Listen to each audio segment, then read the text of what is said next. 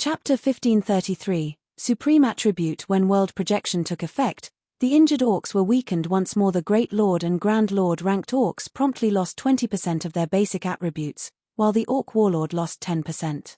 Although it was only a 10% decrease, the Orc Warlord had a maximum HP of 400 million. A loss of 40 million HP alleviated a significant portion of the pressure the team faced. Moreover, the orcs did not merely lose HP. Their strength and agility had decreased as well. With the orcs' injuries, Solitary 9 and Dark Madness, who were still Tier 1 players, could easily take on an orc captain by themselves. Although the team's other MTS had lower attributes and weaker techniques than Solitary 9 and Dark Madness, they could still deal with the surviving orc warriors. When they blocked attacks, they only lost around 4,000 HP. To the MTS, who had over 45,000 HP on average, this amount of damage wasn't a threat, as everyone thought that victory was within their reach. A blinding light illuminated the area. Cola, who had been charging towards the Orc Warlord, flew backward over 20 yards, crashing into the ground. His HP fell rapidly, only stopping when it was close to the 50% threshold. At the same time, a damage of over -30,000 appeared above his head, stupefying his companions. Isn't this mythic orc a little too strong?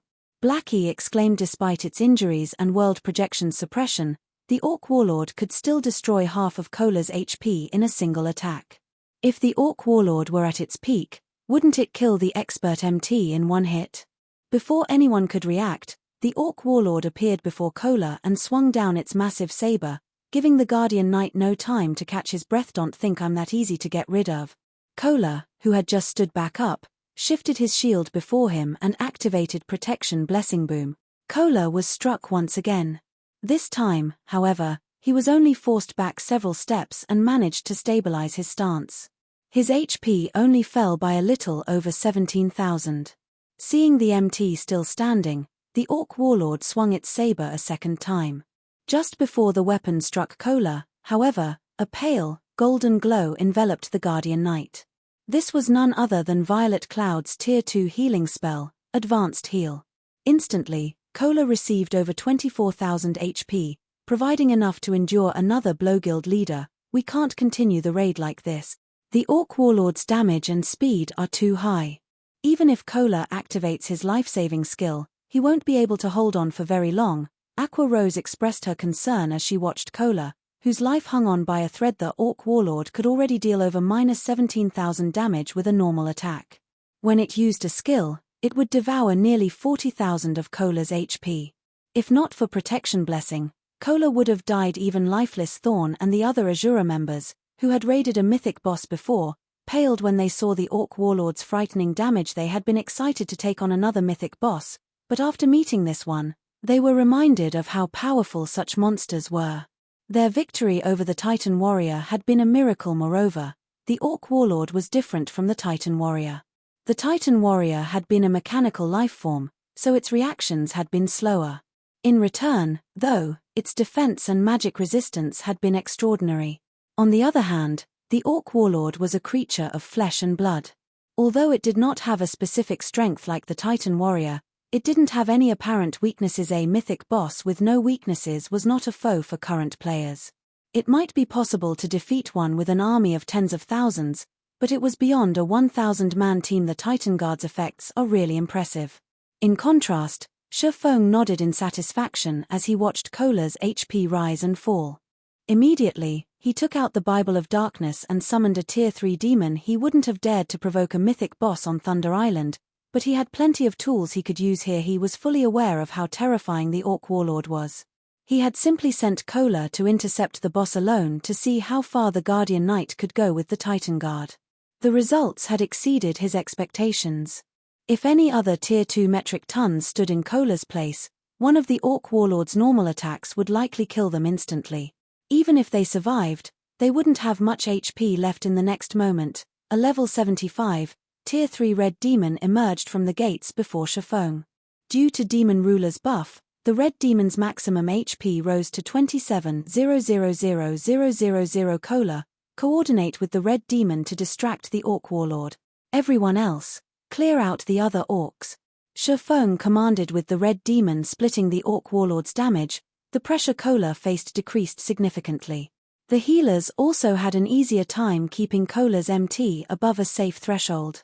The rest of the team, in response to Feng's command, kept their guard up as they bombarded the rest of the orcs. Although the orc warriors were great lords, their injuries and the suppression dropped their overall combat power to below a grand lords of the same level. Even a team of Zero Wings elite members could deal with them now in less than 10 minutes. All surviving orc warriors died, and the 4 orc captains were little more than flickering candlelight in the wind. It was only a matter of time before they fell as well. However, when the orc captains were nearly dead, the sound of a war horn echoed throughout the forest. What? There are reinforcements.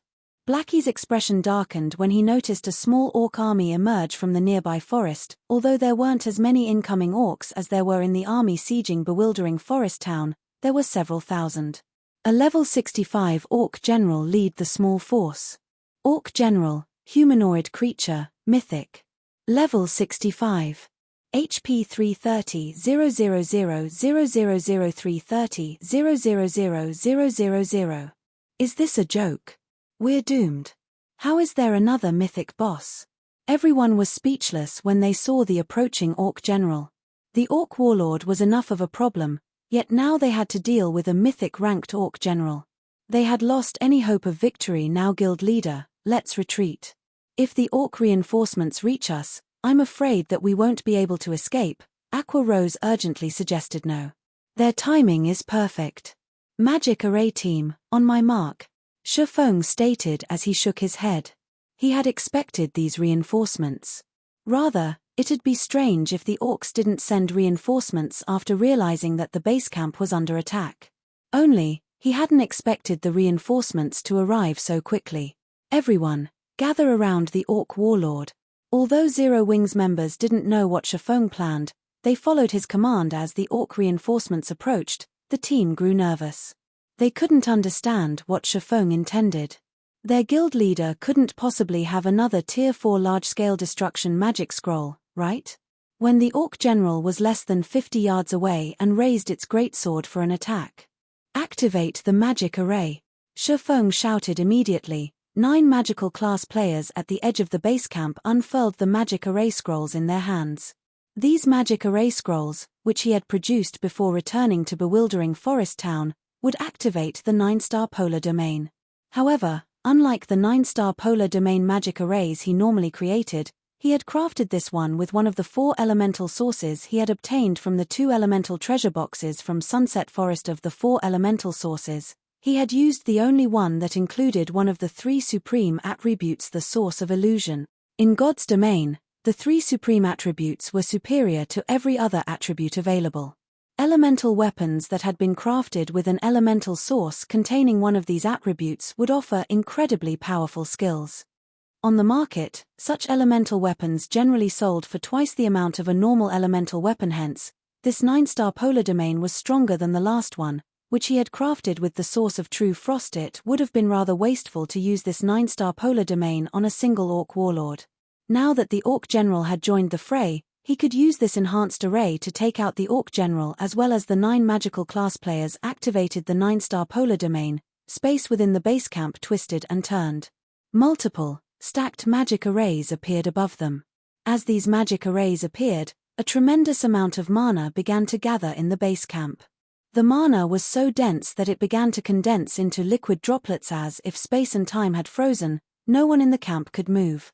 Even the peerless mythic orcs were petrified when the magic arrays completed. An illusory barrier spread out from the camp center and encased the area. Amazing. Truly amazing. So, this is what happens when you strengthen a magic array with one of the 3 supreme elements. Chapter 1534, Fall of Mythics. As the 9-star polar domain enveloped the orc base camp, it split the approaching reinforcements into 2 groups. In the end, only the orc general and a few orc warriors had entered the camp, whereas the majority of the reinforcing army was stuck outside of the illusory barrier. No matter how much the orc army outside attacked the barrier, their attacks dissipated into nothingness upon encountering it. Despite thousands of orcs attacking the barrier simultaneously, it didn't even tremble. This was the source of illusion's true power. Tier 3 attacks and below were utterly useless against the enhanced 9-star polar domain. They wouldn't even deplete the magic array's energy reserves in the slightest. Only Tier 4 attacks could deal any damage, and even then, their damage would be limited and well within the array's tolerance range. As for the orcs inside the base camp, their movements had slowed quite a bit, as if they had just stepped into a muddy swamp. When the orc warlord tried to attack Kola, in particular, everyone could now see its movements clearly. Kola, who looked miserable, raised his shield to defend himself. Feng. After receiving the attack, Kola only needed to retreat by 6 steps before stabilizing his body. Despite not having any of his life-saving skills active, he only lost a little over 16,000 HP. Impossible. What kind of magic array is this? What a strong magic array. Kola's teammates were stupefied when they saw him block one of the Orc Warlord's attacks without a life-saving skill. The Orc Warlord had long since recovered from its injured state, and Kola had only survived without a life-saving skill thanks to the Red Demon sharing a portion of the Mythic boss's damage. Once the 9-star Polar Domain had suppressed the Orcs, however, Kola took less damage than when he had activated Protection Blessing. Even when he took the full brunt of the boss's attacks, this was the first time they had even heard of a magic array suppressing a mythic monster to such a degree. Turtledove and Yi Wumian, keep the Orc General busy. The other MTS, help them deal with the Orc captains. Feng commanded as he watched the rapidly approaching Orc General. Everyone else, prioritize the Orc captains before dealing with the Orc General and Warlord.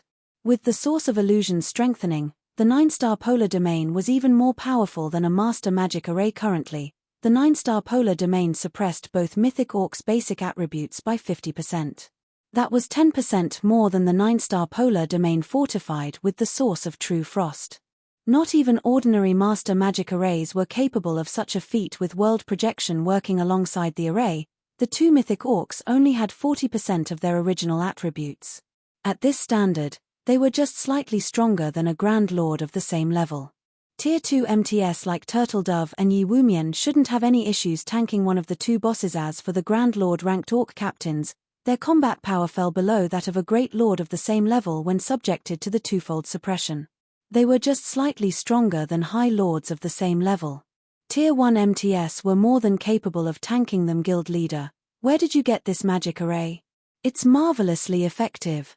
Aqua Rose could not help but exclaim when she saw Turtledove and Yi Wumian block the Orc General's attacks without much trouble. Normally, the various large guilds took the long way around when they found a mythic monster.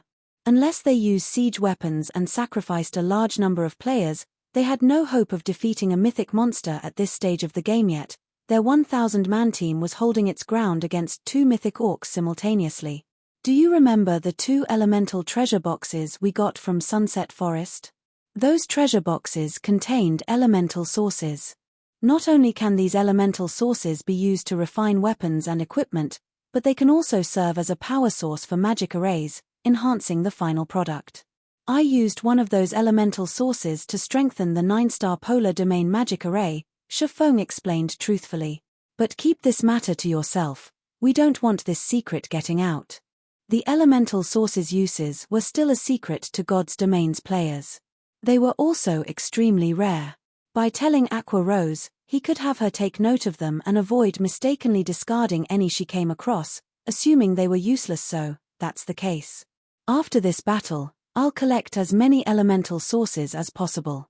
This way, we can challenge several of the unshakable mythic bosses we've found thus far. Aqua Rose's eyes sparkled with excitement. Mythic bosses had appeared in several of Starmoon Kingdom's high-resource maps, and none of the guilds had dared to challenge them thus far. As fate would have it, these mythic bosses happened to be guarding ancient ruins entrances. Now that they had elemental sources, they had a way to enter the ruins. Hearing Aqua Rose's response, nervous sweat beaded on Feng's forehead. Elemental sources were no less rare than epic items. Not even mythic monsters dropped them. He had only obtained 2 elemental treasure boxes due to securing the first clear of a Grade 1 historical site. Even if they obtained the first clear for a lower-ranked historical site, they were unlikely to obtain another. Moreover, they needed more than just an elemental source to face mythic bosses. The Ring of Gospel's world projection was also necessary. However, each cost 5,000 magic crystals. This method of raiding mythic field bosses was far too extravagant. Time passed quickly. With the support of the 9-star Polar Domain, Zero Wings members only needed a moment to clear out everything except for the Orc General and Warlord. After dealing with the low-ranked orcs, the players' experience bars rose significantly. In contrast, however, their loot was pitiful. Only the Grand Lords and above had dropped a few items, but no one paid much attention to them after all. They were far more interested to see what the 2 mythic orcs would drop, but at the end of the day, the 2 orc bosses were still mythic-ranked monsters. Even with so much suppression, they were still a burden on the team. When the orc general's HP fell to 70%, it abruptly raised its greatsword. Countless motes of fire began to gather around the weapon crap. "Everyone, don't stand in front of the orc general," Feng shouted. Unfortunately, his warning came too late. Before his teammates had the chance to move out of the way, the orc general swung its greatsword forward. Scorching fire then rained down from above. Tier 4 skill, Infernal Prison. Any player the flames struck instantly turned into a smoldering pile of ash. Not even the Tier 1 MTS, who had activated their life-saving skills, had survived the attack in a single move. The Orc General had killed over 100 players immediately after the Orc General's attack. The Orc Warlord, who only had 50% of its HP remaining, followed up by thrusting its saber into the ground. In response, blades of light randomly shot up from the dirt 50 yards around the boss. Due to the random attack pattern, many players failed to defend themselves in time. Anyone the blades of light hit died instantly. In the blink of an eye, another 200+ players had fallen. "Everyone, be careful of the boss's attacks. Do not try to take them head-on," Feng warned his companions. Despite the attribute Suppression, a mythic monster's skills were incredibly lethal to players. Fortunately, the 2 mythic orcs were physical melee types, not magical classes. Otherwise, they could easily annihilate the Zero Wing team with 1 or 2 Tier 4 spells regardless of the suppression. Due to Feng's warning, everyone kept a closer eye on the mythic orcs' movements. If the boss's movements changed in the slightest, they'd immediately distance themselves from the monsters. Even so, the mythic orcs' massive AoEs continued to claim lives. 45%. 40%. 30%. 686 players. 632 players. 574 players. When both bosses' HP fell to 20%, they entered a berserk state. Seeing this, Feng and the others activated their berserk skills. As the mythic orcs' HPs fell, their attacks became more frenzied. Despite activating their berserk skills, the team still suffered casualties. Even the red demon rapidly lost HP. "Come on, only have 5% more." Feng's heart grew cold when he saw how many players remained standing. The Orc Warlord still had 5% of its HP, while the Orc General had 8%. However, they only had 300 members of the team remaining. Their DPS was growing weaker. As for his personal guards, Feng wanted to avoid summoning them unless absolutely necessary. As the 2 mythic bosses continued to throw out all kinds of AoE skills, not even his personal guard's survival was guaranteed. If they died, Feng would have to go to great lengths to resurrect them. When the Orc Warlord's HP fell to 3% and the Orc General's fell to 5%, the 200 remaining players desperately activated one Tier 1 and Tier 2 magic scroll after another. However, at the rate they dealt damage, there was no doubt that these Orc bosses would have the last laugh. "It seems that I have no other choice." Realizing the hopelessness of the situation, Feng gritted his teeth and reluctantly pulled a magic scroll from his bag. This was the last of the 2 Tier 4 magic scrolls the Rock King had dropped. While Earth and Breath was a large-scale destruction spell, the Shadows of Purgatory he currently held was a Tier 4 domain skill. Although it only had a short, 30-second duration, it would be miraculously effective in a large-scale battle. But Feng couldn't care less as he unfurled the scroll and activated it. At the same time, he sacrificed 200 units of life force and activated Divine Providence. When Shadows of Purgatory activated, darkness fell over the Orc base camp. Over a dozen shadowy tendrils rose from the ground, striking at the 2 mythic orcs. The mythic orcs had long since entered a full berserk state, their skin having turned crimson. Their defenses had also reached a frightening level. Even a casual attack from one of these orcs could send Kola, who had activated his berserk skill, flying over a dozen yards away. Yet, when these mythic bosses attacked the shadowy tendrils, it seemed as if their weapons struck an indestructible wall. Not only could the shadowy tendrils repel the orcs' attacks, but they could also pierce the boss's armor, thrusting into their bodies as the tendrils dealt hundreds of thousands of damage. Although the mythic orcs had focused on defending themselves after Feng activated Shadows of Purgatory, of the dozen or so shadowy tendrils Feng controlled, he always landed 1 or 2 direct hits during each attack cycle. As the 2 orcs defended themselves, the residual energy in their attacks surged towards the surrounding players. It took everything Zero Wing's members had to defend against these residual attacks. They had nothing left to launch attacks of their own. If they dropped their guard in the slightest, they'd die instantly. 3%, 2%, 1%. Die. Feng abandoned all defense as he activated Void Shield and launched an all-out assault against the mythic orcs. He also changed the shadowy tendrils' attack patterns constantly. Every time Feng attacked one of the 2 mythic orcs, over half of the shadowy tendrils darted past the orcs' defenses and landed a hit. When the team's member count fell below 100, Feng finally claimed the last strand of the mythic orcs' HPs. Chapter 1535, Kingdom Alarmed Success. We won. The surviving team members cheered joyously as the Orc Warlord and Orc General froze and collapsed. It had an intense battle. Although the mythic orcs hadn't had much HP remaining, they would have likely fallen to the boss's attacks if Feng hadn't used another Tier 4 magic scroll near the end of the battle. The melee players hadn't even been able to approach the orcs to attack near the end of the battle, and the orcs' rapid attacks blocked most, if not all, of the ranged players' attacks. They were finally dead. Feng breathed a sigh of relief. Although he had activated Void Shield to cover his lack of defense in the end, the mythic orcs' attacks were too powerful. They had only needed a few short seconds to deplete the Void Shield's energy by more than half. Had he not activated Void Shield, the 2 mythic orcs would have diced him into mincemeat before he had a chance to strike. Meanwhile, the surviving players' experience bars rose rapidly after the Orc Warlord and Orc General fell. Even Feng, who was a level 60 player, watched his experience bar increase 36%, 50%, 80%. In the blink of an eye, he rose from level 60 to level 61. Eventually, his experience bar settled at 7% of level 61. The rest of the survivors watched their experience bars increase by a larger margin. On average, every survivor leveled up at least twice. The players below level 50 rose leveled up 3 times. The insane amount of EXP the 2 mythic bosses' deaths had awarded stupefied Zero Wings players. The 2 orcs had also dropped a large pile of loot. At a glance, they had easily dropped over 100 items. Although it was not a jackpot, it was a bountiful harvest for killing 2 level 50+ mythic monsters. As everyone shifted their attention towards the loot, the sound of a system notification reached their ears. Star Moon Kingdom Region System Announcement. Congratulations to Zero Wing for killing the Orc Warlord and stopping the Orc Army's invasion on Bewildering Forest Town. Rewarding 30,000 guild popularity, 100 guild influence in Star Moon Kingdom, and 50,000 guild honor points. The system announcement repeated 3 times, echoing in every player's ears in Star Moon Kingdom. What? Didn't they say that the Orc Army in Bewildering Forest Town was unstoppable? How did Zero Wing defeat it? This is impossible. I just came back from Bewildering Forest Town. There were millions of orcs assaulting the town. The army even had siege weapons and mythic bosses.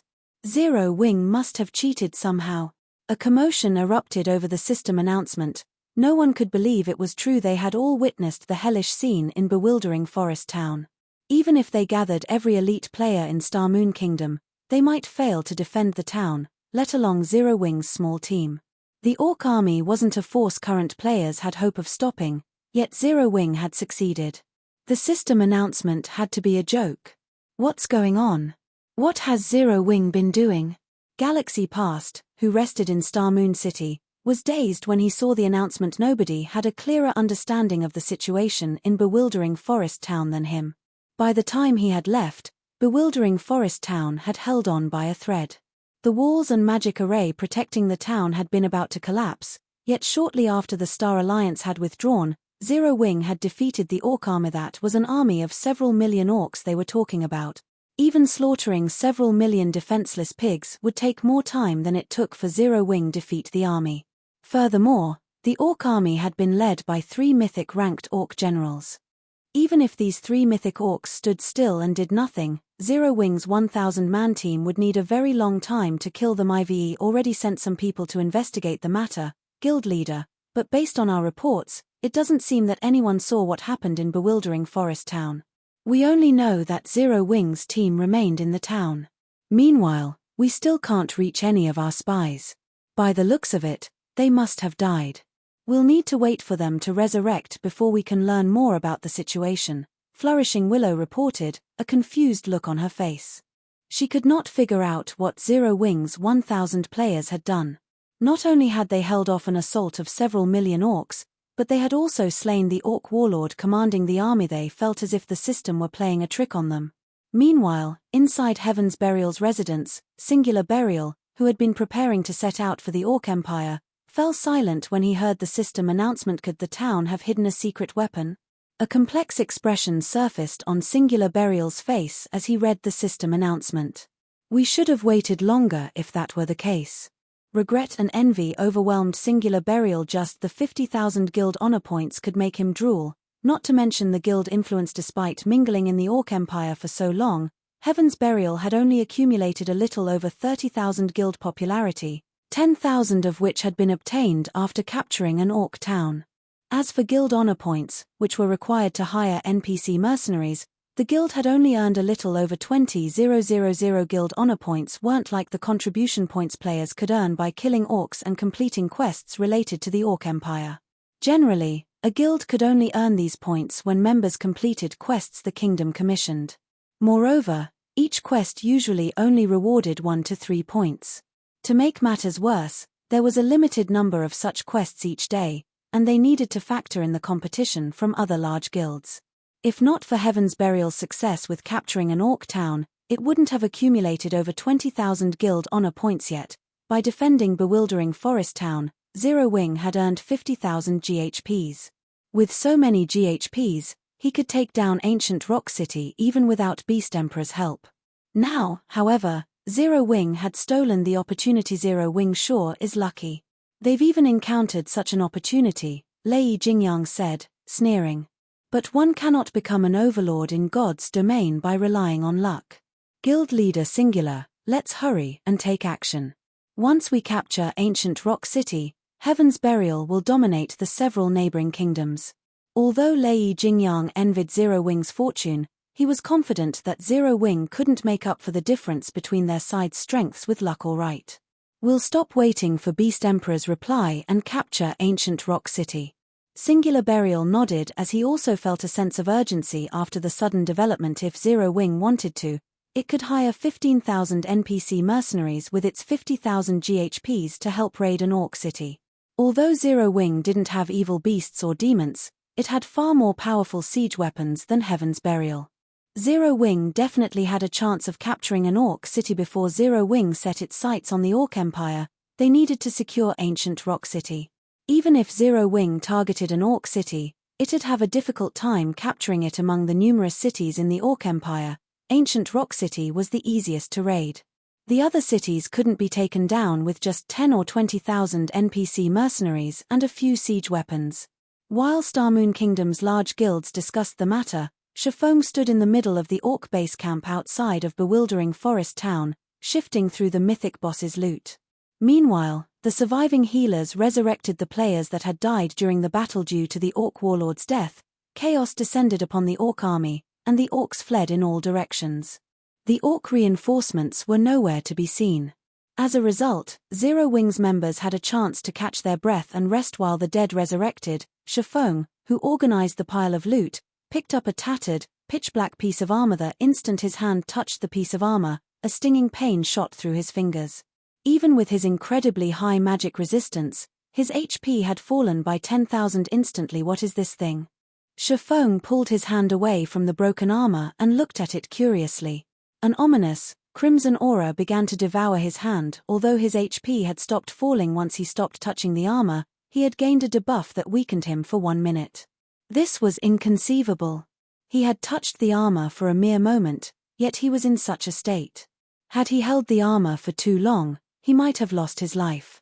Chapter 1536, Legendary Set Equipment. The players standing close to Feng noticed the sudden drop to their commander's HP. Guild leader, is something wrong? Violet Cloud asked curiously as she watched his HP bar. The battle was already over, and there were no enemies around them, yet Feng had suddenly lost a large chunk of his HP. It would be difficult not to notice something so strange. It's nothing. I just took some damage from an item, Feng said as he waved off her concern with a hand. Ordinary players might be in danger if they suddenly lost 10,000 HP, but it wasn't a problem for him. The issue was the disintegrated debuff. Not only did the debuff place him in a weakened state, reducing his basic attributes by 50%, but it also made him feel somewhat weary. It felt as if the debuff sapped away his concentration damage from an item. Violet Cloud and the others' curiosity grew. This was the first time they had heard of a dropped item hurting a player. They turned their attention towards the piece of broken armor on the ground. Even after examining it for some time, they didn't see anything unusual. The piece of broken armor didn't radiate any frightening mana or pressure. Feng chuckled at their response. God's domain had many strange, mysterious items. Not every item could be judged by the mana or pressure it radiated. In fact, some items appeared harmless, yet were actually fatal to players. Feng had no doubt that this piece of pitch-black armor was one such item.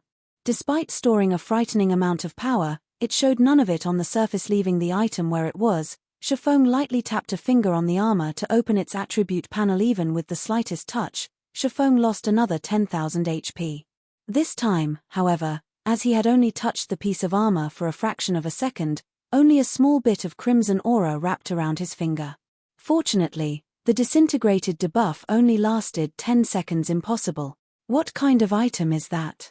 Everyone gaped when Feng lost another 10,000 HP after poking the black armor.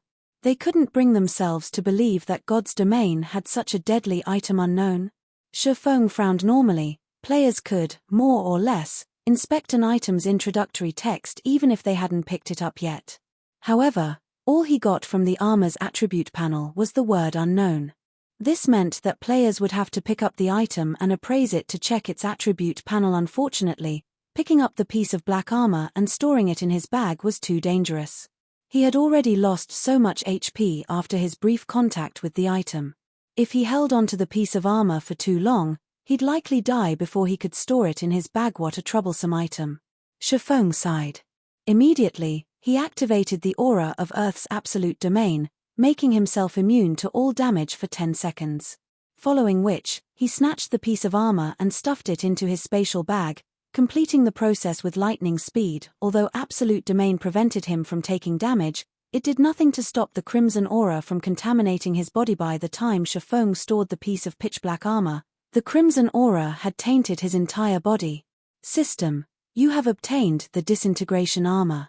The madness aura is contaminating your body, reducing your basic attributes by 50% and weakening your mind. The disintegration armor can only be stored in your bag space, will drop upon death, and cannot be traded.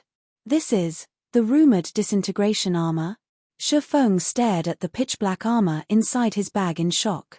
For a moment, he completely forgot about the weariness the armor had caused him. The disintegration armor was one piece of the disintegration set, a famous legendary set equipment in God's domain. Like the disintegration axe, the set had been created by the Orc Empire's founding emperor. Due to the disintegration axe and disintegration set, the Orc Empire had wielded unparalleled power. They were why the Orcs had reigned chaos over God's domain's continent. However, both the disintegration axe and the set had been destroyed with the founding emperor's death. Moreover, unlike the disintegration axe, whose fragment had been left in the Orc Palace's treasury, the disintegration set had gone missing after its destruction. There were no clues about the set equipment's whereabouts. Feng had never expected to obtain a piece of the disintegration set, Hierarchical legendary set equipment. Even after 10 years in God's domain, Feng had never heard of an expert wearing a legendary set equipment. Even one legendary item was incredibly powerful. It would be inconceivable for a player to collect a full legendary set equipment. A tier 5 player with such a set could likely slay a god. According to legend, the Orc Empire's founding emperor had once killed an ancient god despite not being a tier 6 god. He had been able to do so thanks to the disintegration axe and set. Because of this, the disintegration set had been known as one of God's domain's 9 great legendary sets. Feng had never thought that he'd be fortunate enough to find one of the set pieces today. It was even the most important chest piece, following which, Feng activated the omniscient eyes to inspect the disintegration armor. The instant he clicked to inspect the armor, the system revealed a 30-second loading bar. The disintegration armor's appraisal time was much longer than a normal epic item. This outcome reassured Feng that the disintegration armor in his bag was a piece of the rumored disintegration set. Time passed quickly. While Feng appraised the disintegration armor, his team members watched him with surprise and curiosity. They all wanted to know what kind of item the Orc warlord had dropped. The instant Feng had stored the pitch-black chest piece, his attributes had fallen tremendously. If an ordinary expert had suffered such a massive decrease, they'd be crippled. Once the appraisal completed, the disintegration armor's attribute panel appeared before Feng. Destroyed disintegration armor. One piece of the legendary set equipment the Orc Empire's founding emperor had crafted. The wearer of this armor will gain even greater strength than that of Titans. They will also fall into an endless cycle of madness. However, the disintegration armor had been damaged beyond repair during the Great War, and now leaks the disintegration power within. The disintegration power will taint any player that carries this item. What? It's broken beyond repair. Feng was speechless. He had thought he had gotten lucky and obtained a piece of fragmented legendary equipment. If that were the case, he could gradually restore the item to legendary rank. He hadn't expected the item to be beyond repair.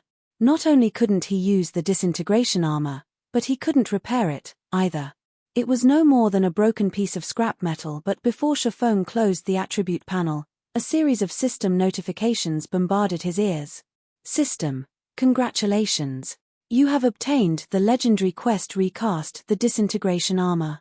Quest content. Due to the spreading disintegration power, orcs have begun to mutate. To prevent the spreading disintegration power, you need to recast the disintegration armor. Rewards unknown system. Due to the disintegration armor's disintegration power spreading, you will attract all mutated orcs' attention system. You have become targeted for mutated orcs. Please take care during exploration system announcement. A player has triggered the new expansion pack, Orcs Rebellion. System update required. The estimated duration is 5 hours. Please prepare to log out. What's going on? Guild leader, did you do this? In response to the notifications, Zero Wings members turned towards Feng, assuming he had caused the release of this new expansion pack. Chapter 1537, Bountiful Loot. Chapter 1537, Bountiful Loot. Looking at the system notifications, Feng fell into deep thought. Although he knew that it wouldn't be so easy to obtain the disintegration set, which had once been used by one of God's domain's legendary figures, he hadn't expected it to be this difficult. Repairing the armor was one thing, but it was a different story if he had to recast it. That was no different than asking him to forge a new disintegration armor, a legendary set equipment. Moreover, as long as he carried the disintegration armor on him, mutated orcs would randomly attack out in the fields. This would doubtlessly slow his progress. Most importantly, he was stuck in a perpetual disintegrated state, his basic attributes severely weakened. It also drained his concentration. If he did not find a solution quickly, it would severely impact his leveling and questing efficiency. It seems that I'll have to pay Celiora a visit. Feng sighed helplessly. Celiora was the only Grandmaster Forger he was familiar with. As for Master Forgers, they weren't capable of recasting an item of the disintegration armor's caliber. After all, the disintegration set was top tier even among legendary set equipment. As Feng got his team members to settle down, preparing to log off and rest, he noticed an additional skill in his skill window. I actually received a unique skill as a reward. Feng could not help his surprise as he opened his skill window without realizing it. He had gained a unique skill called Disintegration Field, a domain skill that could only be used when affected by the disintegrated debuff. Disintegration Field disintegrates all skills and spells within a 50-yard radius. Skills and spells at Tier 2 and below will be nullified, while skills and spells above Tier 2 will be weakened by 50%. All entities within range of the disintegration field will sustain a 30% reduction to basic attributes, physique, and stamina, in addition to a 300% increase to their stamina and concentration consumption rates. No cooldown. So, there is still a benefit to all of this. Feng was astonished as he read the disintegration field's description. Generally, Only Tier 4 domain skills and above lacked limitations such as cooldown and duration. In terms of suppression, Disintegration Field was even more effective than World Projection. All players in range would have to endure a drastic increase to their stamina and concentration. Moreover, unlike World Projection, he didn't have to play 5,000 magic crystals to activate this new skill. The only real downside to Disintegration Field was that unlike World Projection, it did not differentiate between friend and foe. Everyone within range would be affected.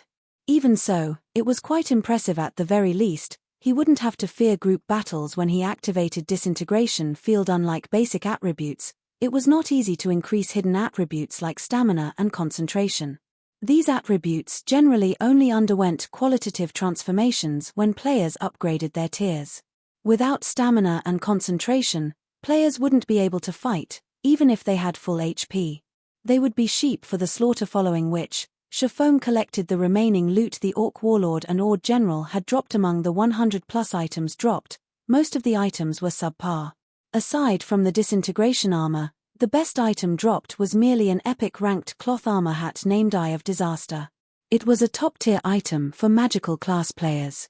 When equipped, not only did the Eye of Disaster increase the wearer's spellcasting range by 20%, but it also increased spell completion rates by 2%. Feng didn't assign the Eye of Disaster to anyone specific on the team.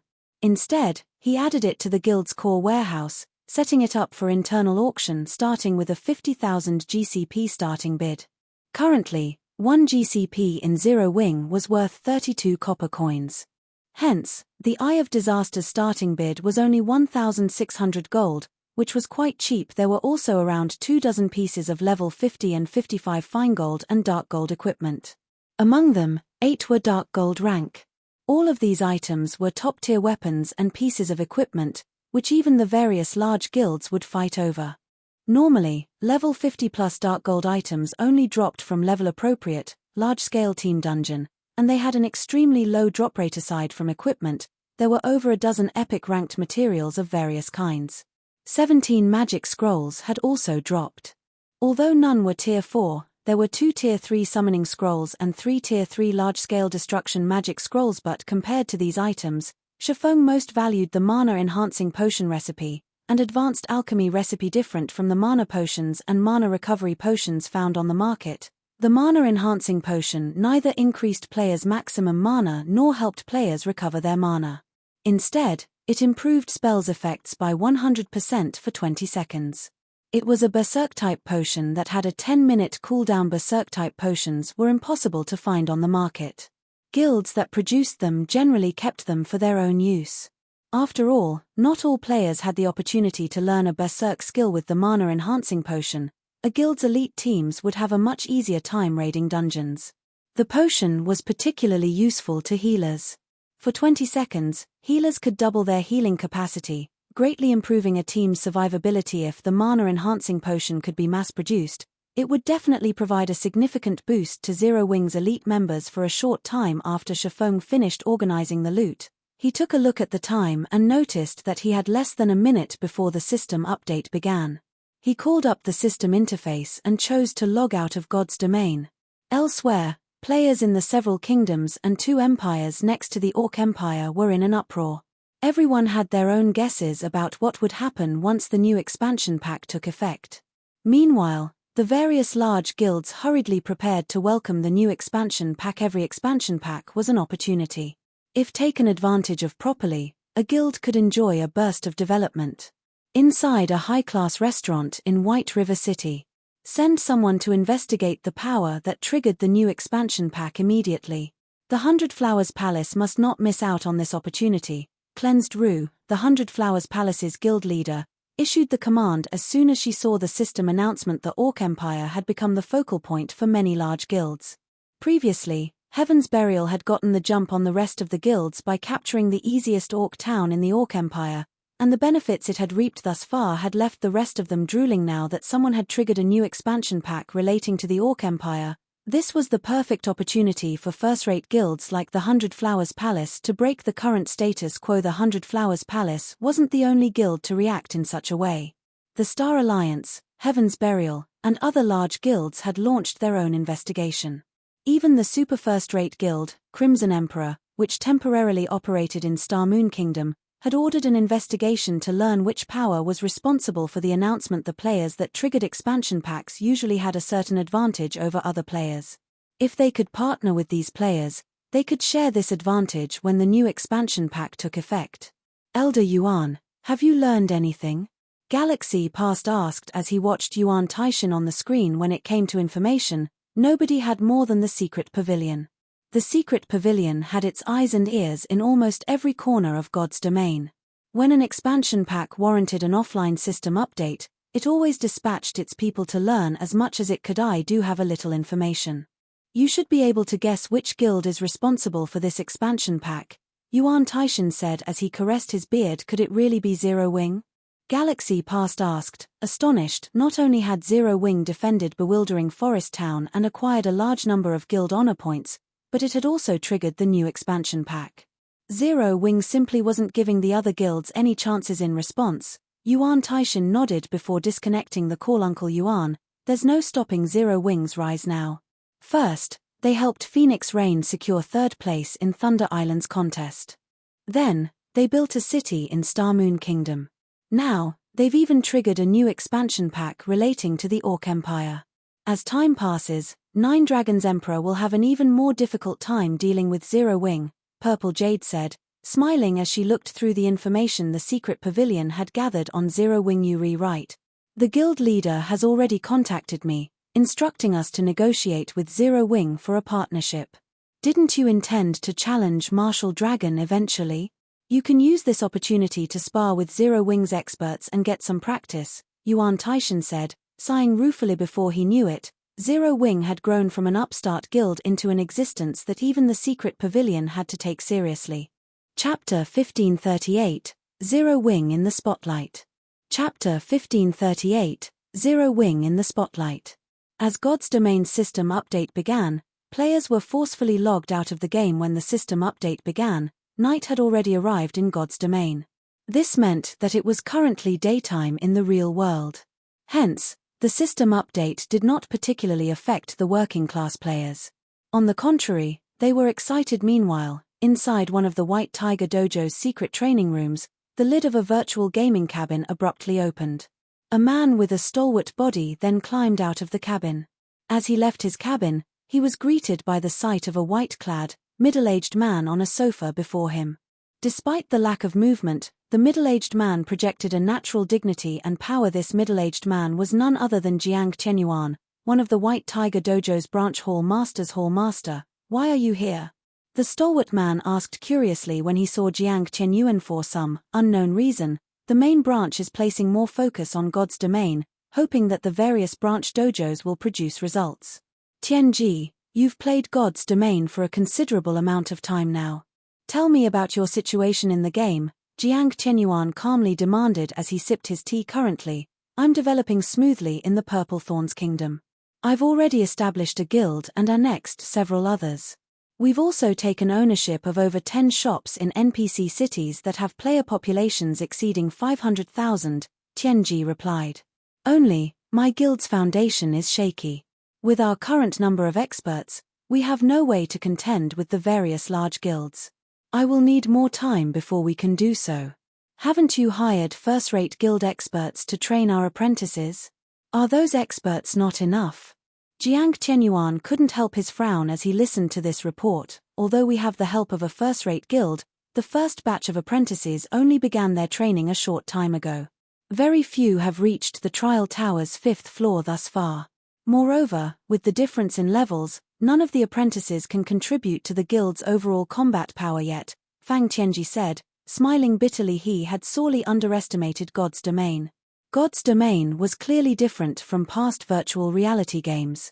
Not only was the game extremely realistic, but the complexity of its techniques and combination moves were beyond his expectations. They weren't easy to grasp within a short time. Otherwise, the large guilds with hundreds of thousands of members wouldn't have so few experts. Although the White Tiger Dojo's apprentices had solid foundations, that was all. These foundations merely provided a better starting point than ordinary players and gave the apprentices a higher chance of becoming experts. Only the truly talented apprentices could improve quickly and reach the trial tower's 5th floor. However, since they had joined the game so late, they were far behind the mainstream players in levels. Even though the main god system had made some adjustments, allowing new players to level slightly faster, and they had the help of high-level players, it would be a considerable amount of time before they caught up. How about this? Visit the Big Dipper dojo personally and attempt to persuade them again. We can renegotiate on the conditions, Jiang Qianyuan said after giving the matter some thought. Initially, Jiang Qianyuan had asked for Zero Wing's help as a passing thought. He hadn't really viewed the matter as important. However, he hadn't expected Zero Wing to be so capable in God's domain. Understood. I'll see to it right away. Fang Tianji nodded. When Fang Tianji had joined God's domain, he hadn't known much about the game's internal situation. He had only realized how impressive Zero Wing truly was after fighting in the game for some time. At the very least, the current first-rate guilds had no chance against Zero Wing. The guild even had the sacred training ground for experts. Stone Forest Town, the first-rate guild they had allied with, frequently brought them to Stone Forest Town, and Fang Tianji had to admit that the battle arena was amazing. If ordinary players trained there, they would develop far faster than training in the Divine Colosseum's trial tower. Following which, Fang Tianji made his way to the Big Dipper dojo. Meanwhile, in the Greenwater Villa, Feng used his free time to guide the guild's internal members as they worked on their combat techniques. Due to Zero Wing's growing fame, more people fought to become internal members. Despite the guild's strict requirements, they were now nurturing over 300 internal members. Even the massive Greenwater Villa felt a little cramped due to so many people living and training in it. Guild leader, the weakest of our new recruits can now reach the trial tower's 4th floor, and quite a few have already reached the 5th floor. Among the various internal members, Yu Zipping is improving the fastest. It's no wonder why you had such a high opinion of him. He has already reached the 5th floor's late stage. I doubt that it'll be long before he reaches the 6th floor, Blackie reported as he watched Yu Zipping and the others, who were currently training in the main hall. It's a pity that we can only recruit a small number of internal members right now. If we can recruit a few more, we could build an army of experts very quickly. Zero Wing shone like the midday sun in Starmoon Kingdom. If they could sustain 1,000 internal members, they could quickly train a 1,000-man expert team. Even without relying on the guild's main force, they could easily raid team dungeons. They could also establish another branch guild. First-rate guilds maintained their status for so long due to the high number and sufficient strength of the experts they nurtured. After joining God's domain, these first-rate guilds could afford to develop in multiple countries at once, competing for resources in multiple locations. In contrast, Zero Wing wasn't strong enough to do so yet. I'm afraid we'll have to wait for matters on Gentle Snow's side to settle down first. However, unless those companies find another interested party, it shouldn't be long before the negotiations conclude. After all, it is costly to maintain a training ground of that size. Feng's head ached over this issue. He had never thought that he'd have to endure such a day. Rather than a guild limiting their training ground's development, their training ground limited Zero Wing's development. As Feng discussed the new training ground with Blackie, Liang Jing contacted him. Head instructor Shi, a man named Yuan Taishan is looking for you. Should I have him wait in the reception room? Liang Jing asked Yuan Taishan. Feng was a little confused. I understand. Have him wait in reception room 1 for me. I'll head there now. All right. Liang Jing nodded. She then led Yuan Taishan and his entourage to reception room 1. In the Big Dipper dojo's lobby, the arrival of Yuan Taishan's group had caused a small commotion. However, this commotion wasn't due to the crowd recognizing Yuan Taishan, but because of his 2 bodyguards. Both bodyguards wore black suits with a silver shield logo embossed on the left breast. This was none other than the Guardian Group's logo, a world-class bodyguard company. Moreover, both were 3-star bodyguards. Normally, it should be impossible to find such high-rank bodyguards in Jinhai City, as not even the city's most powerful corporations qualified to hire them, yet these 2 had come here. Big Bro Tianji, don't tell me you're really here to speak with that Feng? The last time I came here, his behavior had been incredibly arrogant. He showed the White Tiger Dojo no respect. Is a partnership with him really necessary for a game? He truly could not understand why Jiang Qianyuan repeatedly sought cooperation from a gaming guild. The White Tiger Dojo was one of the country's top dojos. They could easily convince any gaming guild to cooperate with a word, yet Feng Tianji, one of the dojo's instructors, had paid a personal visit to negotiate with Zero Wing. It was inconceivable enough. The Hall Master and I have our reasons. Feng Tianji's displeasure grew as he listened to Xie Chiwen. By chance, he noticed Yuan Tiexin's group enter a reception room, and shock gripped his heart. That is, the secret pavilion's Yuan Taishin? Why is he here? After joining God's Domain, he had investigated the game's major powers thoroughly. Naturally, he had memorized the faces of people like Yuan Taishin, an upper echelon of a transcendental power like the secret pavilion. Since the man hadn't changed his appearance in the game, Feng Tianji easily recognized Yuan Taishin with a glance. Chapter 1539, Super First-Rate Guild. Chapter 1539, Super First-Rate Guild. The Secret Pavilion? Overhearing Feng Tianji's mumbles and seeing the reverential look he gave Yuan Tiexin's group, Xie Chiwen couldn't help his growing curiosity. Feng Tianji was the youngest instructor in the White Tiger Dojo and Jiang Qianyuan's personal disciple. Feng Tianji had the potential of becoming a branch hall master. The man was an expert and had already participated in numerous international competitions. Moreover, both Jiang Qianyuan and the White Tiger Dojo's main hall master valued Feng Tianji, which gave his words considerable weight in the dojo. Yet, now, someone like Feng Tianji was actually revered Yuan Tiexin's group. It's not surprising that you don't recognize them. Let's wait outside for now, Feng Tianji instructed, not bothering to give an explanation to Xie Chiwen. He was no longer a noob that knew nothing about God's domain. He now had a clear understanding of how deep God's domain's waters were. He also knew how much potential the game had. Aside from the time acceleration function, which allowed players to enjoy longer lifespans, the game's ability to replace many of the sports, sources of entertainment, and work in the real world displayed its frightening potential value. Hence, the various industry giants around the world were investing in God's domain, one after another.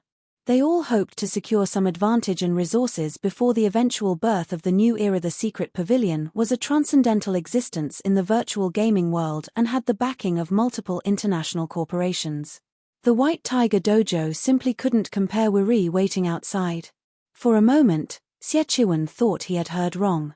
They had traveled so far to visit the Big Dipper Dojo, yet not only didn't this dojo provide the proper, grand reception, but Feng Tianji even suggested that they wait, allowing the new arrivals to conduct their business before their group.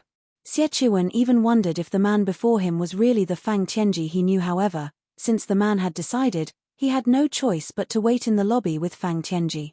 Meanwhile, in reception room 1, Feng arrived a short moment after Yuan Taishin made himself comfortable. Uncle Yuan, I'm sorry for the wait, Feng said as he greeted Yuan Taishin and his entourage.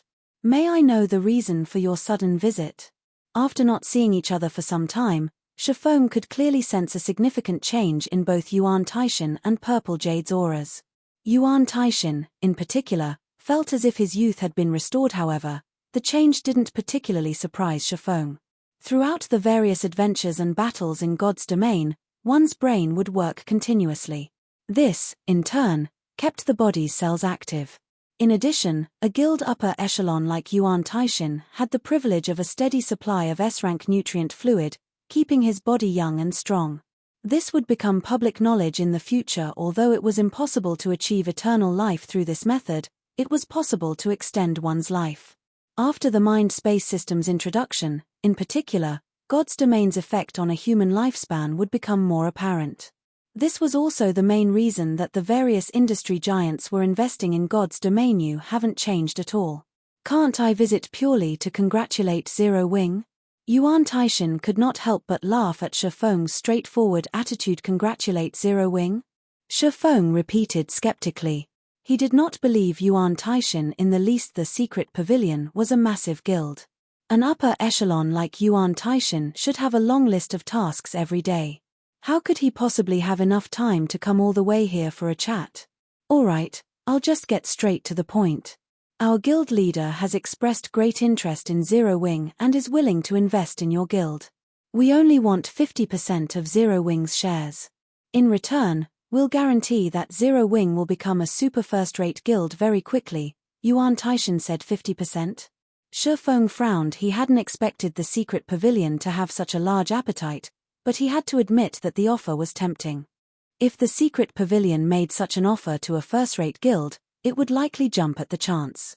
Every first-rate guild in the virtual gaming world dreamed of becoming a super first-rate guild. Although only one rank separated the two, the difference was like that between heaven and earth. I haven't finished. Aside from receiving capital from the secret pavilion, Zero Wing will receive 2% of the secret pavilion's shares. This way, Zero Wing will not have to concern itself about the right to speak with the secret pavilion. As for guild leader Blackflame, he will become one of the secret pavilion's elders, Yuan Taishan said, chuckling as he saw through Shi Feng's hesitation. The guild leader is willing to offer 2% of the guild's shares. Purple Jade was stunned. Although she had accompanied Yuan Taishan to negotiate with several first-rate guilds, they had never offered such generous terms. With 2% of the secret pavilion's shares, one would be a major shareholder. The secret pavilion was a colossal existence. It even had the financial support of multiple international corporations. Please allow me to refuse. Shi Feng shook his head and rejected the offer without hesitation. Both Yuan Taishan and Purple Jade were dumbfounded. Our guild leader has only offered Zero Wing a portion of the guild's shares thus far. Will you not consider the offer? Or report this to your guild leader? Yuan Taishan pleaded sincerely. Although Zero Wing displayed great process in its development, the competition in God's domain was just beginning. As time passed, the various corporations that had invested in the game would begin to shine. Based on the secret pavilion's information, several unknown guilds and first-rate guilds have begun to show frightening progress. Meanwhile, these guilds had just as many and just as powerful experts as Zero Wing. Moreover, unlike Zero Wing, these guilds had the support of major corporations. Their development speed would only grow. There is no need. Our guild leader has already made his decision, Shi Feng said as he shook his head. If Zero Wing had the support of the secret pavilion, it could become a giant in the virtual gaming world in a short time. However, Shi Feng firmly believed that Zero Wing could do so without the secret pavilion's help. It would just take a little more time. I understand. Yuan Taishan sighed. He felt that Zero Wing was a little overconfident. Becoming a giant in the virtual gaming world wasn't easy. He then said, since that is the case, we won't force the matter. I'll move on to the next matter, then. The secret pavilion is interested in one of the Orc Empire's cities and would like Zero Wing's help. Once the task is complete, we will provide 10 black cards and 2 plots of high-potential land in the Apocalypse Empire's main cities. We'll also provide some information, which could determine Zero Wing's survival. Information that relates to Zero Wing's survival? Shi Feng could not help his growing curiosity. I am not trying to scare you. Whether you believe it or not is entirely up to you. Are you interested in this exchange? Yuan Taishan asked with a smile. If Zero Wing agrees, it may have enough time to prepare, avoiding too many losses. In reality, Yuan Taishan had been shocked when he had received this news. He had never thought that things would have developed to such severity. Allow me to refuse. Shi Feng said again, shaking his head. Although I don't have a particularly clear understanding of the Orc Empire's situation, I know that capturing its cities is very difficult. Since you have asked for Zero Wing's help, you must be aiming for our guild honor points. 10 black cards and 2 plots of land are not enough. How much do you want, then? Shi Feng's greed astonished Purple Jade. Shi Feng smiled in response, raising 2 fingers as he said, I want 20% of the Orc City's profits. This is Zero Wing's bottom line. Chapter 1540, Evil God's Temple activated. Chapter 1540, Evil God's Temple activated. 20%. A tight frown formed on Yuan Taishan's face. Your asking price is too high. Do you know how difficult it is to raid an Orc city? That isn't something that can be done just by having some NPC mercenaries. The defense of any city in the Orc Empire could make a first-rate guild despair. Setting aside the defensive magic arrays protecting the cities, just the number of orcs garrisoning each city exceeded 1 million easily. The Orc cities also possessed various defensive structures. Although each city had only 3 mythic orcs protecting it, It had thousands of Grand Lord ranked orcs. The amount of manpower and resources required to capture a city was simply impossible for a first-rate guild to fulfill. My asking price is not high. Moreover, I feel that Zero Wing is worth this price. If you insist on your price, I can only dispatch 10,000 NPC mercenaries to aid you. However, I will not send anyone from our guild. Feng explained. The price the secret pavilion offered would indeed be very tempting to a first-rate guild. After all, having 10 black cards would enable a guild to let their expert members gain more combat experience against other expert players, which would greatly help in improving said expert members' combat standards. As proof, Shadow Sword and the other core members of Zero Wing had reached the refinement realm just from training at the secret pavilion simulation training system for some time. Meanwhile, high-potential lands in the Apocalypse Empire's major cities were things that could not be bought even if one offered tens of thousands of gold. Not to mention, the secret pavilion was actually offering 2 such plots of land. As long as one opened a shop on these lands and managed them well, they could rake in a significant amount of income. Unfortunately, although both things were very tempting, to the current Zero Wing, the effort it would have to expend did not match up with the gains it would be receiving. Although Feng did not have a clear understanding regarding the cities in the Orc Empire, he knew a lot regarding the cost of capturing the cities of foreign races in God's domain. Players faced a long and arduous battle of attrition if they wished to capture a city belonging to a foreign race. Many lives would have to be sacrificed, especially when it came to breaking the defensive magic array of the city. With the current standards of players, fully depleting the energy of a city's defensive magic array would take several days of constant bombardment. Only Tier 5 attacks and above would be capable of weakening a city's defensive magic array by a significant amount. It had taken a lot of effort to stabilize Zero Wing's development. He naturally could not casually expend a large amount of the guild's combat power for the secret pavilion without appropriate compensation. You'll only dispatch NPC mercenaries? Yuan Taishan pondered in silence. Their main goal in this transaction, to begin with, was to gain Zero Wing's GHPs to exchange for NPC mercenaries. If they had enough mercenaries, they could distract the mythic orcs and grand lords inside the city. As for Zero Wing's members, the secret pavilion had never once thought about using them. All right. However, 10,000 mercenaries are too few. We'll need at least 15,000. That won't be a problem. Feng nodded. He currently possessed 50,000 GHPs. Hiring 15,000 mercenaries would cost him only 45,000 points to Zero Wing. GHPs were of little use right now. After all, the guild had to invest a significant portion of its income into the development of Zero Wing City. The guild had neither the time nor the money to capture another town or city currently. Its most important goal was to find a way to make a large amount of coins and magic crystals. Both sides signed a contract with each other. After which, Yuan Taishan handed 10 black cards to Feng. As for the 2 plots of land, Feng chose to have both plots located in the Apocalypse Empire's Moon Bay City. Although the Apocalypse Empire shared an extensive portion of its borders with the sea, the cities located close to the sea numbered only 4. Moon Bay City was the closest of the 4 to ocean viewing town.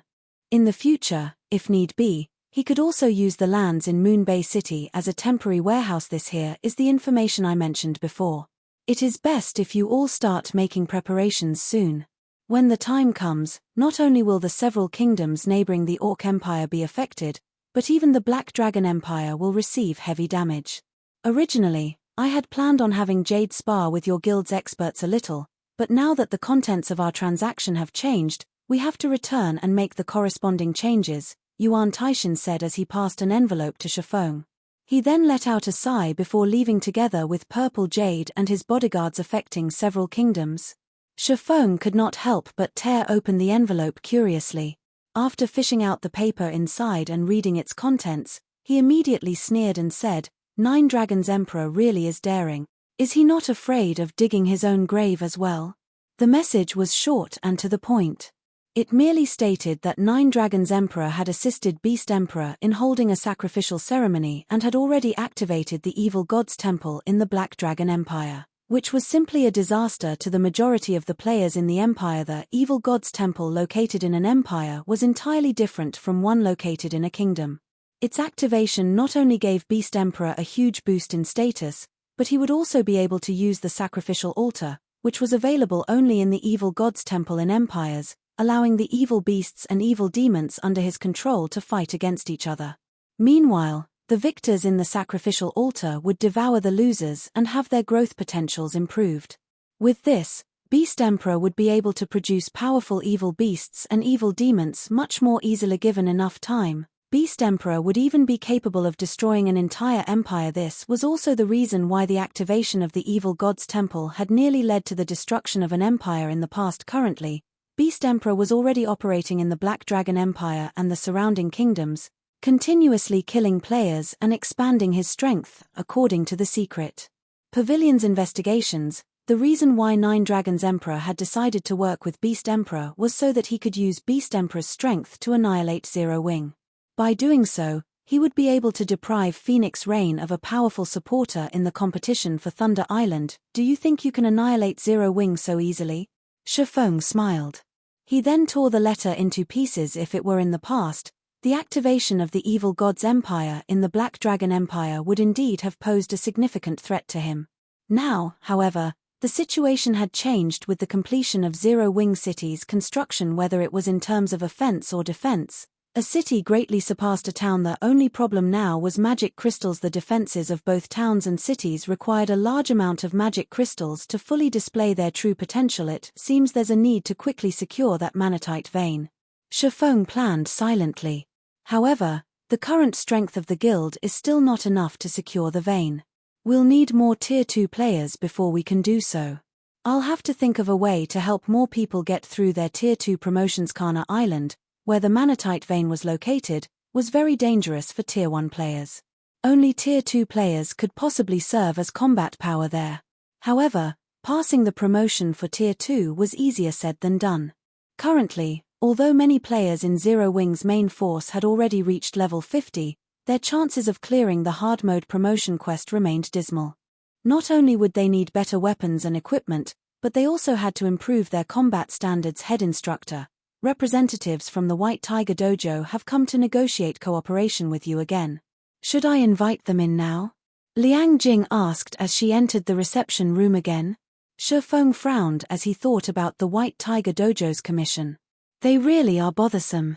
Head instructor, the White Tiger Dojo has come looking for you multiple times already.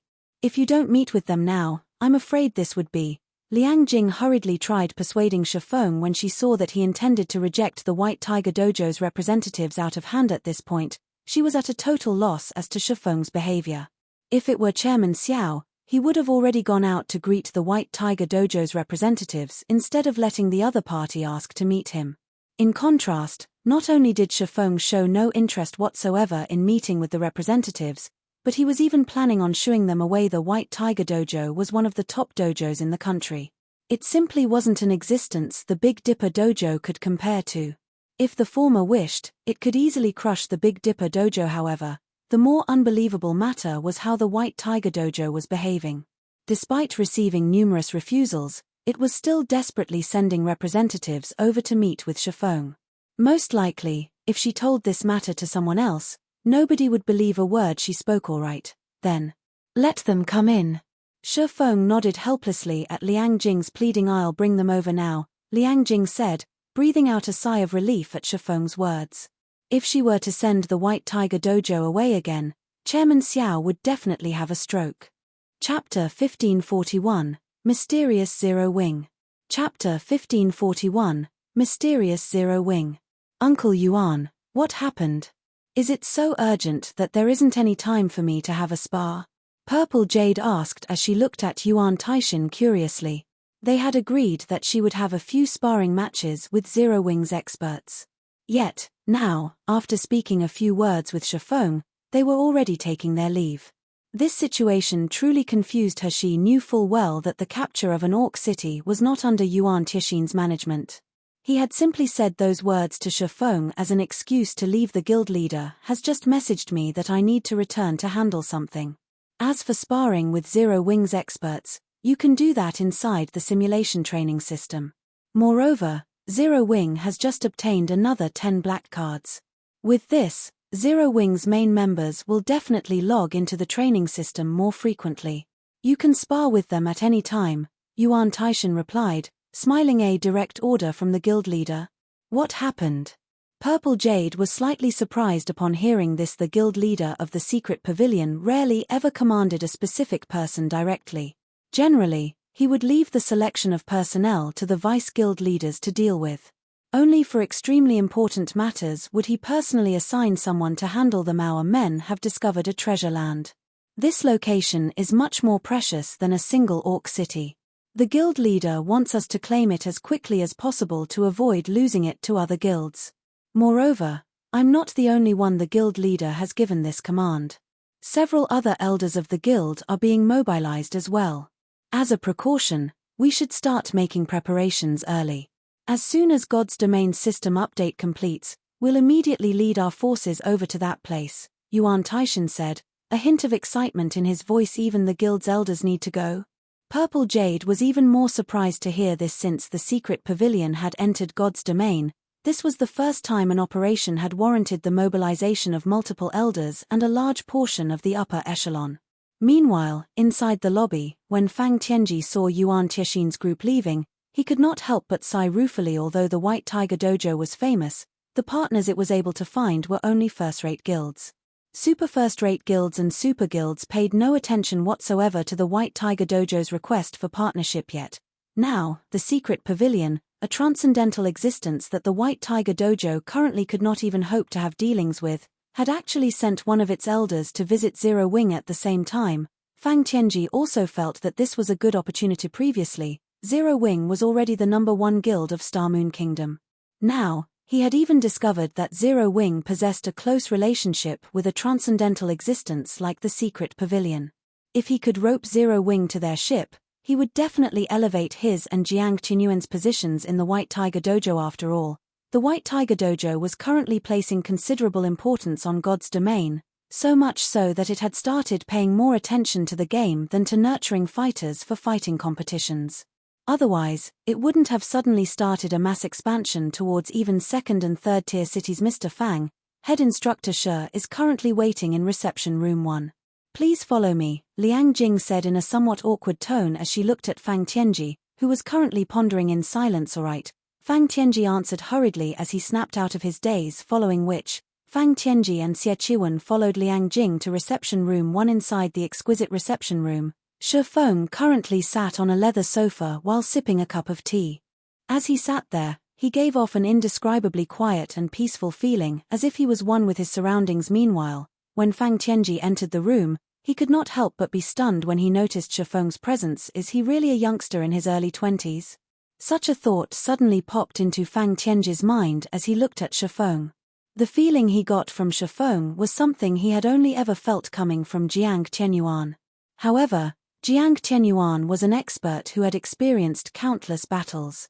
Jiang Tianyuan was also the pride and legend of the White Tiger Dojo at this point. Even Fang Tianji was far from capable of melding himself with his surrounding environment well. What are you here for this time? Feng said as he looked at Fang Tianji and Xie Qiwen. Hello, head instructor Shi.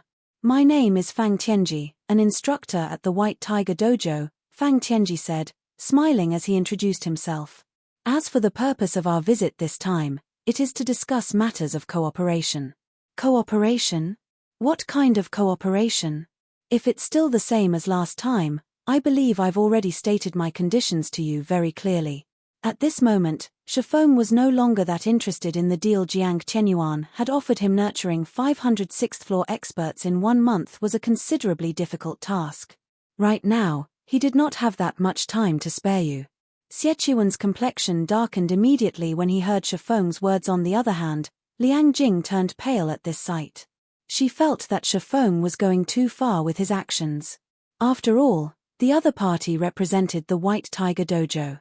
Not even Chairman Xiao dared to blatantly reject a request from the White Tiger Dojo. If they provoked the White Tiger Dojo, the consequences would simply be unimaginable. However, before Xie Qiwen could get anything else out of his mouth, Fang Tianji immediately stopped him. Previously, our people failed to state things clearly to you, so the fault is on our side, Fang Tianji said, still smiling. However, this time, we have come with sincerity. As long as you can help us nurture 500 sixth-floor trial tower experts, you are free to state your price. Fang Tianji's words dumbfounded Liang Jing and Xiechuan. Liang Jing had never imagined that the White Tiger Dojo, which normally did not take even the chairman of Big Dipper seriously, would actually use such a polite tone with Shifeng. Meanwhile, Xiechuan was feeling even greater shock than Liang Jing. Fang Tianji of the White Tiger Dojo was a true killing god. Aside from those holding the position of branch hall master and above, nobody in the White Tiger Dojo dared to go against Fang Tianji's words. "You letting me set the price?" Shifeng was a little surprised. He had never thought that the White Tiger Dojo would change attitudes so quickly. Of course, as long as it is a price the White Tiger Dojo can afford. Fang Tianji nodded. "All right. I don't want much, just 100 bottles of S-rank nutrient fluids," Shifeng stated. This. Fang Tianji found himself in an awkward position. Although he had said that Shifeng could set the price, he had never expected the latter to be so brazen as to ask for such a high price. "Big bro Tianji, he is clearly toying with us." Xiechuan could not help but explode in anger when he heard Shifeng's words. Did Shifeng think S-rank nutrient fluid was tap water? Even a branch dojo would not receive 100 bottles of S-rank nutrient fluids in an entire year. Only the main branch could take out so many bottles at once. However, these S-rank nutrient fluids were normally prepared for international competitions. It was simply impossible for them to spend so many just for a game. "Is 100 bottles too much for you?" Shifeng could not help but ask when he saw the troubled look on Fang Tianji's face. "It really is beyond of our capabilities," Fang Tianji said, cold sweat dotting his furrowed brows. Although Jiang Qinyuan's position in the White Tiger Dojo was very high, the man could draw only 30 bottles of S-rank nutrient fluids at a time. Even if he bankrupted himself, he wouldn't be able to gather 100 bottles. "All right, then. 60 bottles, and not a bottle lower," Shifeng said, sighing. "Otherwise, you will have to find someone better for the job." "What do you think of?" Before Xiechuan could even finish his sentence, Fang Tianji had already placed a hand on his shoulder. His body suddenly felt heavy, and his mouth couldn't utter any more words. "Head instructor Sha, it is also going to be very difficult for us to get you 60 bottles. How about this? We are willing to pay you 50 bottles of S-rank nutrient fluids in addition to 20 million credits. This is already the limit of what we can offer. You should also know that S-rank nutrient fluids are not sold anywhere on the market and can be obtained only through internal channels. Even the White Tiger Dojo can get only a small amount each year," Fang Tianji said seriously. After taking a deep breath upon hearing Fang Tianji's words, Xiechuan felt as if the man sitting beside him right now was definitely an actor. There was simply no way the person beside him was the real Fang Tianji. Those were 50 bottles of S-rank nutrient fluids they were talking about. 50. Shifeng fell into deep thought. After some time, he said, "All right, I can agree to your proposal. However, I will not accept payment in installments." Zero Wing was currently in urgent need of S-rank nutrient fluids. If he could get those 50 bottles now, they would undoubtedly help Fire Dance and the others improve much more quickly. He could also help them develop their potential early on. Fang Tianji could not help but fall speechless at Shifeng's words. At the same time, however, he also inwardly breathed out a sigh of relief, following which, Fang Tianji signed a contract with Shifeng, agreeing to deliver 50 bottles of S-rank nutrient fluids and 20 million credits within 5 days.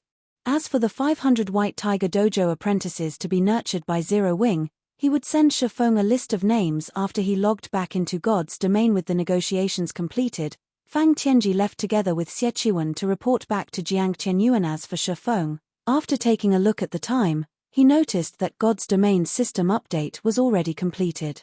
He immediately returned to his room and logged back into the game. Chapter 1542, God's Domain's Changes. Chapter 1542, God's Domain's Changes. What's going on? As soon as Shifeng logged back into the game, he was shocked by the scene that greeted him. He had been standing in the middle of a dense forest when he logged out of the game. Now, however, endless plains surrounded him. Moreover, large craters pitted the plains. Not only was the air filled with dust and yellow sand, but even the ambient mana had become extremely thin.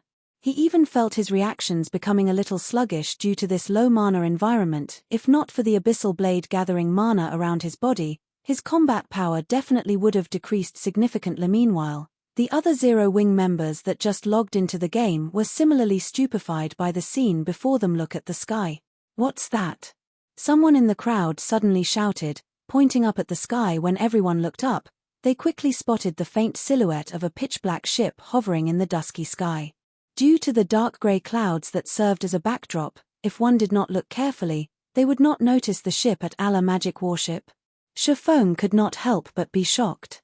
That emblem belongs to the royal family. Why is something like that here? A magic warship was an actual strategic weapon as well as one of the trump cards of Star Moon Kingdom. Normally, the kingdom would not mobilize its magic warship even during a war with other countries. A magic warship was like a war fortress, capable of casting Tier 5 spells and destroying towns in a single hit. Meanwhile, the magic warship controlled by the royal family was even more powerful as it could use Tier 5 curses. Only during the invasion of the Abyss would the royal family utilize this weapon of mass destruction. Yet, now, the magic warship operated by the royal family was currently patrolling this location. Feng found this simply inconceivable. Could the invasion of the Orc Empire have already gotten that grim? Feng could not help entertaining such a thought. Immediately, he had Aqua Rose send people to investigate this matter. Whenever a new expansion pack took effect, the system would provide information relevant to the expansion pack in the affected regions. Meanwhile, players could obtain this information by asking the NPCs in the affected towns and cities. At this moment, Star Moon Kingdom wasn't the only country in turmoil. The several kingdoms and 2 empires neighboring the Orc Empire were similarly in turmoil. These countries were all mobilizing their trump cards and organizing a frenzied assault on the Orcs very quickly. Aqua Rose collected the information gathered by members of the guild and summarized it in a report. Guild leader, based on the information we've found thus far, the Orcs seem to be frantically searching for something. They keep sending out invasion squads to the neighboring kingdoms and empires. Moreover, many powerful mutated Orcs have appeared among these Orcs, posing a huge headache for these kingdoms and empires. After suffering numerous defeats, these countries have finally mobilized their trump cards to push back the Orcs. In addition, the affected kingdoms and empires have come to an agreement to remove the border teleportation fees temporarily. Teleportation between these kingdoms will be calculated similar to normal city teleportation fee rates. At the same time, the allied countries have launched a unified crusade against the Orc Empire. Now, many new items have been made available for exchange using the guild honor points and contribution points earned in the war with the Orc Empire. In the exchange system for individual players, level 40+ warrior sets have appeared. The sets are available in bronze rank to dark gold rank. However, the sets are bound upon exchange and cannot be traded. Meanwhile, in the exchange system for guilds, the guild magic car lease has appeared. As Aqua Rose summarized the information she had received, she could not help her surprise at the changes brought about by the system update this time. These changes would undoubtedly shake up the current status quo between guilds. Without the extra fees charged for teleporting between countries, players would be able to move between countries more easily. The removal of this hurdle would also increase the intensity of competition between the guilds of the various affected countries. Guild magic car lease? Feng's eyes glowed when he heard Aqua Rose mention this term. The guild magic car lease was a great convenience for guilds. Meanwhile, the lease dropped only in specific super large-scale team dungeons in each country. One could also say that it served as proof of a guild's strength. After a guild acquired the guild magic car lease, its members would be able to rent guild magic cars at the guild's residences. The magic car was a very useful tool for teams. Unlike advanced carriages, which could travel only on the official roads built between towns and cities, the magic car could go to any location. It also doubled as a tent and allowed players to recover their concentration and stamina inside it. Overall, the magic car was like a mobile camp and was particularly useful to teams that preferred exploring distant and high-level locations. Guild leader, is there a problem? Aqua Rose asked curiously when she saw the astonished expression on Feng's face. How many GHPs does that guild magic car lease require?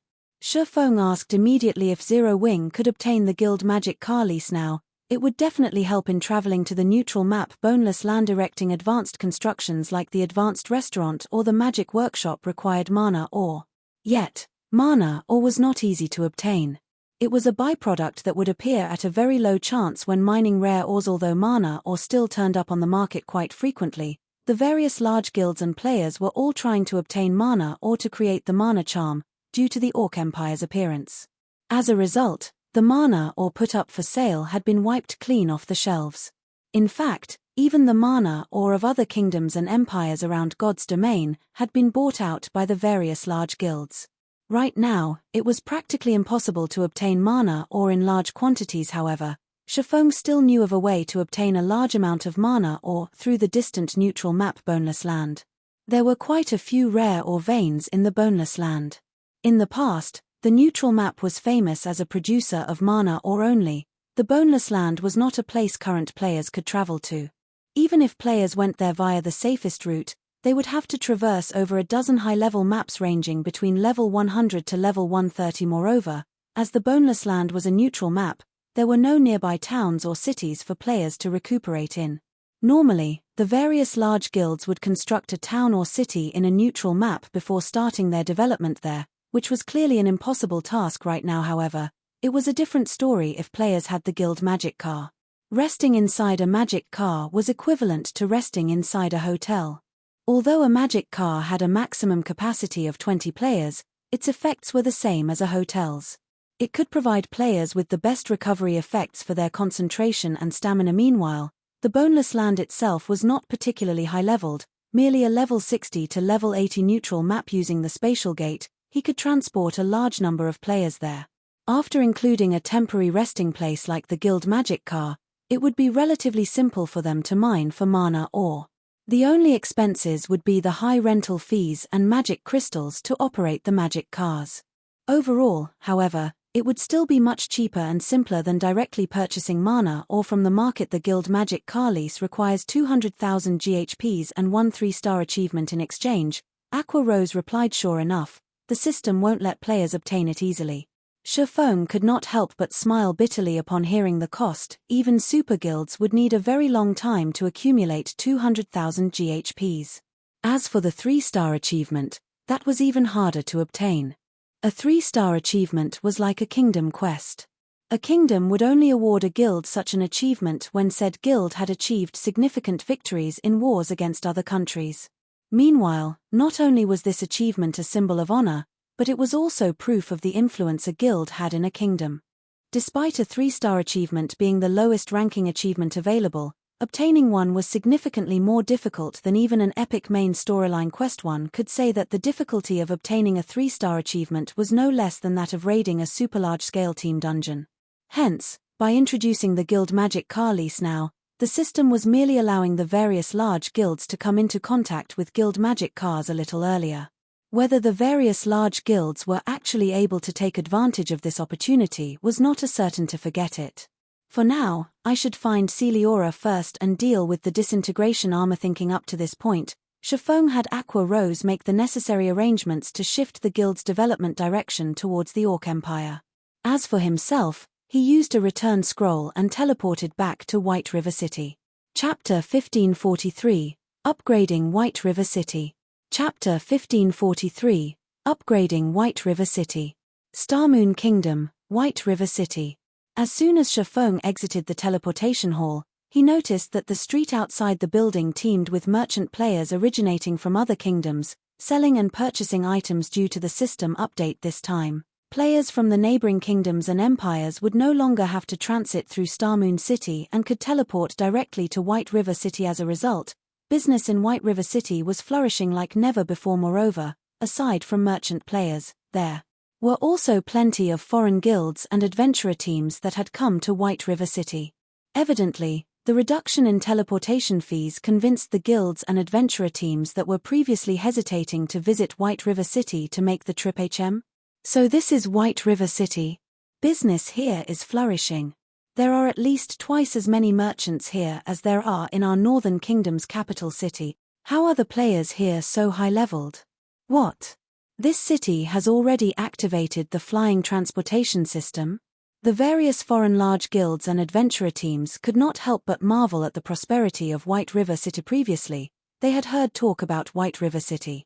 Although rumor had it that players were labeling White River City as Starmoon Kingdom's #1 NPC city, they had merely treated it as a joke before. After all, how could a non-capital city possibly compete with a capital city? If a situation like this really happened in a kingdom, then that could only mean one thing: said kingdom was extremely weak.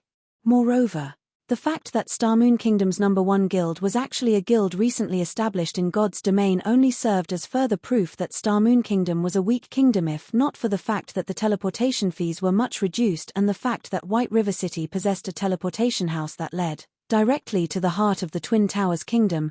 They would not have bothered paying a visit to White River City at all. However, now that they got to see White River City in person, the city was worlds apart from what they had imagined it to be. Every one of the merchant players hawking their wares on the street sold exquisite items. There were even some that sold level 40 fine gold weapons and level 45 fine gold equipment. Normally, such items could only occasionally be found in the auction houses of capital cities. Yet, now, players were selling them on the street. Moreover, the temporary teams recruiting members for dungeon raids were even more amazing. There were actually players recruiting for level 40, 100-man hard mode team dungeons raids, although many players in God's domain had already reached level 40. When raiding level 40, 100-man team dungeons, level 40 was merely the baseline limit. Moreover, that was only in the case of normal mode. For hard mode, a team would require at least 10 expert players belonging to large guilds to spearhead the raid. Either that, or a well-established adventurer team. Temporary teams should already be thanking their lucky stars if they could clear the normal mode of a 100-man team dungeon. Trying to raid a 100-man hard mode team dungeon was simply a dream. However, before the foreign guild players could speak any contemptuous words about the various temporary teams, they were immediately silenced when their sights fell on the level and equipment of the recruiting teams. The members of the recruiting teams were all level 41 and above. Meanwhile, even the most inferior piece of equipment they wore was level 35 secret silver rank, while some even wore level 40 secret silver equipment. As for the players serving as the leaders of these teams, they were mostly geared in level 40 fine gold equipment and level 35 dark gold equipment. Even the elite teams of large guilds would be slightly inferior when compared to these teams. Ha ha ha. Another batch of dumbfounded newcomers has arrived. They sure have guts to think of White River City as an ordinary NPC city. If they're already reacting in such a way after just exiting the teleportation hall, once they reach the business district in the central area, their eyes will most likely fall out of their socket. Weren't you the same as them before? That's because I knew absolutely nothing about White River City back then. Moreover, unlike them, I came here because I wanted to join Zero Wing. Unfortunately, Zero Wing's recruitment standards are a little too high. Had the standards been lowered by just a little bit, I definitely would have gotten in on my last attempt. Alright, that's enough. The meeting time the team leader mentioned has already arrived. Today, we'll definitely get through the first boss of that 100-man hell mode team dungeon, that's for sure.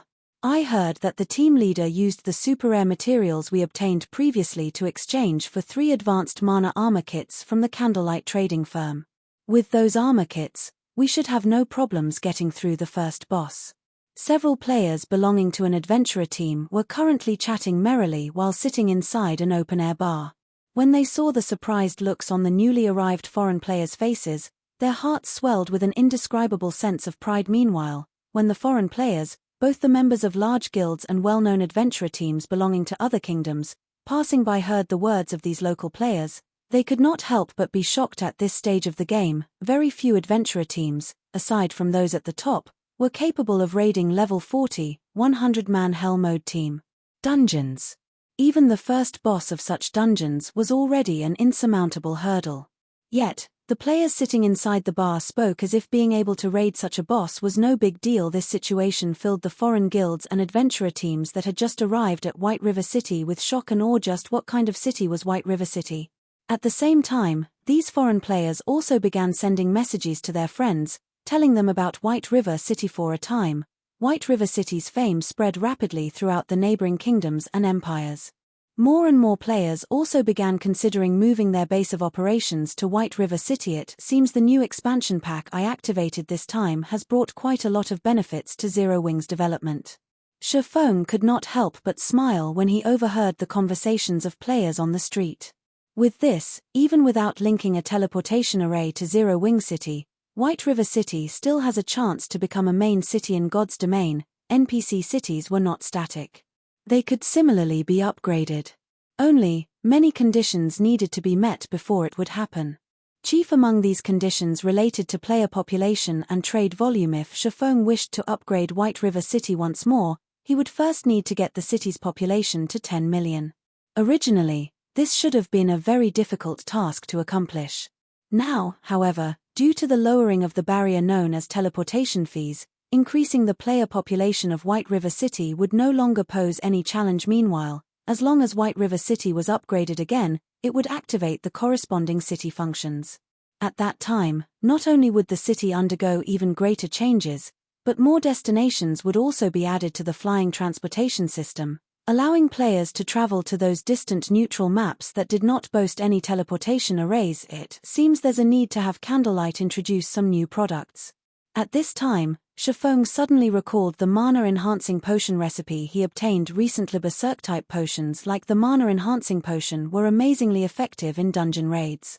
It was a potion that the various adventurer teams and small guilds urgently required at the moment. If he sold this potion in White River City, it would definitely cause a huge commotion and attract even more players to the city, following which, Feng contacted Melancholic Smile and had her select the advanced alchemist with the highest success rate in the Candlelight trading firm to produce the mana-enhancing potion. An advanced alchemy recipe.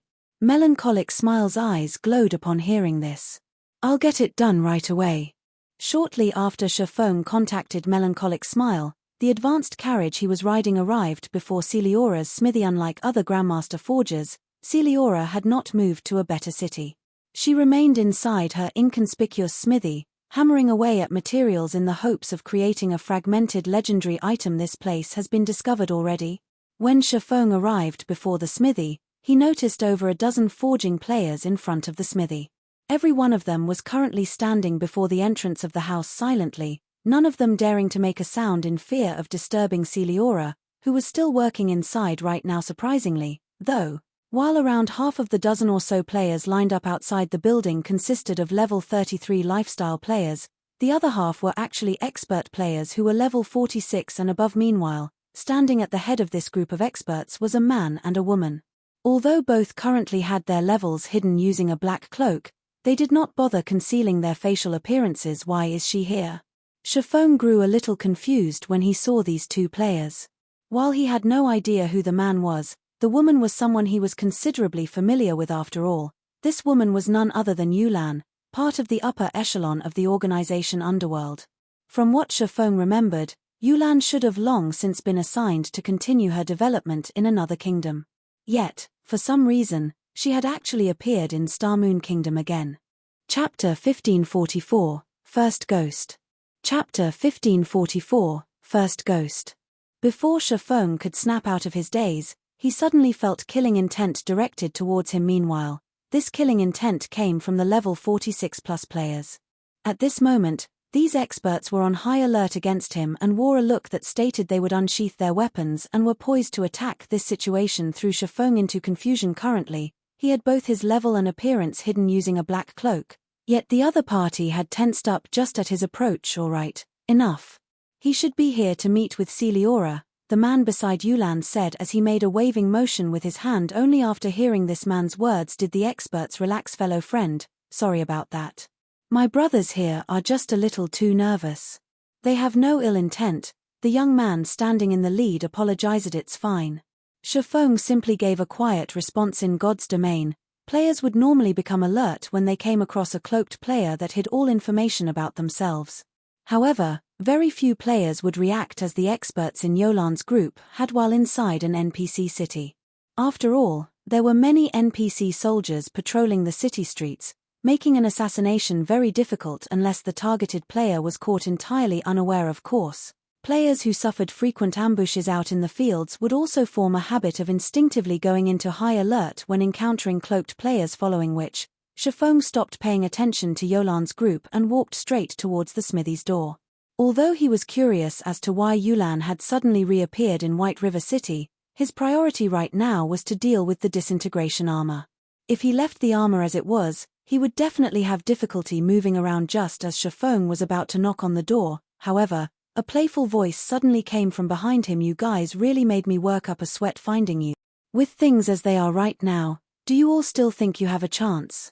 Turning around, Feng suddenly noticed that a group of over 100 cloaked players had appeared behind him. Every one of these cloaked players wore a sneer on their faces. A moment later, a middle-aged man wearing pitch-black leather armor gradually emerged from the shadows of this group of cloaked players. The instant this middle-aged man appeared, a grey fog started permeating the air around him. He gave off an indescribably chilling and creepy feeling. First Ghost. They actually sent an expert like you after us as well? The youth standing beside Yulan revealed a bitter smile when he saw the middle-aged man at this moment. Aside from the youth, the several other experts standing around Yulan also wore horrified expressions when they looked at the middle-aged man before them. After all, the middle-aged man was once known as the #1 assassin of Underworld. He was so strong that even if their entire group attacked him together, they would only end up getting unilaterally slaughtered. Furthermore, escaping his grasp was impossible. As the assassin class was known to possess the highest speed among the 12 main classes, they wouldn't particularly mind if they simply lost their lives right now. However, First Ghost and his group had consumed the haunted potion. Anyone he and his allies killed would drop multiple pieces of equipment. Dark Eye, I believe that the higher-ups have already stated that either you all submit or die. Since you all refuse to submit, I have no choice but to send you on your way, First Ghost said as he unsheathed the snowy white dagger hanging from his waist. Taking into account the fact that we were colleagues in the past, I'll give you a word of advice. Delete your accounts as soon as possible. The higher-ups won't let you all keep those items. Or do you really believe you can escape our pursuit? Yulan, bring everyone and escape quickly. The few of us here will hold them back. Once you reach the main street, they won't be able to take action easily, the youth named Dark Eye said quietly to Yulan. Hearing this, Yulan gritted her teeth and nodded. Although she wished to break out of this encirclement together with Dark Eye and the others, doing so was clearly an impossible feat. Setting aside the fact that they were greatly outnumbered right now, First Ghost alone was more than capable of defeating her entire group. You guys think you can escape? As long as I am here, none of you should even think of leaving this place alive.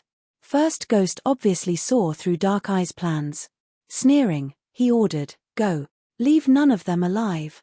Immediately, the 100-plus players behind First Ghost went into action. The melee players charged forward, the healers in the rear cast shield buffs on the melee players, and the ranged players locked on to the movements of Yolan's group.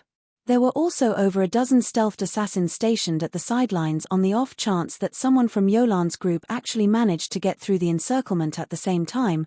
First Ghost took out a dark grey scroll and unfurled it. As he activated it, the surrounding space suddenly turned blurry. This scroll contained the basic magic array perception blur. It was a special scroll that could be bought only in towns and cities operated by the dark forces. So long as this scroll was activated, it would transform the surrounding space, making it difficult for NPCs within towns and cities to perceive the movements inside the affected area. Unless the affected area lay in an NPC soldier's direct line of sight, it would be some time before the NPC soldiers would realize that a fight was going on inside the city. Damn it. They came prepared. Dark Eye immediately fell into despair when he saw the dark grey magic array rising into the air. Although the magic array First Ghost used was only a basic one, players would still need to spend some time breaking through it. During this period, First Ghost's group was more than capable of killing them several times over. I've already said that none of you should think of leaving this place alive, First Ghost said as he strolled up to Dark Eye and Yulan. He showed nary a hint of nervousness even though he was assaulting another player inside an NPC city.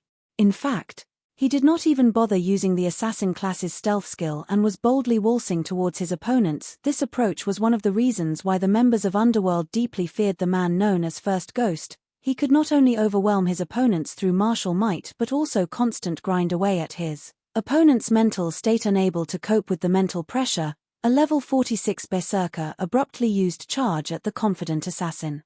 Upon arriving before First Ghost, he immediately brandished his great sword with all his might. Cross slash. The berserker smoothly entered the stance to execute cross slash and swung his greatsword down on First Ghost. Dang.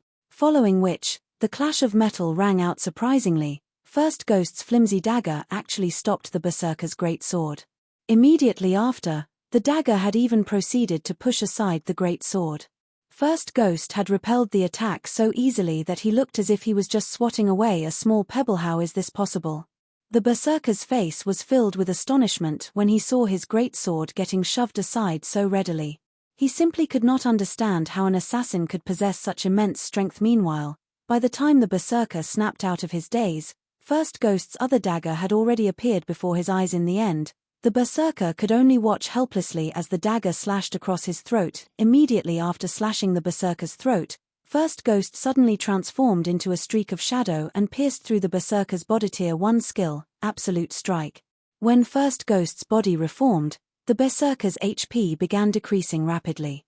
A second later, the berserker collapsed to the ground in such a way, a level 46 berserker on Yolan's side died as soon as the battle began. Next up will be you, First Ghost said as he sent a glance at Dark Eye. He then started pacing casually towards the youth. After seeing the brief battle, Dark Eye and the several experts around him could not help but shudder as if they were looking at a literal ghost right now. Come. I want to see just what Underworld's #1 assassin is capable of. Dark Eye knew that there was no way he was leaving this place alive. The only thing he could do now was fight to the death.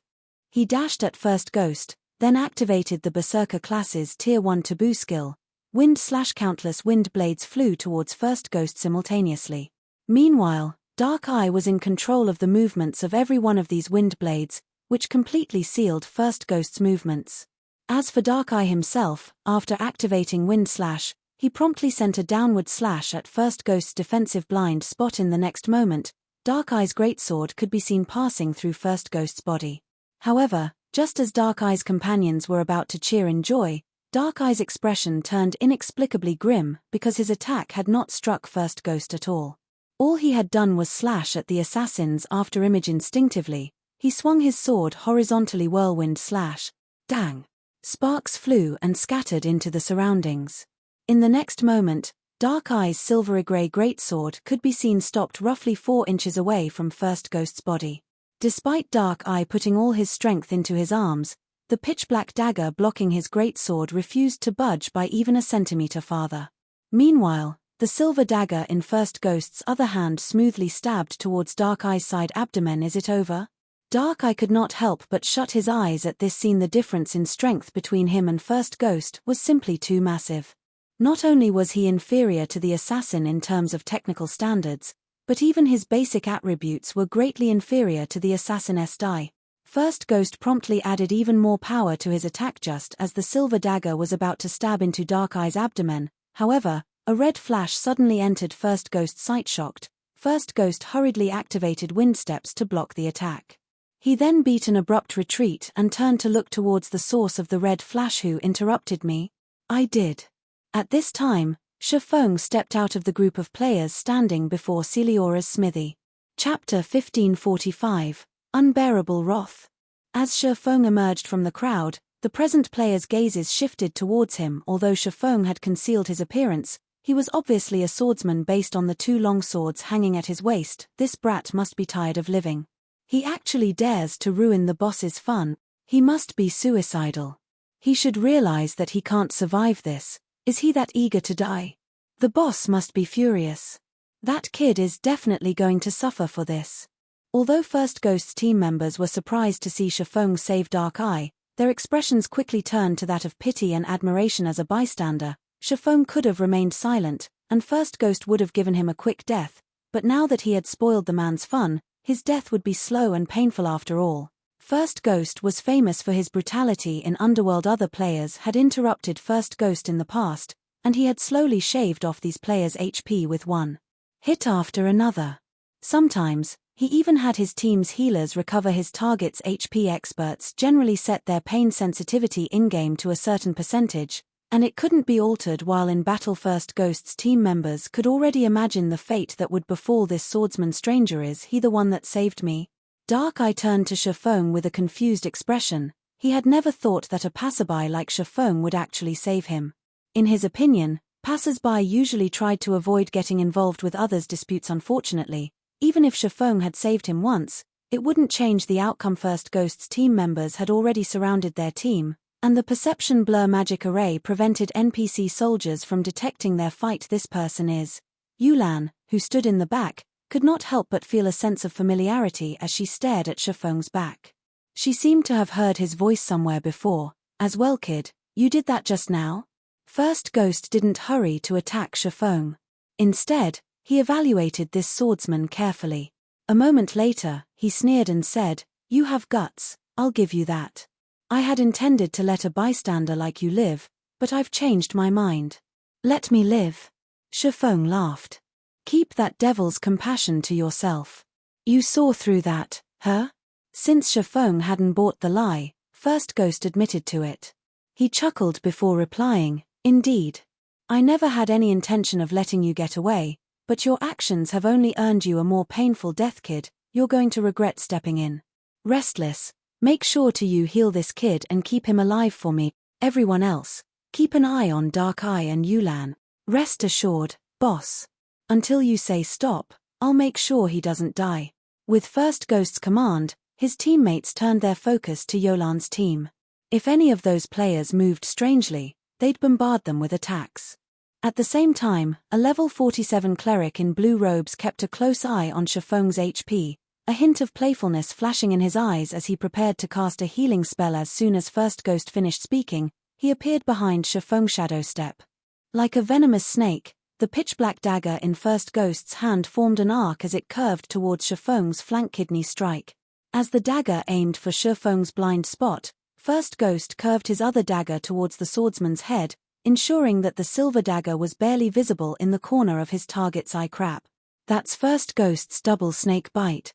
Dark Eye's expression darkened as he watched the two daggers flash towards Feng from different angles. When a player noticed an incoming attack, they instinctively tried to block the attack while ignoring those they couldn't see.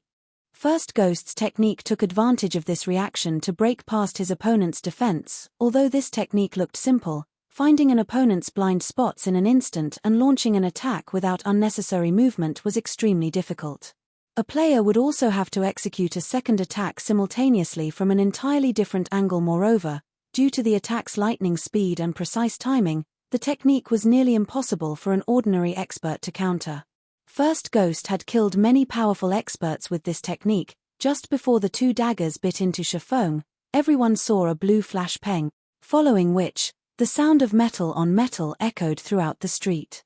Suddenly, First Ghost stumbled back 2 steps, his HP falling by over 200.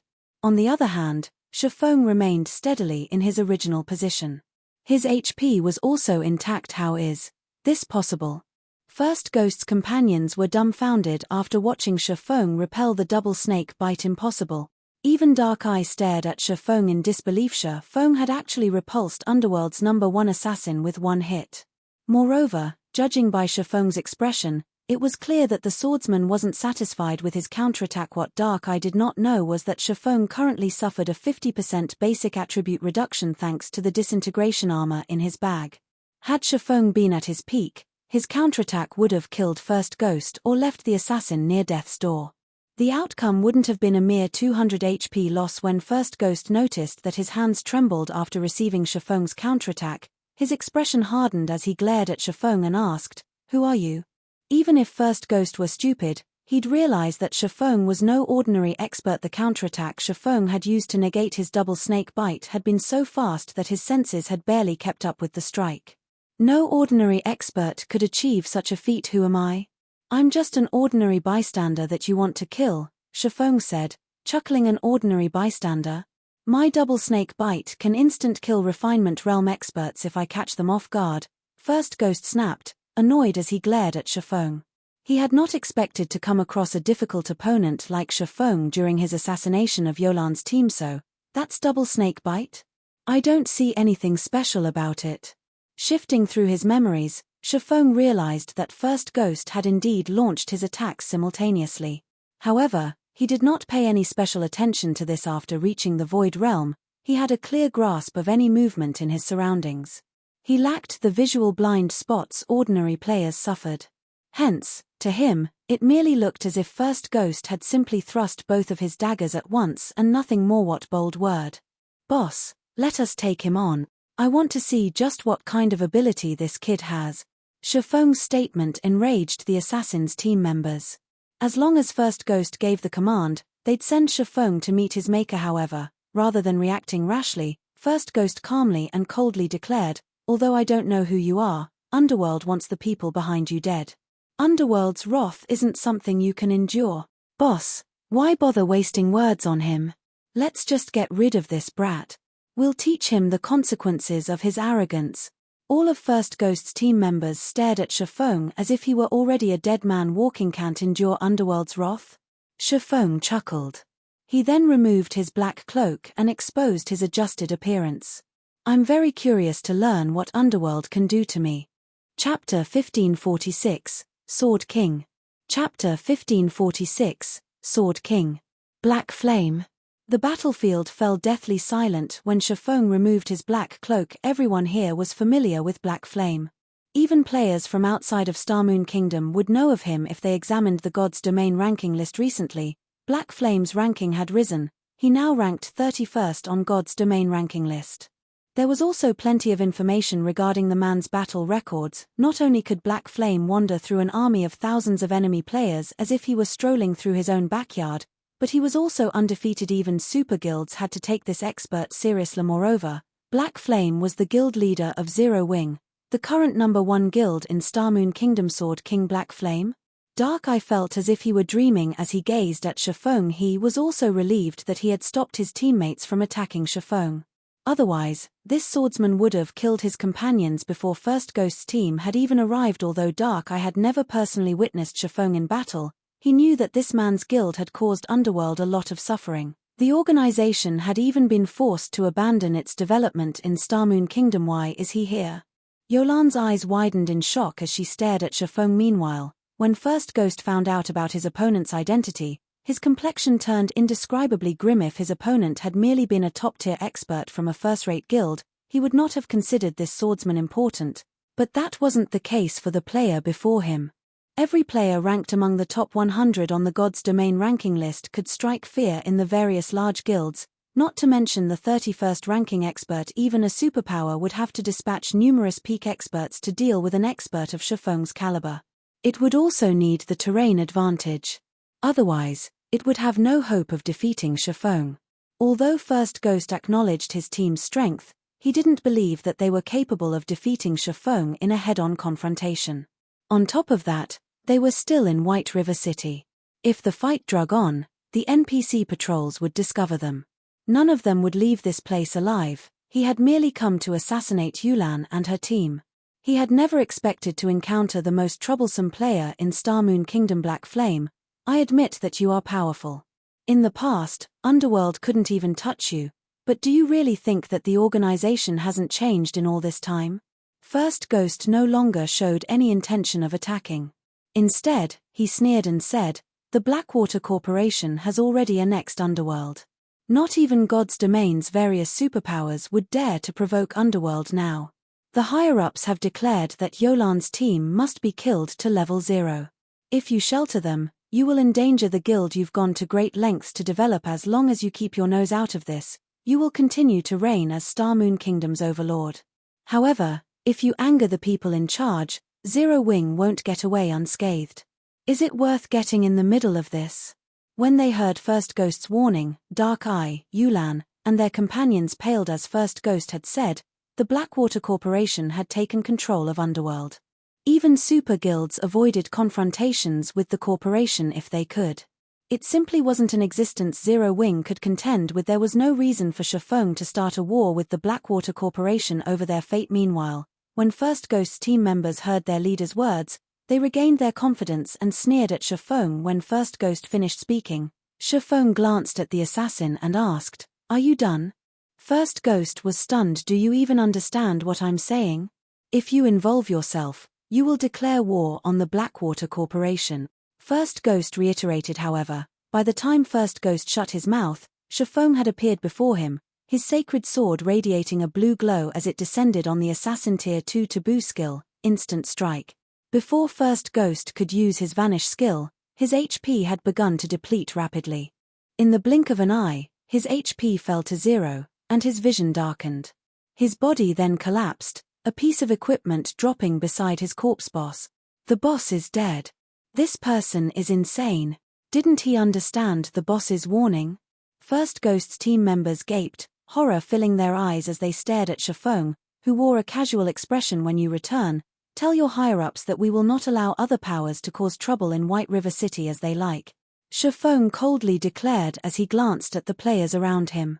"If they dare, this will be their outcome." White River City was Zero Wing's main headquarters. If Zero Wing could not maintain the city's safety, allowing other players to waltz in and kill whom they liked, who would possibly develop in White River City? Furthermore, First Ghost had tried to kill other players right before his very eyes, so strong, his even stronger than the rumors say. Dark Eye was indescribably shocked as he looked at First Ghost's corpse. Underworld's top assassin had died without the chance to fight back. The entire process had happened so fast that he wasn't even sure about what had happened. He had only seen Feng appear before First Ghost suddenly before a blue flash had struck the assassin. In the next moment, First Ghost's HP had fallen to 0, and he died. Although Dark Eye had heard about Feng's strength while he had still been a member of Underworld, he had never realized that the man was this strong. The difference between his power and Feng's was overwhelming. He's insane. When First Ghost's team members heard Feng's declaration, they felt the air around them grow heavy. They also felt a chill assault their minds. They could clearly sense the killing intent and determination Feng radiated. Feng was too scary. They were all very familiar with First Ghost's power. Even if all 100+ team members rushed at him as one, they would not kill the assassin. First Ghost would whittle them down and annihilate them eventually, yet such a powerful assassin hadn't even lasted one move against this swordsman. Moreover, they realized that should they make any sudden movements, they'd share their leader's fate. Team leader Restless, what do we do now? Several team members asked as they turned towards the cleric named Restless Death. Among these, Restless Death was only second to First Ghost in terms of strength. Normally, the cleric took command of the team when First Ghost was absent. "We retreat," Restless Death said, clenching his jaw as he glared at Feng. With Feng here, he was not confident that they could kill Yulan and her teammates. First Ghost's death was the proof of this. Hearing Restless Death's decision, Underworld's members breathed a sigh of relief.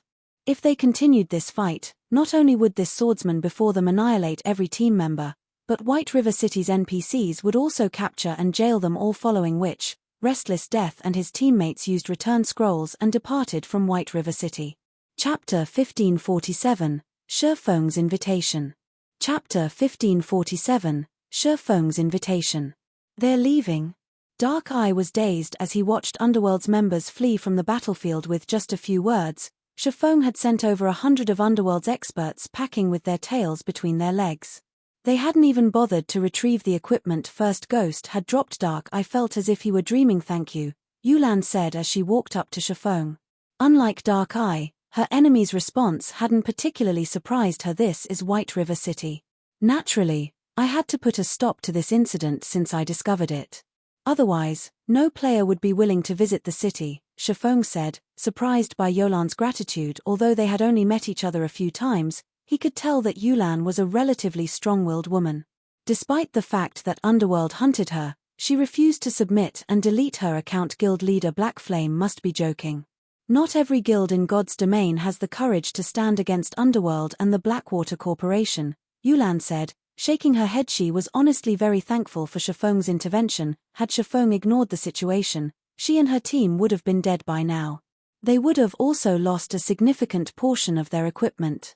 They would have had an even more difficult time dealing with Underworld's pursuit. "May I know what you and your group intends to do now, Miss Yulan?" Feng asked. He had witnessed Yulan's abilities personally in the past. Not only did she wield great combat power, but her management capabilities were also top-notch.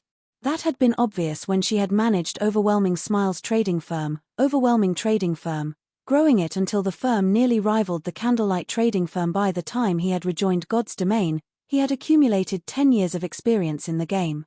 If not for his Candlelight trading firm, Yulan's firm might have dominated Starmoon Kingdom. If he could convince Yulan to join the Candlelight trading firm, it would undoubtedly strengthen the trading firm. After all, Melancholic Smile was more suited to forging and not a particularly skilled manager. Moreover, to manage the Candlelight trading firm, Melancholic Smile had been forced to sacrifice her precious practice time. Hearing Feng's words, Yulan could not help but turn to glance at Dark Eye and the others. "I had planned to complete a hidden quest I received and develop in a kingdom that lacks Underworld's influence," But I didn't expect the organization to discover us so quickly. They've even sent First Ghost after us. Since they clearly know where we are, we can't stay in White River City. How about joining Zero Wing? Feng asked, considering this an excellent opportunity. No matter how far you run, with Underworld and Blackwater's information network, they'll have no trouble tracking you down. It is impossible to hide forever under black cloaks. God's domain has too many high-rank identification skills that can see through the black cloak's concealment effects. Join Zero Wing? Yulan was stunned. She could not help but stare at Feng, confused about the man's intentions. The Blackwater Corporation had already labeled her and her team as threats that needed to be removed. Any guild that discovered this would do its best to distance itself from them. Accepting them into its ranks would be the equivalent of declaring war on the Blackwater Corporation. First Ghost's death at Feng's hands could be understood as his way of protecting his guild's reputation. Blackwater might let the matter slide, but it would be a different story entirely if Feng offered them shelter. However, it would be an entirely different story if Feng were to shelter them. This would be no different than slapping the Blackwater Corporation in the face. The corporation would undoubtedly mobilize its forces against Zero Wing at this point. The Blackwater Corporation was much stronger than when Abandoned Wave had annexed Ouroboros. Not only had its experts caught up with mainstream players' levels, but the corporation had also secretly purchased several guilds and workshops. It had even partnered with a few superpowers. Now, even superguilds avoided any confrontation with the Blackwater Corporation. Feng's proposal both surprised and excited Dark Eye and Yolan's other team members. To them, joining Zero Wing would be the best way to escape pursuit. Moreover, Zero Wing was famous for its collection of experts. The guild also had astounding growth potential. Zero Wing might even become a super first-rate guild in the future. That's right. If you join Zero Wing, I can at least guarantee your safety. Your previous efforts won't have to go to waste, Feng said, nodding earnestly. You know the consequences for sheltering us, right? Yulan had to ask. We're talking about Blackwater's vengeance. This is also a crucial time for Zero Wing. If things go awry, Zero Wing might lose its chance of becoming a super first-rate guild. Relax. There are plenty of superpowers that want to destroy Zero Wing, but isn't the guild still alive and kicking? Feng said, chuckling. Moreover, if you join Zero Wing, the guild will develop far more quickly. Currently, Zero Wing developed on 3 fronts: Star Moon Kingdom, the Black Dragon Empire, and Apocalypse Empire. Hence, it was in urgent need of manpower. Now that it had Zero Wing City to deal with, Feng couldn't manage everything on his own. Hence, Yolan's addition to Zero Wing would undoubtedly help both the guild and the trading firm's management. As for Dark Eye, Yolan's ally, the youth had great potential. Based on his fight with First Ghost, Feng knew that the Berserker was considerably talented. He only lacked combat experience. If trained properly, he could become one of Zero Wing's core combatants. I understand, Yulan said, smiling bitterly when she noticed her team members' anticipatory looks. In that case, we'll have to trouble you from now on, guild leader Black Flame. She had never thought that she would, one day, join Zero Wing, the guild which had been her enemy. However, she had to admit that she was relieved to join the guild. She only prayed that the Blackwater Corporation's fear of Zero Wing's potential would prevent it from declaring an all-out war on Zero Wing over her nonsense. Since you have now joined Zero Wing, the guild wouldn't let others bully you. Feng chuckled at Yolan's formality. Wait for me here for a moment. Once I've finished with my matters here, I'll bring you back to Zero Wing's residence to register. Of course, if you still have any matters to deal with, you can take care of them first. Once you're done, you can meet me at Zero Wing's residence. We don't have anything in particular to deal with right now. We're just waiting to turn in our quest. Unfortunately, Lady Celiora is still busy, so we have to wait until she finishes her task before we can hand it in, Yulan said, sighing helplessly as she turned to the smithy behind her. She was utterly helpless against Celiora. A Grandmaster Forger would be highly respected no matter where they went. Even Starmoon Kingdom's king had to treat the woman respectfully. Meanwhile, players could not afford to endure Celiora's wrath, so she had no choice but to wait until the woman stopped working before she could meet with the Grandmaster Forger. So, you're here to turn in a quest? Realization dawned on Feng. It was no wonder why Yulan and the others had been standing outside Celiora's house like a bunch of idiots. He then said, "Follow me, then." Saying so, Feng approached the smithy, which emitted constant hammering sounds. Yolan and her companions didn't understand what Feng intended to do. When Feng knocked on the wooden door, they paled. They all knew about Celiora's temper. When they had interrupted the NPC earlier, she had used magic to reduce their attributes drastically for an entire day. Moreover, the debuff's duration only decreased if they were logged in. Under Feng's incessant knocking, the hammering sounds eventually stopped. Shortly after, Celiora slammed open the door, an enraged expression on her tanned face. We're doomed. Yolan's team began to regret their alliance with Feng. Just as Yulan thought that Celiora would dole out their punishment, something unbelievable occurred. However, the moment Celiora's gaze found Feng, her wrathful expression softened. A joyful grin took its place. "Why are you here?" Chapter 1548, Forging Secret Journal. Chapter 1584, Forging Secret Journal. When Yulan and the others saw Celiora's friendly expression, they turned to Feng in shock. Even Starmoon Kingdom's king had to treat Grandmaster Forgers respectfully. Trying to raise one's favorability with an NPC Grandmaster Forger was exceedingly difficult. Yet Celiora's reaction to seeing Feng wasn't unlike seeing an old friend who hadn't visited for many years. "I found a treasure. I'm here to see if you can help me recast it," Feng replied. "A treasure?" Celiora's eyes sparkled. "Come in, then." "Right, these are my friends. They've completed a quest you've handed them, so they're here to hand it in," Feng said as he gestured. Yulan and the other Celiora glanced at the players behind Feng, and Yolan's group tensed. "So, it's you guys. Come in as well, then." "I just so happen to need those materials," Celiora said, nodding before leading everyone inside. As Feng stepped into the smithy, he was shocked by the sight before him. All sorts of exquisite weapons and pieces of equipment were on display in the relatively small house. Glass counters held various items that radiated powerful auras. Despite the magic array protecting the weapons, Feng could still feel a fraction of the energy they radiated.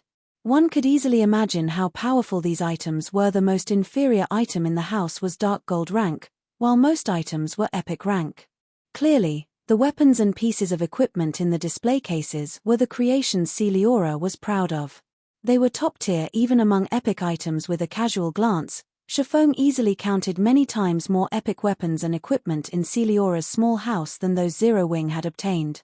Even super guilds would go mad over Celiora's collection. Feng had to admit that a Grandmaster Forger was amazing. Celiora could craft epic items as if it were child's play. Even Master Forgers would be lucky to craft one epic item every few years. Although Master Forgers could craft epic items, their success rate was astoundingly low. Only if a Master Forger had an astronomical supply of high-ranking materials would they be able to produce epic items. Producing epic items was far more difficult than obtaining them from monsters and quests. This was because handcrafted items had higher compatibility with the players they were made for, which allowed said players to exhibit greater combat power. In God's domain, where fragmented legendary and legendary items were extremely rare, obtaining customized epic items was one of the few methods players in full epic gear could improve their combat power. The various large guilds in the past had even secured their own Master Forgers to craft epic weapons and equipment regardless of the cost. "Lady Celiora, here are the ebony stones and moonlight spring water you requested." After entering the smithy, Yulan proceeded to remove some materials from her bag. Feng was astonished when he saw the materials. Both the moonlight spring water and the ebony stones were super rare forging materials. The moonlight spring water could increase the mana within other materials, which in turn increased the production success rate and quality of the final product. As for the ebony stone, it was a top-tier epic material only obtainable from high-rank field bosses and the dungeon bosses in 100-man team dungeons. Unfortunately, the drop rate was abysmal, and a team would have to kill multiple bosses before one would drop. Feng wouldn't have been particularly surprised if Yulan had revealed one bottle of moonlight spring water and one ebony stone. After all, Zero Wing had collected quite a few of these items. What shocked Feng was the number of items Yulan had revealed in total. Yulan had taken out 100 bottles of moonlight spring water and 50 ebony stones. This already exceeded Zero Wing's stockpile by multiple times. "Not bad. You actually gathered everything within a short time." After taking a look at the materials on the table, Celiora took out a thick, ancient book and gave it to Yulan. This is the forging secret journal I promised you. If one learns all of these techniques, they should have a much easier time becoming a master forger. A forging secret journal? Feng suddenly realized why the quest required so many precious materials. A forging secret journal contained plenty of forging techniques. It was a treasure that many forgers dreamed of obtaining. However, whether or not one could learn these techniques depended on the player's capabilities. Guild leader Blackflame, I still haven't thanked you for saving us. In addition, you've allowed us to join Zero Wing. As a show of gratitude, please accept this forging secret journal, Yulan sincerely said as she handed the forging secret journal to Feng. For a moment, Feng was at a loss for words. He could tell that Yulan was serious. Moreover, with Yolan's strong-willed personality, she would never accept owing others. All right, I'll accept it. Feng nodded. The forging secret journal could definitely help the Candlelight trading firm's forgers. He could also use the item as motivation for the firm's forgers. When Feng accepted her gift, Yulan breathed a sigh of relief. Her serious expression relaxed after Yulan turned in her hidden quest. Celiora shifted her gaze to Feng and eagerly demanded, well? Come on. Show me this treasure of yours. Guild leader Blackflame, since you still have some matters to attend to, we'll wait outside. Yulan knew that Feng was here for something very important. It was most definitely a secret. Hence, she took the initiative to remove herself. No need. This won't take long, Feng said as he waved a hand. Since Yulan and the others would soon join Zero Wing, he had to treat them like the rest of his people. Moreover, the disintegration armor was not something others could easily take from him even if they knew about it. Following which, he took out the destroyed disintegration armor and set it on the table for Celiora to inspect. The instant he revealed the disintegration armor, the space inside the room began to warp as a horrific killing intent and tyrannical aura surged out of the armor and filled the smithy immediately. Several of Yolan's lifestyle players dropped to the ground, turning incomparably pale. What kind of item is this? A frightening shock tore at Yulan as she stared at the tattered armor on the table. After playing God's Domain for so long, she had seen countless top-tier weapons and pieces of equipment. She had even seen quite a few epic items. But none of those items came anywhere near to comparing to the tattered chest piece Feng had revealed. As she stared at the armor, she felt her soul tremble with fear. She felt as if she were looking at some horrifying creature rather than a piece of equipment. Even if she didn't know the item's identity, she knew that it must have an extraordinary origin. She was also certain that it was more valuable than any item she had. What? This is disintegration power. Where did you get this?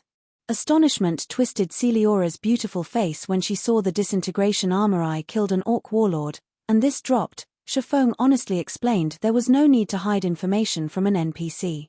In fact, if he lied to Celiora, she wouldn't be able to determine the disintegration armor specifics and wouldn't be able to help him. Moreover, his victory over an orc warlord was no longer a secret in Starmoon Kingdom. The various large guilds had long since learned about the incident. So, that's the case. No wonder this broken armor radiates disintegration power. It must be a piece of the Orc Empire's legendary disintegration set. After a glance at the armor and Feng's explanation, Celiora realized the disintegration armor's identity. You really are something. The disintegration power radiating from this chest piece is incredibly dense. The disintegration power will taint anyone who carries it, yet despite being only a Tier 2 swordmaster, you haven't gone mad, only suffering some loss to your attributes. Are you really just a Tier 2 swordmaster? In response to Celiora's question, Feng merely revealed an awkward smile. He currently carried 3 fragmented legendary items. He also wielded one of the 10 great saint legacies. He couldn't be considered a mere Tier 2 player. A Tier 2 swordmaster? He's a Tier 2 player. Hearing Celiora's question, Yulan and her companions could not help but turn to Feng. Stunned NPCs were not players. They generally didn't lie for no good reason. Moreover, they had much keener perception than players, not to mention an apex existence like a Grandmaster Forger. Chapter 1549, God's Power. Chapter 1549, God's Power. He's already been promoted to Tier 2? Realization dawned on Yulan when she heard Celiora's comment. It was no wonder Feng killed an expert like First Ghost with one hit. He had even dared to chastise and threaten Underworld's members if Feng had truly reached Tier 2. He earned his arrogance. Tier 2 was the various large guilds' major goal right now. Only after players completed their Tier 2 promotions would they qualify to challenge level 50 super large-scale team dungeons, and Tier 2 players would significantly help a team when raiding level 50, 100-man team dungeons. Not only would Tier 2 players receive a massive boost to their basic attributes, but their skills would also undergo a qualitative transformation. One Tier 2 player could easily do the work of several Tier 1 players. As she watched Feng, Yulan found it hard to believe that he was already a Tier 2 sword master. As far as she knew, even Underworld was still preparing for the Tier 2 promotion quests due to the high difficulty of these quests. Unless players made ample preparations, their chances of failure would be quite high. It was something to be avoided at all costs, as players would have to wait a considerable amount of time before challenging their quests again. The main god system intended Tier 1 to be an introductory phase for players, allowing them to adapt to God's domain's combat styles. Hence, every player would be capable of completing their Tier 1 promotions. However, it was a different story for Tier 2. Only after players had achieved a certain standard in both combat standards and basic attributes could they complete their Tier 2 promotions. Unfortunately, reaching level 50 required a lot of time and resources for current guilds, not to mention completing the Tier 2 promotion quests. In fact, even super guilds' peak experts were still desperately grinding. These experts were lucky if they were already level 49, yet not only had Feng crossed the level 50 threshold, but he had also completed his promotion quest. So, this is the 31st ranked expert on the God's Domain experts list. Dark Eye was inwardly astonished as he examined at Feng. He had been considered a top-tier expert in Underworld. Although he was no match for experts like First Ghost, he was stronger than most of the organization's other experts.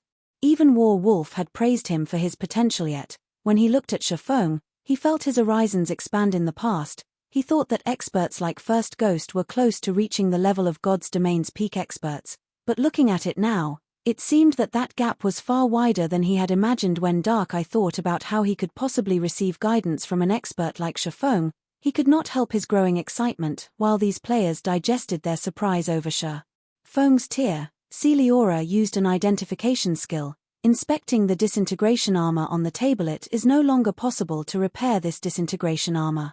The core magic circuits have been destroyed. The materials used to construct the armor have also been tainted and crippled by some mysterious power, Celiora said as she shook her head in pity. Then, can it be recast? Feng asked. Recast it? Celiora fell silent for a moment. It's not entirely impossible, but it is incredibly difficult. Only the disintegration armor's core is still usable. Everything else is useless. I'll need new materials to recast it, but obtaining those materials is beyond even a Grandmaster forger like myself. Only by mobilizing an empire's power would you be able to gather all of the necessary materials. Are you really confident in doing something that would require the strength of an entire empire? Yulan and her companions gasped when they heard Celiora's explanation. The materials to reconstruct the disintegration armor were even out of reach for a Grandmaster forger now. They were even more curious about the disintegration armor's rank. Is there no other way? Feng felt his head begin to ache. Feng could easily guess that the materials Celiora had mentioned were likely rarer than legendary ranked materials. Otherwise, there would be no need to mobilize an entire empire's power. Although Zero Wing was Star Moon Kingdom's overlord, it was insignificant compared to the kingdom as a whole, much less an empire. Not exactly. Taking another look at the disintegration armor, Celiora slowly said, there is the option of removing the mysterious power inside the disintegration armor. In reality, there isn't much of a problem with the disintegration armor itself. It's just that its magic circuits have been destroyed. However, a mysterious power is preventing the base materials from exhibiting their original strength. Now, only the core remains untainted. If you can remove this mysterious power, the disintegration armor will be much easier to recast. What must be done to remove this mysterious power? Feng asked, breathing a sigh of relief. If the system really tasked him with collecting the necessary materials, it would take him longer than 1 or 2 dedicated years to do so. After all, even a Grandmaster forger would struggle to collect all of these materials. If you wish to remove this mysterious power, you just have to use a stronger power to do so. Unfortunately, I'm helpless against this mysterious power. It's likely that only the legendary god's power will do the trick, Celiora said after giving the matter some thought. When she mentioned God's power, her expression became one of longing. Only Tier 6 gods could control God's power. Meanwhile, she was still far from becoming a Tier 6 god. In God's domain, countless emperors and peerless overlords had tried to reach that realm, including the Disintegration Armor's creator, the Orc Empire's founding emperor. God's power? Feng suddenly smiled. As long as I have God's power, I can remove this mysterious power. In the past, he had been ignorant about God's power. Now, however, not only did he know about it, but he also knew how to obtain it. To put it simply, the system wanted him to collect God crystals to cleanse the mysterious power inside the disintegration armor. Normally, it was very difficult to obtain God crystals, but after making a trip to the moon god's abode, he had a source. If he wished to obtain a large number of God crystals, he simply needed to visit places where gods had once lived. Although it was impossible to return to the moon god's abode in the dark canyon, he had a sealed tool, which could teleport him to a god's old residence. That item was Moloka's ring. Moloka's ring allowed him to open a gate of darkness that led to the Dark Den's central area, which happened to house the World Summit, a location the gods had created. Charlin had warned him not to use the Moloka's ring in fear of the power of darkness's taint, but after repairing the Bible of Darkness, he could reduce the power of darkness's erosion. If he only used Moloka's ring once, it should not cause too much of a problem. I've never tried this method before, so I can't guarantee that it will work, but it should be possible.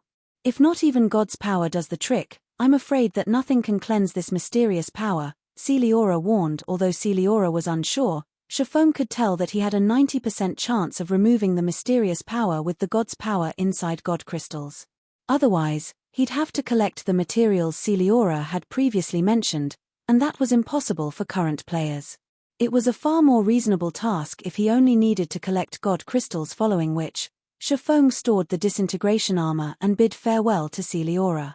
He then led Yulan and the others towards Zero Wing's residence to complete the registration procedures. Due to God's domain evolution, the process of joining a guild had become far more troublesome. This was especially true for guilds with guild residences. Players who wanted to join such guilds needed to register at the residence or the Adventurers Association. It was no longer possible to accept an invitation from a person in power. As Feng made his way towards Zero Wing's residence, the sound of a system notification reached his ears. System, congratulations. Zero Wing City's basic facilities have been constructed, and its name is spreading throughout Star Moon Kingdom. Do you wish to allow NPCs to garrison in Zero Wing City? Chapter 1550, City Opens. Chapter 1550, City Opens. They're done already? Feng was a little surprised to hear the system notification. Normally, even after a guild city's construction finished, it would take a considerable amount of time before the city could be opened to NPCs. Only after NPCs could enter the city would it officially open to the public. NPCs were of utmost importance to a guild city's development. The sooner a guild could lure NPC residents, the sooner a city could unlock its various functions. He had expected to need a few more days before NPCs could conduct business in Zero Wing City. Immediately, Feng clicked agree, allowing the NPCs, who had been attracted to Zero Wing City's scenery, to enter the city. Shortly after Feng had done so, he received a call from Aqua, Rose Guild leader. For some reason, NPCs have begun to serve into the city. Many NPC merchants have even visited the City Lord's mansion, requesting to purchase the city's shops. All of these requests have time limits. Should we approve of them all? Aqua Rose, who currently resided in the City Lord's mansion, asked anxiously. This was the first time she had encountered such a situation. This had never occurred when she had managed Stone Forest Town, since all of the NPCs had long since secured their own shops. Her job had only been the player-owned shops management back at Stone Forest Town. Now that Zero Wing City was complete, every plot of land would become incredibly valuable. If they sold these lands to NPCs, they wouldn't be able to take advantage of them in the future. NPC merchants. Joyfully, Feng answered, of course. Sell them the shops. The more, the merrier. But before you do, inspect the NPC merchants' reliability ranks and products and compile a list for me. NPC merchants were essential to God's Domain's players. This was because NPC merchants sold many of players' daily necessities. Some even sold rare items that could not be found anywhere else. NPC merchants would also purchase miscellaneous items that players did not need. Once a guild city was complete, NPC merchants would come to the city to set up their own shops. However, the NPC merchants in guild cities weren't like those in NPC cities. Not only would they sell items similar to the latter, but they also offered certain special items. Unfortunately, there was a chance that these items would be counterfeits. Hence, when purchasing these special items, players had to rely on luck and foresight. The NPC merchants that worked with guild cities were also differentiated based on their star ranks. The higher a merchant's star rank was, the faster their shops could be promoted. Meanwhile, the higher a shop's rank was, the shop would have a greater variety and quality of items to offer. As these NPC shops improved, they would help stir a city's development and attract even more players and NPCs to the city. Hence, the various large guilds in the past had tried all sorts of methods to lure NPCs to conduct business in their cities. Feng had never thought that NPC merchants would seek cooperation the moment he allowed them to enter Zero Wing City. He had never encountered such a situation in his previous life. Even after Shadow had upgraded one of its advanced towns to a basic city, it had gone through a lot of effort to attract NPC merchants. Now, however, NPC merchants had already sought him out despite the lack of any promotional work. Is this a benefit given to the first guild city? Feng could not help but wonder. By the time Shadow had secured its first basic city in the past, many first-rate guilds had already secured intermediate cities. The super guilds had even been in the midst of upgrading their cities to advanced rank. Hence, Shadow's city had had many powerful competitors. On the other hand, Zero Wing City was the first player-constructed city in Star Moon Kingdom. It had no competition to speak of yet. Without any better options, it was natural that NPC merchants had flocked to Zero Wing City. After speaking with Aqua Rose, Feng hailed an advanced carriage and made his way to Zero Wing's residence with Yolan's group. There are so many people. When they alighted from the carriage and saw the long line of players outside the residence's entrance, Yolan was surprised. Thousands of players had lined up outside of Zero Wing's residence, and most of their standards were quite high. On average, these players were above level 40. There were even quite a few players in level 40 fine gold weapons and equipment in the queue. However, these players paled in comparison to the 100 Zero Wing members standing guard by the residence's main entrance. Every player in the 100-man team was level 43 or above. The team leader was even level 46. The most inferior piece of equipment these players wore was level 40 secret silver rank. As for the leader of the team, he wore a level 45 fine gold set equipment and carried a level 45 dark gold longbow. Surprisingly, despite being so well equipped, these players only wore Zero Wing's silver guild emblem, which denoted that they were elite members. They didn't wear the purple guild emblem for core members. These are merely Zero Wing's elite members. Dark Eye couldn't believe his eyes when he saw the level 46 ranger guarding the entrance. Even he was jealous of the ranger's equipment. Wearing a full set of level 45 fine gold set equipment was no different than having a full set of level 45 dark gold equipment. Dark Eye only had 4 pieces of level 45 dark gold equipment on him, while the rest was level 40 dark gold equipment. Unfortunately, level 45, 100-man team dungeons weren't easy to raid, and they dropped a limited amount of weapons and equipment. It had taken a lot of effort to collect the pieces he wore. The ranger had also reached level 46. In a first-rate guild, the ranger would definitely be an expert and given the position of a core member, yet in Zero Wing, the ranger only qualified to become an elite member. Yolan couldn't help her rueful sigh when she saw the elite team guarding the entrance. Either Zero Wing was no longer the guild she had known in the past. With such foundations, it was no wonder why Feng dared to provoke the Blackwater Corporation. Another group of people who are dumbfounded by Zero Wing's equipment have arrived. How many is that now? Why wouldn't they be shocked? We're talking about level 45 fine gold set equipment. Even experts would be lucky to obtain level 45 fine gold equipment, much less level 45 fine gold set equipment. Level 45 fine gold set equipment would definitely be top-notch in other guilds and adventurer teams, but it's nothing in Zero Wing. I've heard that Zero Wing's core members can even purchase Tier 1 set equipment. Do you even know what a Tier 1 set equipment is? It's even better than level 45 dark gold set equipment. The Tier 1 set equipment is old news already. Based on what I've heard from Zero Wing's internal members, the core members are even allowed to purchase epic items. Quite a few are already sitting in Zero Wing's warehouse waiting for players to trade in their GCPs. What? Zero Wing is even offering epic equipment. Don't guilds usually assign such items to specific players?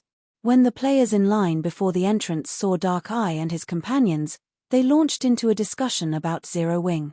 Moreover, as they spoke, they become more passionate. Their conversations even caused the players behind them and passers-by to drool. Dark Eye's team, who overheard the conversations, were at a loss for words. They had assumed that they could easily become core members after joining the guild. After all, they had been considerably high-ranked experts in Underworld. But after seeing the level 46 ranger guarding the entrance, their confidence faded to nothing. Let's head inside, Feng said, paying no attention to the players' conversations outside. As he approached the entrance, he revealed the Black Guild emblem reserved for Zero Wing's upper echelons. After a few hushed words with the level 46 ranger, he led Dark Eye and the others into the residence. When the crowd saw the cloaked Feng reveal a Black Guild emblem, they went into an uproar. A Black Guild emblem. That is one of Zero Wing's upper echelons. A guild emblem cannot be faked. That player is definitely a big shot in Zero Wing. I wonder who those people following him are. Could they be Zero Wing's core members? That's impossible. If they're core members, why don't they have guild emblems? They should be here to join Zero Wing. They seem pretty high-leveled and are fairly well-equipped. Those people sure are lucky. They actually know one of Zero Wing's upper echelons. They'll be able to join the guild without taking any test. The waiting players couldn't help but envy Yulan and her companions. Shortly after Yulan and the others entered Zero Wing's residence, a stealthed assassin at the street corner revealed himself. This was none other than Third Ghost, one of the 7 ghosts Feng had clashed with in the past. Zero Wing actually dares to shelter Yulan's group? They aren't taking Blackwater seriously. Third Ghost sneered as he watched Yulan's group enter Zero Wing's residence. It seems that it's time to report to the higher-ups. Chapter 1551, God's Blood. Chapter 1551, God's Blood. Inside Zero Wing's resplendent guild hall. As soon as Yulan and the others entered the building, they were captivated by the scene before them from the outside. Zero Wing's guild hall was no larger than the guild halls in Superpow's headquarters. Upon entering the building, however, it felt as if they had stepped into an entirely different world. No matter how they looked at it, Zero Wing's guild hall was bigger on the inside. The first-floor lobby was already the size of a football field. Quite a few guild members rested in the lobby and conversed, while several players queued up at the front desk to rent private rooms. A quest hall, which was even larger than the central room, was located beside the lobby. Many guild members occupied the quest hall as they searched for suitable quests to pick up. Specifications for high-rank individual quests and high-rank team quests were displayed in rotation on the large screens hanging from the ceiling, with a stupefying number of available quests. This is a 3-star guild residence.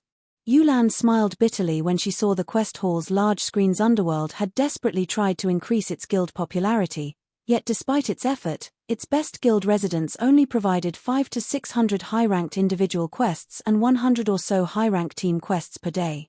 With such small numbers, not even Underworld's core members were guaranteed to receive a high-rank quest every day. In contrast, Zero Wing was flooded with high-rank quests.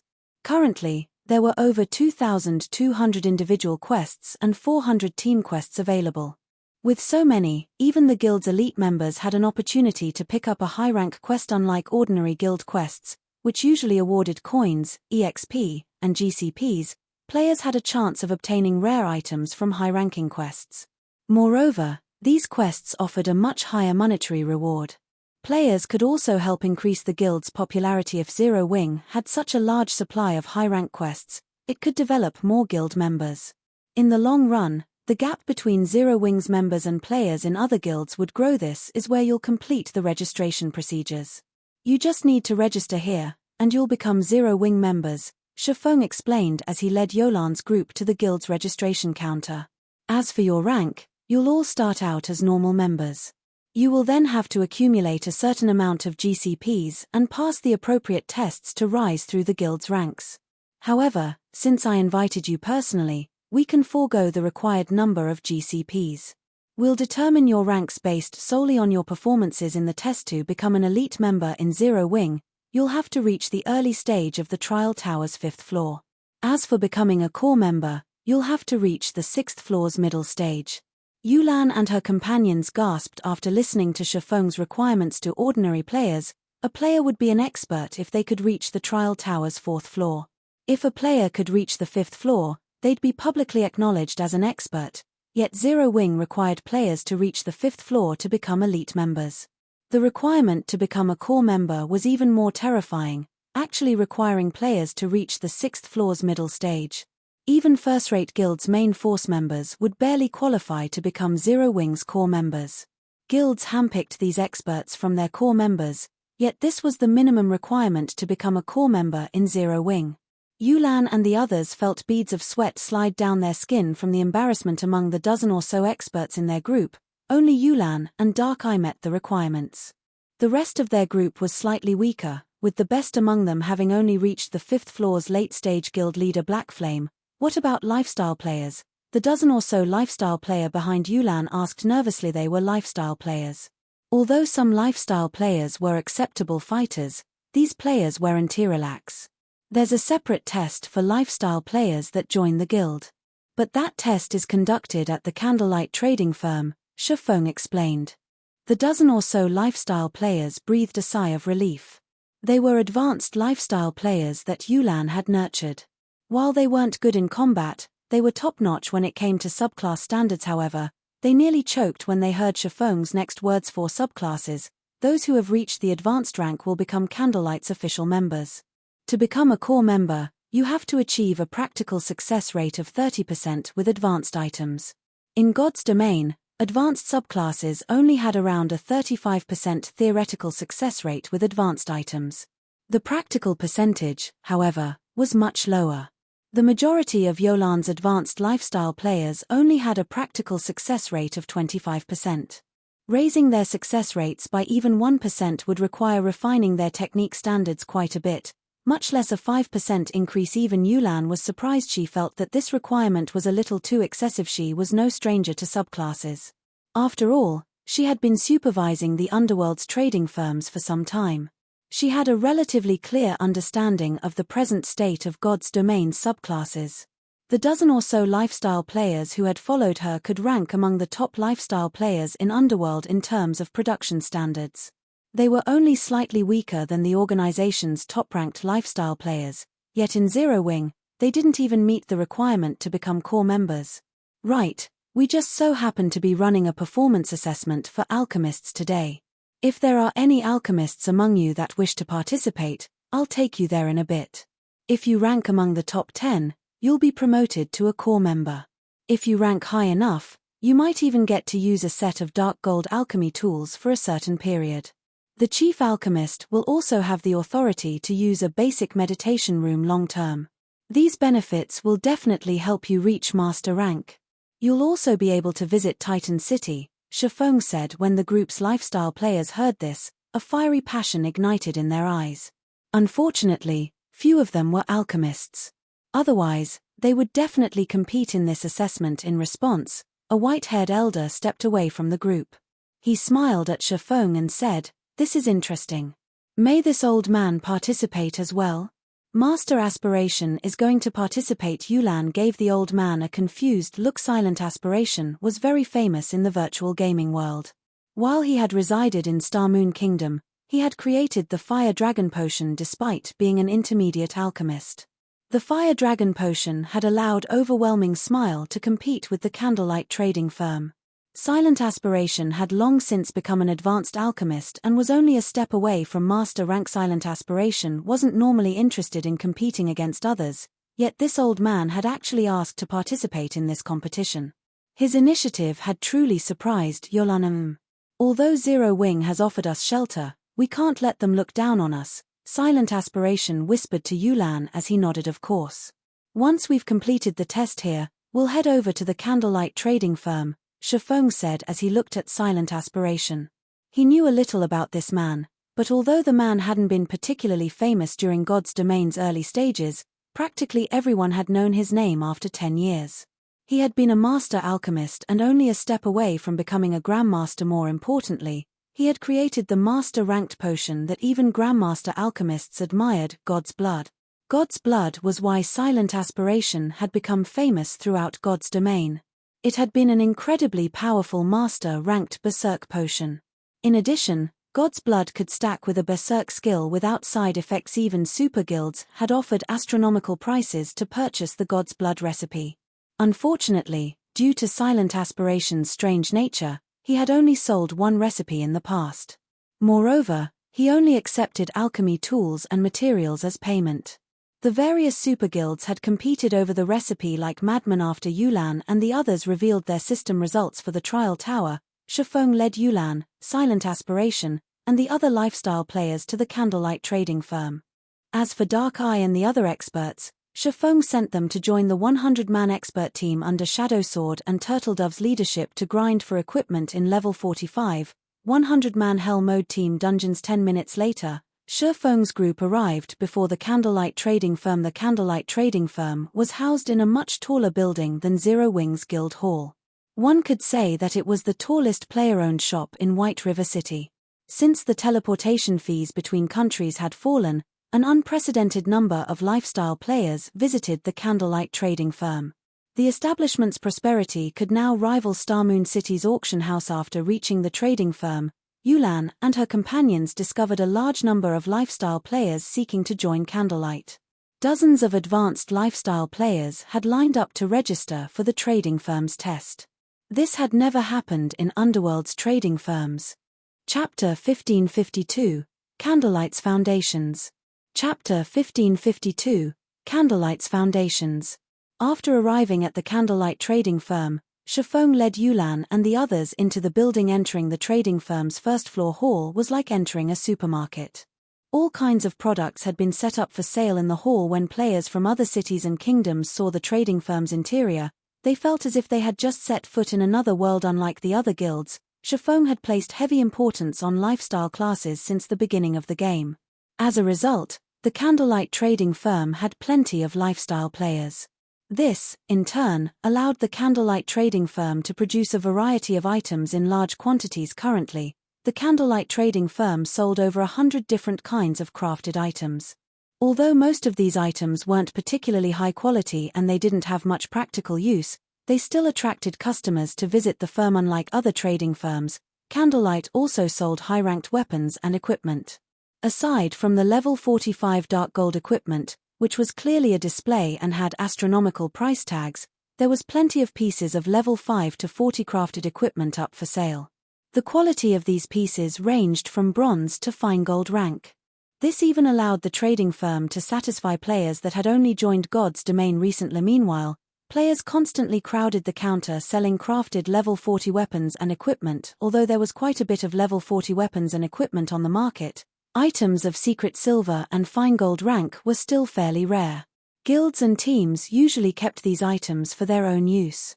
Even when they chose to sell these items, they usually set the price far above market value. However, the Candlelight trading firm was different. It consistently produced level 40 equipment ranging from bronze to fine gold rank, most of which was secret silver and fine gold rank. Moreover, the trading firm sold the equipment it produced at fair prices. Although the prices were slightly higher than market value, they weren't ridiculous. As a result, players usually bought out any level 40 secret silver and fine gold equipment very quickly. As expected of the publicly acknowledged, #1 trading firm in Starmoon Kingdom. Its foundations are really something.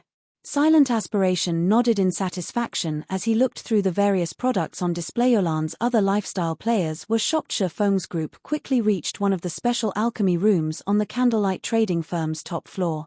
A large crowd had already gathered in the room, and when Feng's group entered, everyone turned towards them. The guild leader is here to watch the ranking competition. The guild leader is visiting us personally. Could he have some good news? There should be.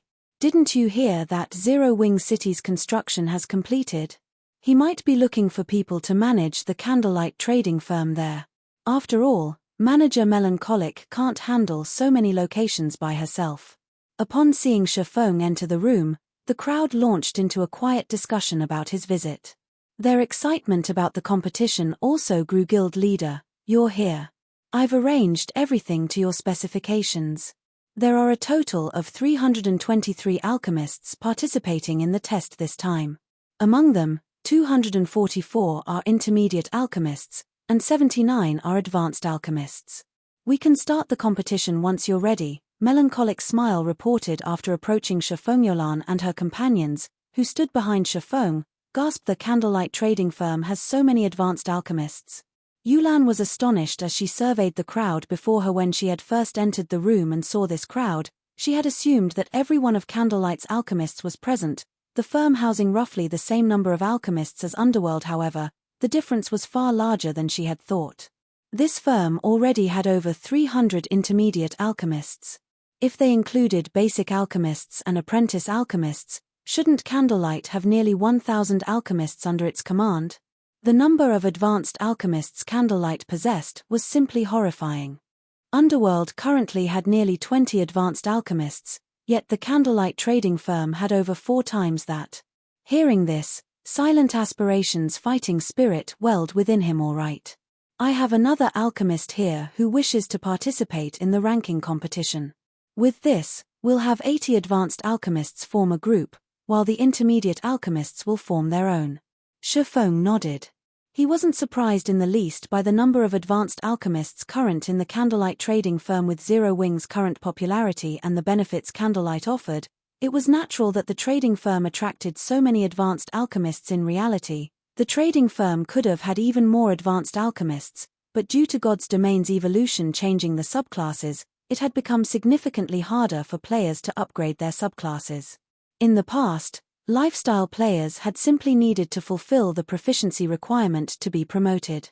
Now, however, not only did lifestyle players had to have enough proficiency, but they also had to pass a test at their respective lifestyle associations. Once they could create a specified item with a certain success rate, would their rank rise. Otherwise, with how many alchemists the Candlelight trading firm nurtured, they would have had far more advanced alchemists. Following which, Silent Aspiration joined the competition group for advanced alchemists. Right. For this ranking competition, aside from the aforementioned benefits, the top 3 players will have the opportunity to learn this mana-enhancing potion recipe, Feng said as he took a large booklet from his bag and placed it on the stone table before him. He then shared the details of the mana-enhancing potion to everyone in the room. When the crowd finished reading the potion's effects, they went into an uproar. What? This is a berserk potion, an advanced berserk potion? And there's a special alchemy technique included with the recipe. If I could learn that technique, I might have an easier time trying for master rank. I have to fight for one of the top 3 positions this time, no matter what. Every alchemist's eyes shone with excitement. Even Silent Aspiration, who didn't seem overly excited about the competition, showed great interest after seeing the mana-enhancing potion. Advanced alchemy recipes weren't like ordinary alchemy recipes. Advanced alchemy recipes required the application of unique alchemy techniques.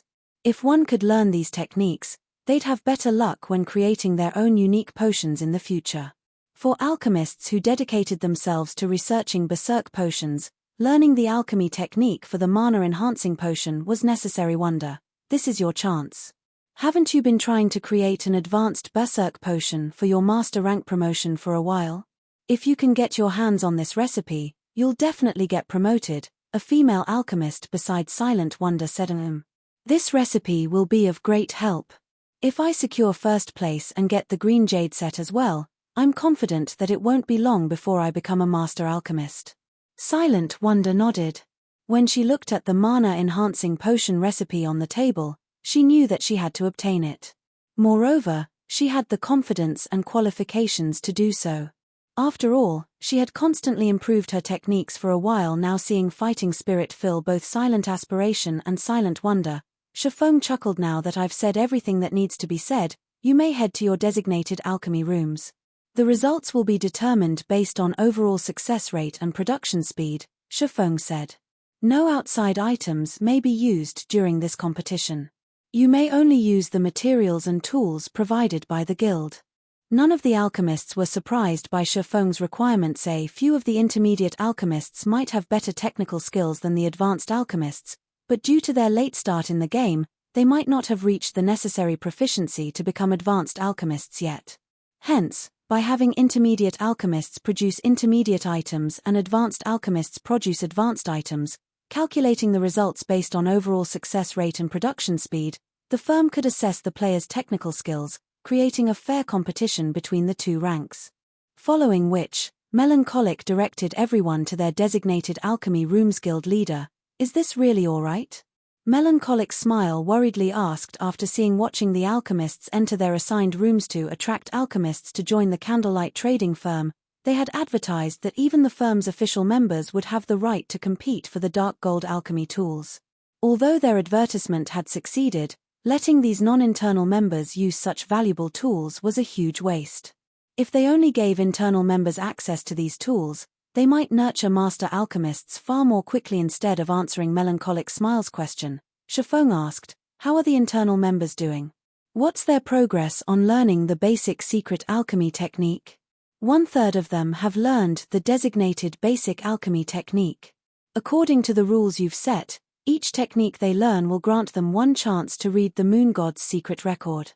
So far, the best alchemist has read the Moon God's secret record 4 times, while everyone else has read it twice on average. Melancholic Smile answered, unsure as to why Feng had asked such a question. Although the basic alchemy techniques were beneficial, they were only basic techniques at the end of the day.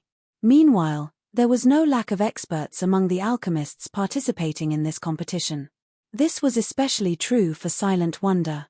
Had the woman chosen to become one of Candlelight's internal members, she might have become a master alchemist by now. That's enough, then. Feng chuckled without explaining further. Now, all we need to do is examine their performance. The benefits he had offered were astounding, but that didn't mean that outsiders could easily gain access to them. Chapter 1553, Alchemy Battle. Chapter 1553, Alchemy Battle. Despite the confident look Feng gave her, Melancholic Smile couldn't help her concern. However, since Feng had decided, she could only watch this competition play out and hope that the non-internal members wouldn't occupy too many of the top 10 positions, letting internal members learn basic alchemy techniques. When Yulan overheard the conversation between Feng and Melancholic Smile, she could not help her smile. She had worried for Silent Aspiration since he'd be competing against so many advanced alchemists now. However, she breathed a sigh of relief. If it were only a matter of basic alchemy techniques, Silent Aspiration had already learned a few. Although basic alchemy techniques were indeed precious, with her position in Underworld and the resources she had collected, she had managed to help Silent Aspiration learn 3 such techniques. Moreover, basic alchemy techniques could only help alchemists solidify their foundation. It wouldn't help them much when improving their actual technique standards past a certain point. When comparing technical standards, there was little difference between an alchemist who had learned 3 basic alchemy techniques and one that had learned 4. The difference would only show itself when players attempted to create their own unique potions with the basic alchemy techniques Silent Aspiration had learned and the wealth of experience he had gained while dabbling in the alchemical arts. He should have a high chance of securing first place in this competition. With this, she could, more or less, prove to Zero Wing that her group could be useful. Otherwise, in the event that the Blackwater Corporation targeted Zero Wing because of her people, Zero Wing's members would look down on her group. Meanwhile, in the alchemy rooms on the top floor, both the advanced alchemists and the intermediate alchemists had begun to refine the materials on their respective workstations for the competition. Every alchemist had been given 100 sets of materials. Moreover, rather than some extremely valuable potion, they only had to create commonly used potions. The intermediate alchemists had been asked to create fire potions. As for advanced alchemists, they had to create frozen soul potions. Although the fire potion and the frozen soul potion were common items, their production was more difficult than other portions of the same rank. They were quite suited for testing alchemists' production techniques. Feng had also chosen these 2 potions for the assessment due to the Eclipse Gate. Any player that visited the Eclipse Gate would need them.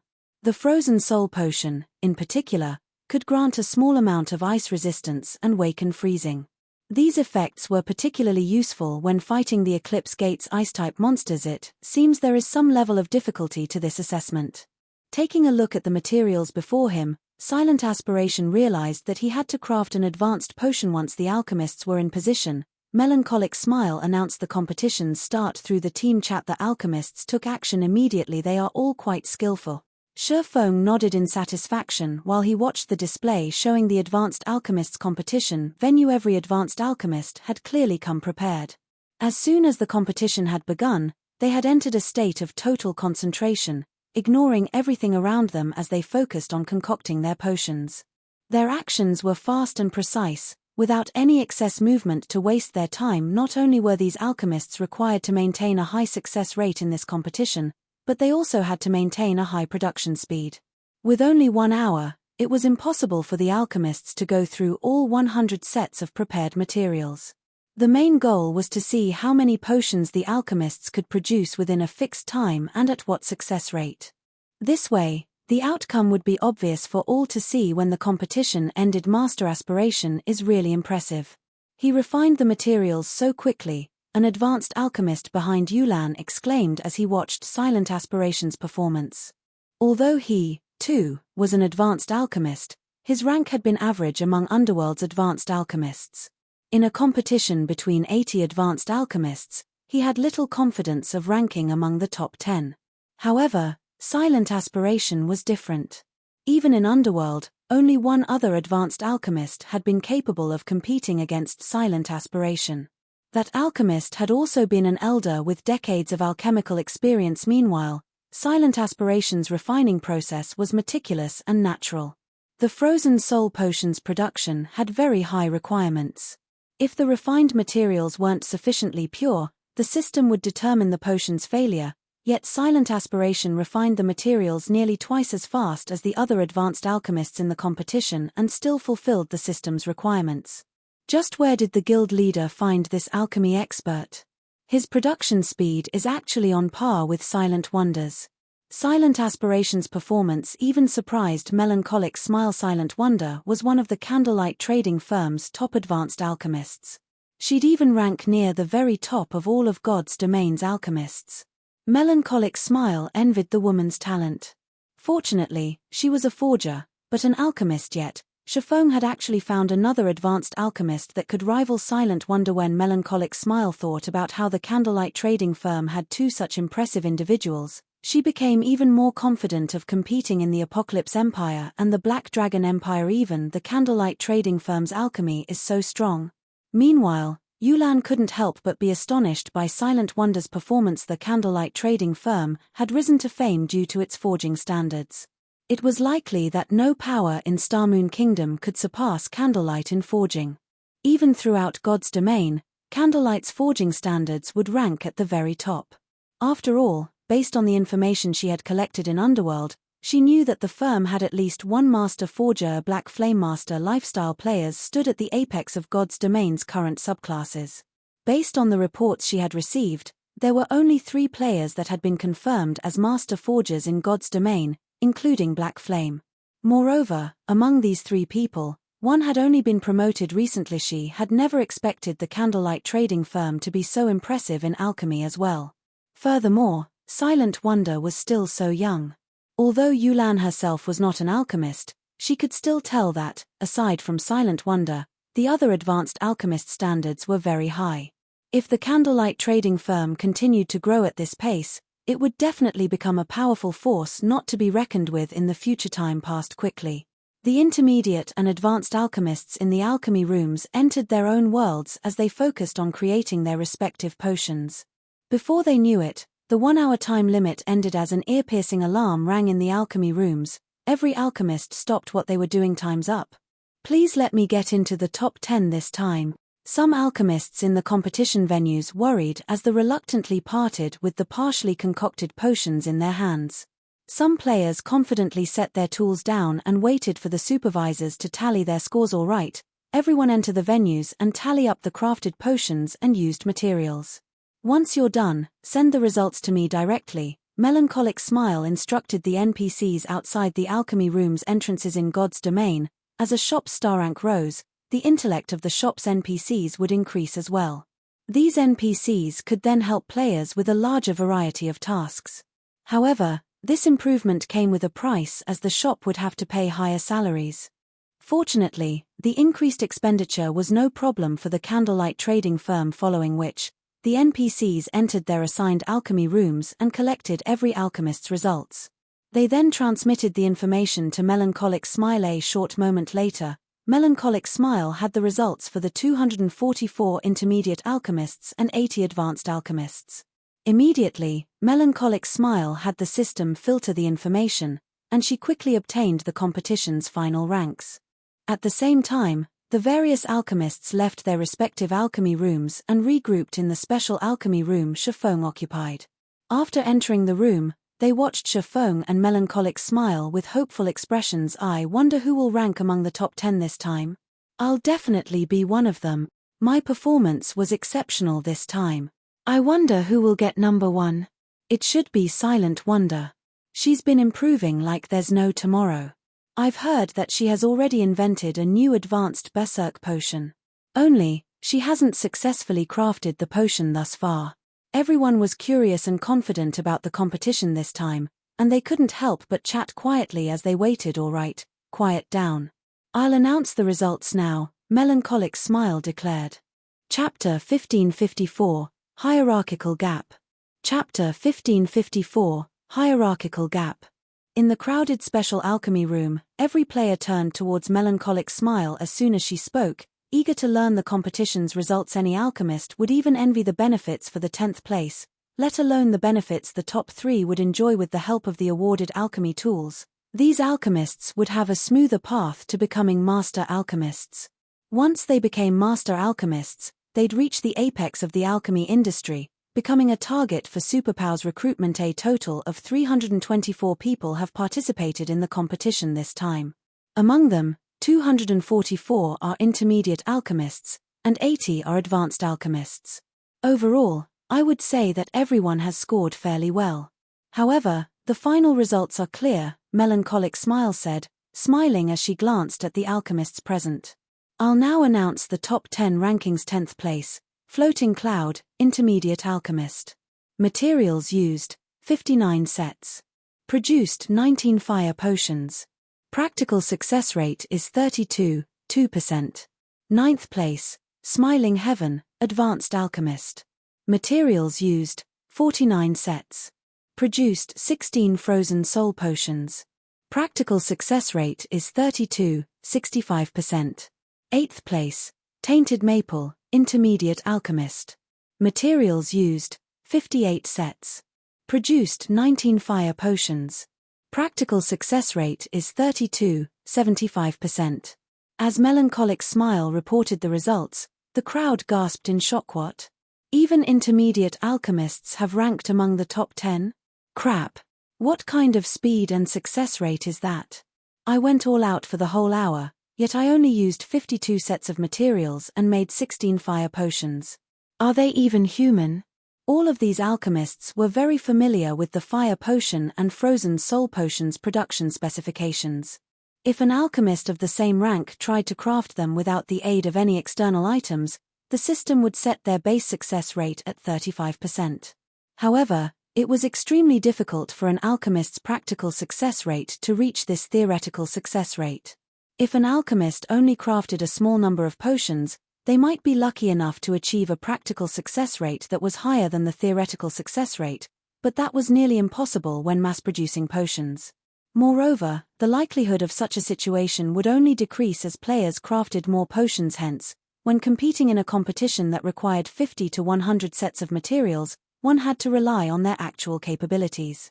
Luck had very little impact in such competitions. Moreover, it was extremely difficult to maintain a high production speed if one wanted to maintain a high success rate. After all, the hastier one was, the more likely they were to make mistakes. This, in turn, resulted in a lower success rate in this competition. Players were first judged based on the number of potions they crafted. Their success rate was secondary.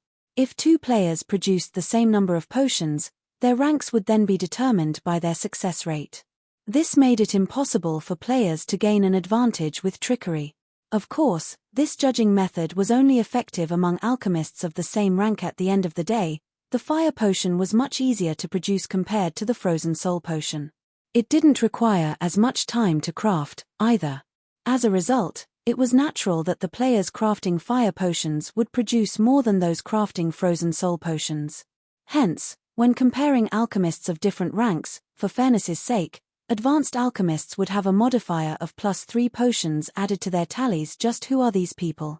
Yulan was astounded as she watched the alchemists walk up to the stage, melancholic smile occupied when Feng had stated that the practical success rate of Candlelight's core members was around 30%. She had assumed the man had exaggerated.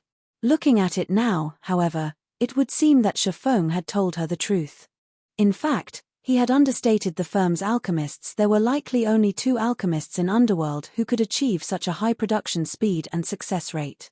Ordinary advanced alchemists would be fortunate to achieve 2/3 of the production speed of Zero Wing's advanced alchemists. They'd thank the heavens if they could reach even 20% of these alchemists' practical success rate. As melancholic smile continued to announce the top 10 ranks, Silent Aspiration and Silent Wonder, who stood below the stage, were flabbergasted. They had never thought that the other alchemists in the trading firm would achieve such excellent results, only slightly inferior to their Zero Wing. Sure has a lot of alchemy experts. But this old man will still take first place. Silent Aspiration hadn't lost any of his confidence.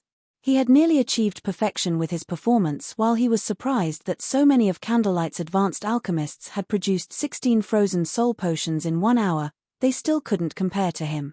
After all, he had crafted a total of 18 frozen soul potions. Though part of the reason for his result had been his luck with his final attempt, luck was also a component of an alchemist's strength. Alright, next up is 5th place, Silent Aspiration, Advanced Alchemist. Materials used, 53 sets. Produced 18 frozen soul potions. Practical success rate is 96%. Everyone gasped when they heard Silent Aspiration's results. The advanced alchemist that scored 6th place had only produced 16 frozen soul potions, yet his score had increased by 2. The result was frightening. 5th. How is this possible?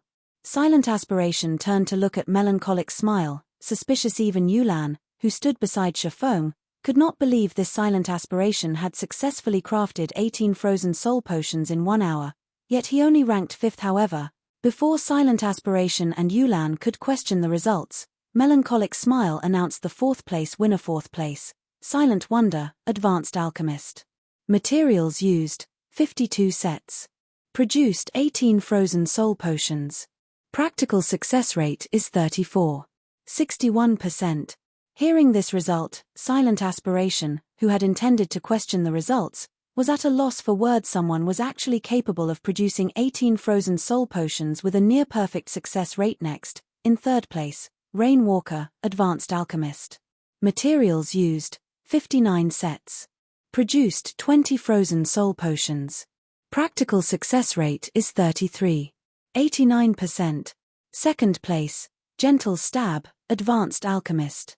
Materials used, 61 sets. Produced 21 frozen soul potions. Practical success rate is 42%. 1st place, Dormant Twilight, Advanced Alchemist. Materials used, 62 sets. Produced 22 frozen soul potions. Practical success rate is 48%. When Melancholic Smile finished announcing the competition's results, silence descended on the venue. Everyone turned towards the top 3 alchemists on the stage, skepticism filling their eyes. Were the results manipulated? Silent Wonder was confused as she read the results. Her production speed in this competition had been the best she had ever achieved, completing 52 attempts in 1 hour. That was basically 1 attempt every minute or so. Her success rate was even close to perfection. Yet, of the 3 alchemists who ranked above her, 2 had spent less than a minute on each attempt. One had even achieved a success rate that exceeded the system's theoretical success rate. She found it hard to imagine how these people could have possibly achieved such results. The only possibility she could think of was that they had cheated and used alchemy tools that increased their production speed and success rate. Silent Wonder wasn't the only one with such thoughts. Silent Aspiration and Yulan had reached the same conclusion. The report had even surprised Melancholic Smile. I know that some of you will refuse to believe these results and suspect that the top 3 alchemists have cheated in some way. However, I guarantee you that that is not the case. This is their own strength. Do not think that the top 3 positions of the Candlelight trading firm are so easy to obtain. If you do not work hard, the gap between you will only grow, Feng stated as he glanced at everyone present. To maintain fairness, I'll show you these top 3 alchemists' refining process. After Feng said so, melancholic smile displayed the recording of the top 3 alchemists' refining process on the magic water ball in the center of the room. As this was a competition, everyone's work had been recorded to avoid any cheating. Others would also be able to use the recordings of the high achievers as reference. As the videos played, the crowd noticed that the top 3 alchemists' production speeds weren't particularly fast. In fact, they were slower than most of the participating advanced alchemists. However, while these 3 were refining their potions, they'd occasionally give up halfway through and concoct a new potion as if they knew that their attempt wouldn't succeed. By giving up halfway, these 3 alchemists saved a lot of time. As a result, they went through far more materials during the limited amount of time. When the videos ended, every alchemist in the room turned as one towards the top 3 alchemists, realizing where the difference lay. How is that possible? Silent wonder and silent aspiration were dumbfounded. It was impossible to know how a potion would turn out before it was refined. They couldn't fathom why these 3 had decided to give up on certain attempts midway, yet it was precisely the reason they had achieved far better results. Could this be some kind of alchemy technique? Silent wonder and silent aspiration considered the thought at practically the same time. This was especially true for Silent Wonder. She was no stranger to the top 3 alchemists, but when it came to alchemy standards, she had no doubt that she was superior. The only way the trio could surpass her was with alchemy techniques. The trio must have learned a technique that she didn't know, which was why there was such a massive difference between them. Based on the fact that all 3 alchemists had learned the same technique at the same time, she guessed that it must have something to do with the Candlelight's internal member training program. Alright, now that you've seen their refining processes, I'm sure you've realized where the difference lies. The promised benefits for the top 10 winners will be delivered to your respective alchemy rooms. I want you 3 to stay behind. Everyone else, you may leave if you have nothing else to say, Feng announced, chuckling as he noticed Silent Wonder and Silent Aspiration, who appeared to be deep in thought. Chapter 1555, Internal Benefits. Chapter 1555, Internal Benefits. After Feng gave the command, everyone began orderly shuffling out of the special alchemy room. Even now, though, everyone still felt a little shocked by the outcome of this competition. Originally, they all thought that Silent Wonder would be the champion this time. They had never imagined that she would actually end up failing to get within even the top 3. Moreover, there was a huge difference between her results and the results of the third-place winner. This was simply incredible. However, just like Feng had said, they had indeed underestimated the Candlelight trading firm's foundations. The difference between the support received by internal members and official members was much greater than they had expected. Only now did everyone understand why Feng had declared that even official members could take part in this competition. Most likely, from the very beginning, Feng had never once thought that the official members of Candlelight had the capabilities to compete for the top few positions. Hence, he had boldly allowed official members to take part in the competition without any restrictions. Although the benefits for the top 10 positions were quite good, there was a qualitative difference between them and what the top 3 winners received. In God's domain, secret silver alchemy tools were indeed very rare, but the various large guilds generally had a few pieces. However, in the case of the fine gold ranked Ocean's Glow set and the dark gold ranked Green Jade set, they were not things that just any guild would have. Even super guilds would not necessarily be able to obtain these precious treasures. With the aid of these top-tier alchemy tools, one would definitely have a much higher chance of creating a new potion. Meanwhile, as everyone was leaving, Silent Wonder suddenly walked up to Feng. What's going on? Could Silent Wonder be trying to complain about the competition results? That shouldn't be the case. She must have seen the videos as well. There are indeed no problems with the results. Dormant Twilight and the others did indeed win the competition fair and square. Moreover, the results will most likely remain the same for the next few competitions. It really makes you wonder how they managed to improve so quickly. I recall that Dormant Twilight and the other 2 were quite inferior to Silent Wonder some time ago. How should I know? However, it should have something to do with the trading firm's internal member training program. It's a pity that I lack the strength to join it. Everyone could not help but start a quiet discussion among themselves as they looked at Silent Wonder Guild leader. May I ask you a question? Silent Wonder asked as she looked at Feng seriously. A question? Upon seeing the serious expression on Silent Wonder's face, Feng chuckled and replied, sure, ask away. After taking in a deep breath, Silent Wonder said, I wish to ask about the alchemy technique dormant and the others have learned. Can the technique be learned by becoming an internal member of the guild? To some extent, yes, Feng replied after giving the matter some thought truthfully. Feng was rather surprised himself by the trio's performance. He had never thought that they would gain such a significant harvest from reading the Moon God's secret journal. The Moon God's secret journal was indeed an alchemy treasure. However, it was a set of 3 volumes, and he had obtained only the first volume of the set, which contained only information on the various materials available in God's domain. It was just like an encyclopedia for materials. There were no alchemy techniques recorded inside the volume. Meanwhile, among the basic alchemy techniques he obtained from the Moon God's secret room, none of them contained the technique Dormant Twilight, and the others had used. Feng's answer rendered everyone speechless. What did he mean by to a certain extent? Could they, or could they not learn the alchemy technique? Then, as long as I become an internal member of Candlelight, will I be able to learn the techniques Dormant and the others are learning as well? Silent Wonder simply could not wrap her mind around the technique Dormant Twilight and the others had displayed during the competition. Their every action during the competition had been very normal, so much so that they did not even apply any basic alchemy techniques and had just concocted the potions normally. In the end, however, the results they achieved were still leaps and bounds ahead of hers at this moment. It was as if she had seen a new world in Dormant Twilight and the others. To an alchemy fanatic like herself, it would be akin to torture for her not to study such a mysterious and amazing technique. Guild leader Black Flame, if this old man also becomes an internal member of Candlelight, will I be able to study such alchemy techniques too? Silent Aspiration, who had kept his own counsel all this time, suddenly stepped forward and asked Feng, Master Aspiration. Yulan could not help being stunned by this scene. Even back when Silent Aspiration was in Underworld, he had not yielded even once to its temptations. Nothing that Underworld tried succeeded in binding Silent Aspiration to the organization, as the old man despised being bound by restrictions.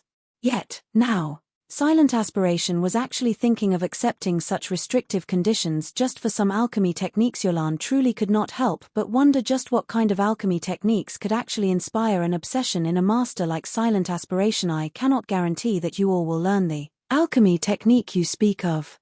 I can only say that how much you learn after becoming Candlelight's internal members will depend on yourselves. Feng could see the yearning these two people had for alchemy techniques. However, he truly could not guarantee that they would learn the technique they mentioned. It depended entirely on how much they could learn from the Moon God's secret journal and how well they would be able to put that knowledge to use. Upon hearing Feng's reply, Silent Wonder and Silent Aspiration could not help but hesitate. Since that is the case, I'll join. After giving the matter some more thought, Silent Wonder still chose to become an internal member of Candlelight in the end, although she did not know what kind of treatment internal members received. When she saw how much Dormant Twilight and the others had improved, she could not help growing anxious. After all, despite so little time having passed since the trio had become internal members, their alchemy standards had already gone from being inferior to hers to surpassing hers by a large margin. She also had to admit that the Candlelight trading firm was truly powerful. It possessed advantages that even super guilds did not.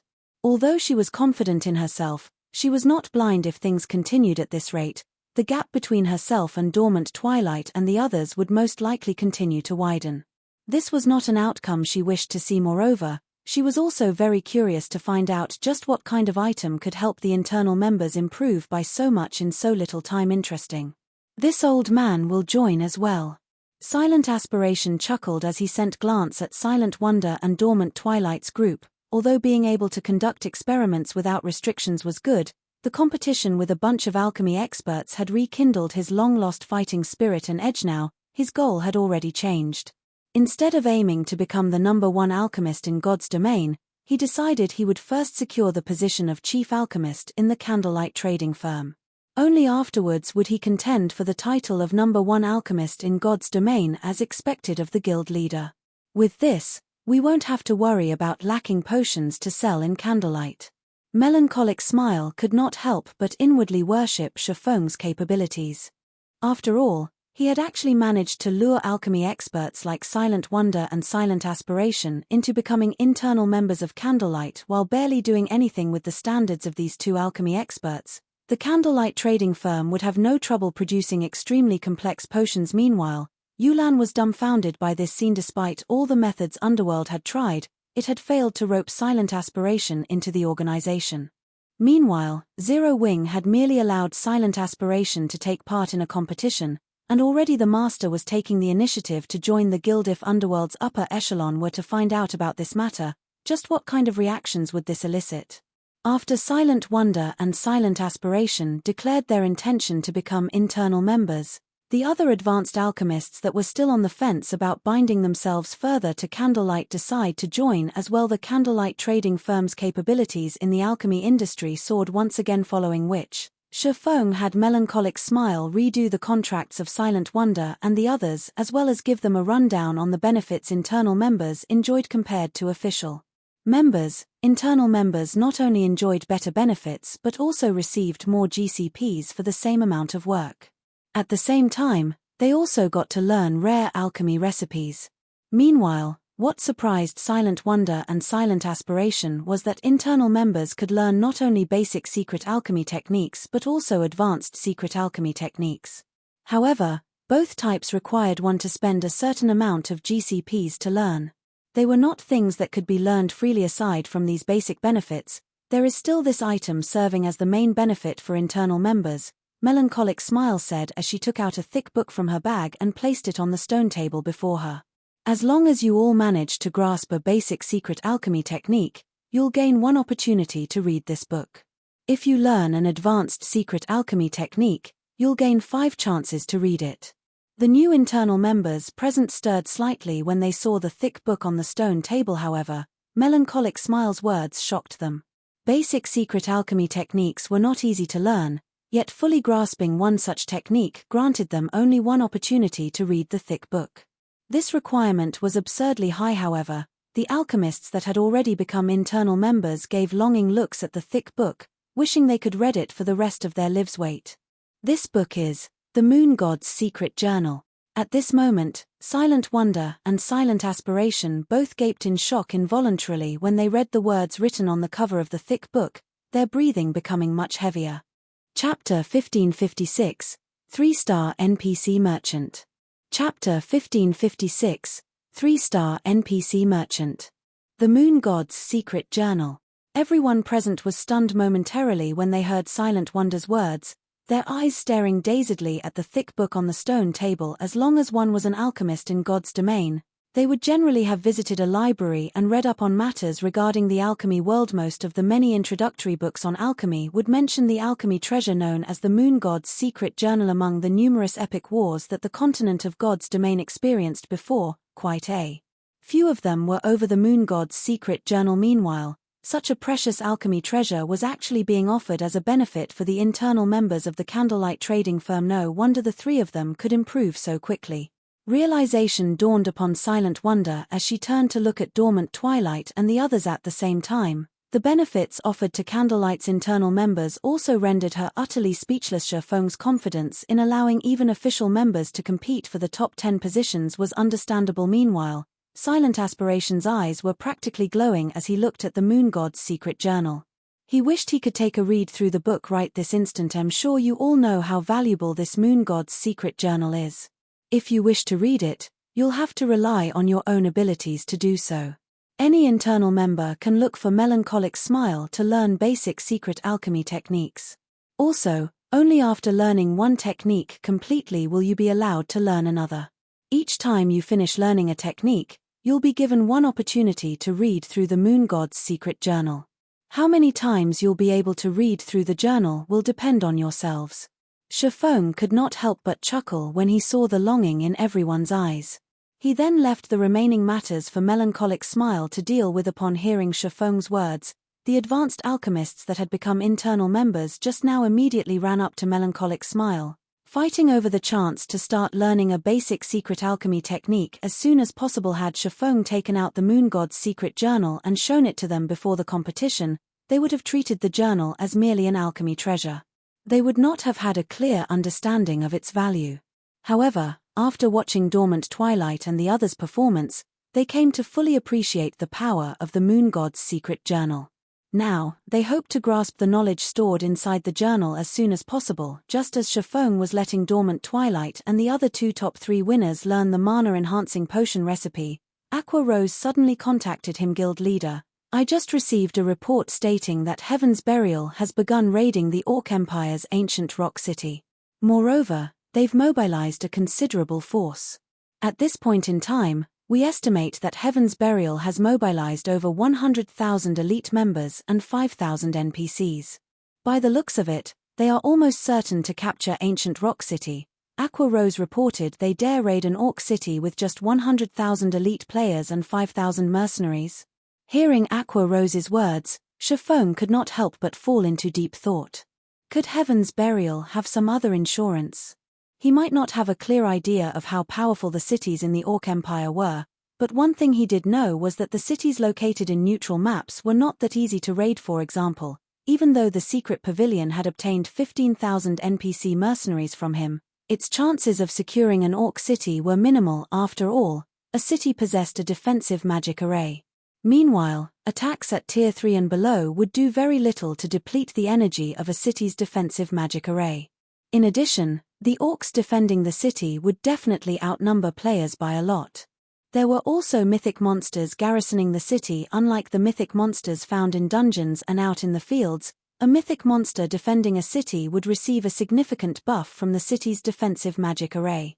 An army of 100,000 elite players was no different from a bunch of ants in the face of such a mythic monster.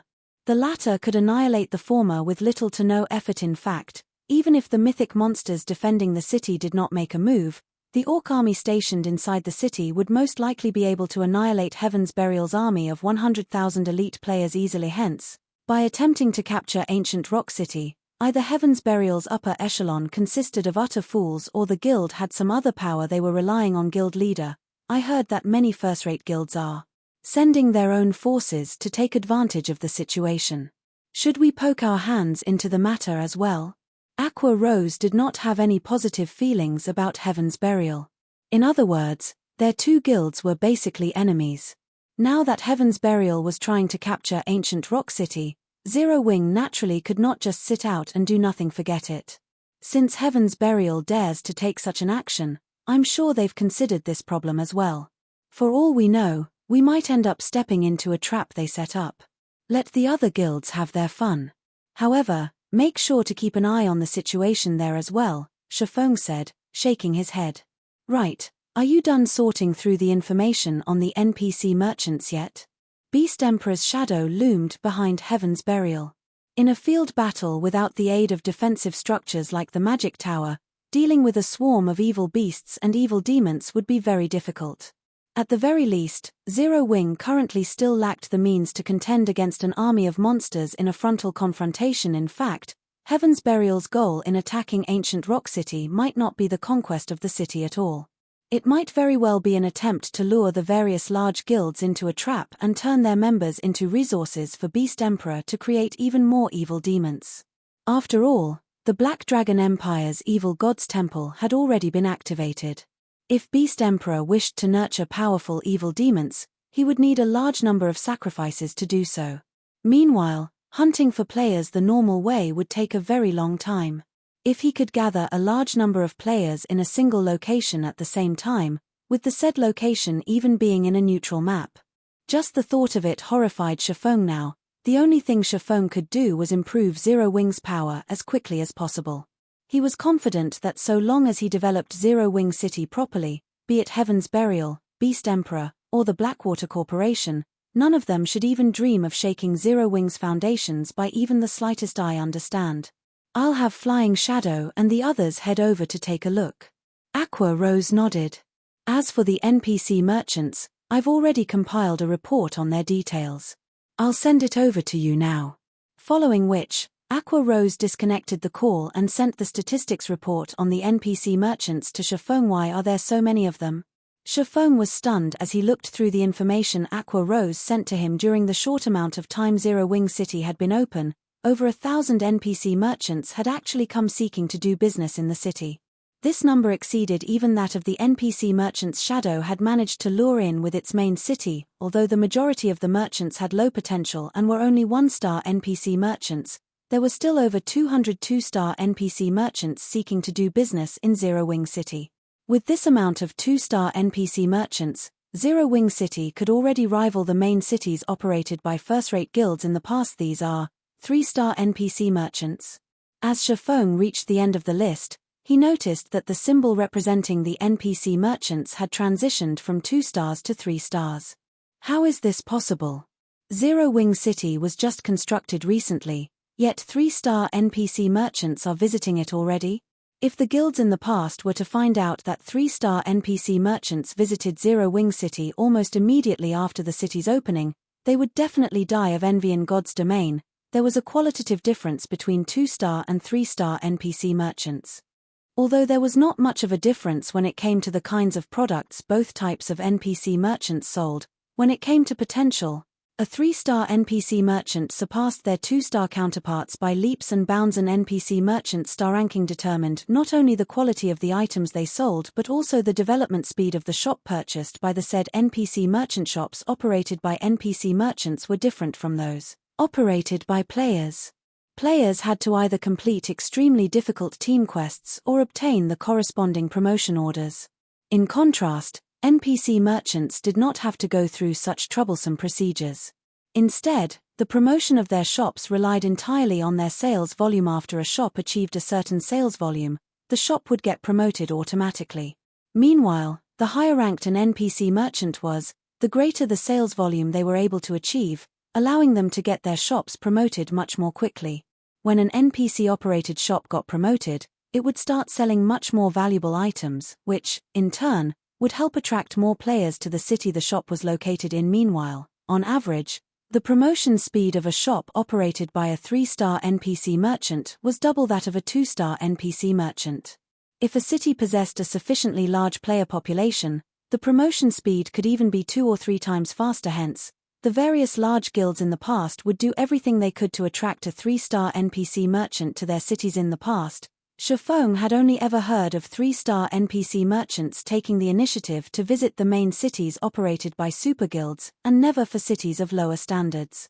As a result, the large guilds had to compete over the 3-star NPC merchants found in the various major NPC cities or wandering out in the fields. Meanwhile, not just one 3-star NPC merchant was seeking to do business in Zero Wing City right now, but 2 instead. Thinking up to this point, Feng immediately contacted Aqua Rose. Aqua, think of a way to have these 2 NPC merchants stay in the city. I'll head over immediately. In God's domain, NPC merchants would stay for only a certain period of time when visiting a city. They would not remain in the city permanently unless given a positive response to their request to do business. If he were to let these 2 3-star NPC merchants get away now, the next one would be long in coming. After saying so, Feng called upon Yulan and had her teleport to Zero Wing City's guild residence with him. Chapter 1557, Empire Changes. Chapter 1557, Empire Changes. Orc Empire, Ancient Rock City. Although Ancient Rock City had once been an abandoned city, the city had recovered to its former glory after the orcs returned to manage it. Towering, 20-meter-high walls surrounded the city. Magic runes also strengthened the walls. Not even players with extremely high agility would be able to climb them. A large number of orcs also patrolled the walls, and a defensive magic array encased the city and its stone barrier. With such tight defenses, not even a fly should think of sneaking into the city. However, over 100,000 elite players had gathered a short distance away from Ancient Rock City. These players stood at attention in orderly formations, ready to move out at a single command. Every one of these players wore Heaven's Burial's guild emblem, and even the lowest among them was level 40. A legion of several thousand players atop warhorses stood near the head of this elite army. Even from afar, one would feel an intense pressure weigh down on them. Aside from Heaven's Burial's members, rows of NPC mercenaries stood among the army's front line. The weakest of these NPCs was level 60, Tier 1, while the strongest were level 70, Tier 2 NPCs. Just what are Heaven's Burial's people trying to do? Do they really think they can get past ancient rock city's defenses with so little strength? The various large guilds' upper echelons watching from the sidelines were confused as Heaven's Burial geared up to attack the Orc city, although the Orcs in ancient rock city were not particularly high-leveled, with the majority averaging around level 65, and the highest at level 72, players would still have a disadvantage with the level difference. Furthermore, the city's Orcs greatly outnumbered Heaven's Burial's forces. Ancient Rock City should be home to over 700,000 Orcs at least. Among them, there was no lack of Great Lords and Grand Lords. Heaven's Burial's 100,000-strong elite army and 5,000 NPC mercenaries would barely serve as a warm-up for the Orcs. Guild Leader Singular, it seems our siege has attracted quite a few flies, Lei Jingyang commented, smiling as he surveyed the spectating large guilds. Over 10 guilds had gathered to watch Heaven's Burial siege ancient Rock City. Together, these guilds had dispatched over 200,000 players. The combined force already surpassed Heaven's Burial's numbers. If these large guilds ambushed their army at a crucial moment during the siege, they would deal a fatal blow. Isn't this just as we expected? Singular Burial asked, laughing. That's right. Though, it's a pity that Zero Wing isn't here. Otherwise, we could band together and take the guild out, Lei Jingyang said, sighing. All right, it's almost time to take action. It's about time we teach these guilds who rules over this neutral map, Singular Burial coldly announced after glancing at the system clock. Guild Leader, leave it to me. With these sacrifices, we'll have a guarantee of capturing ancient Rock City, Flame Blood said as he took a black crystal ball from his bag. He then began to chant an incantation. Suddenly, violent roaring filled the surrounding forest.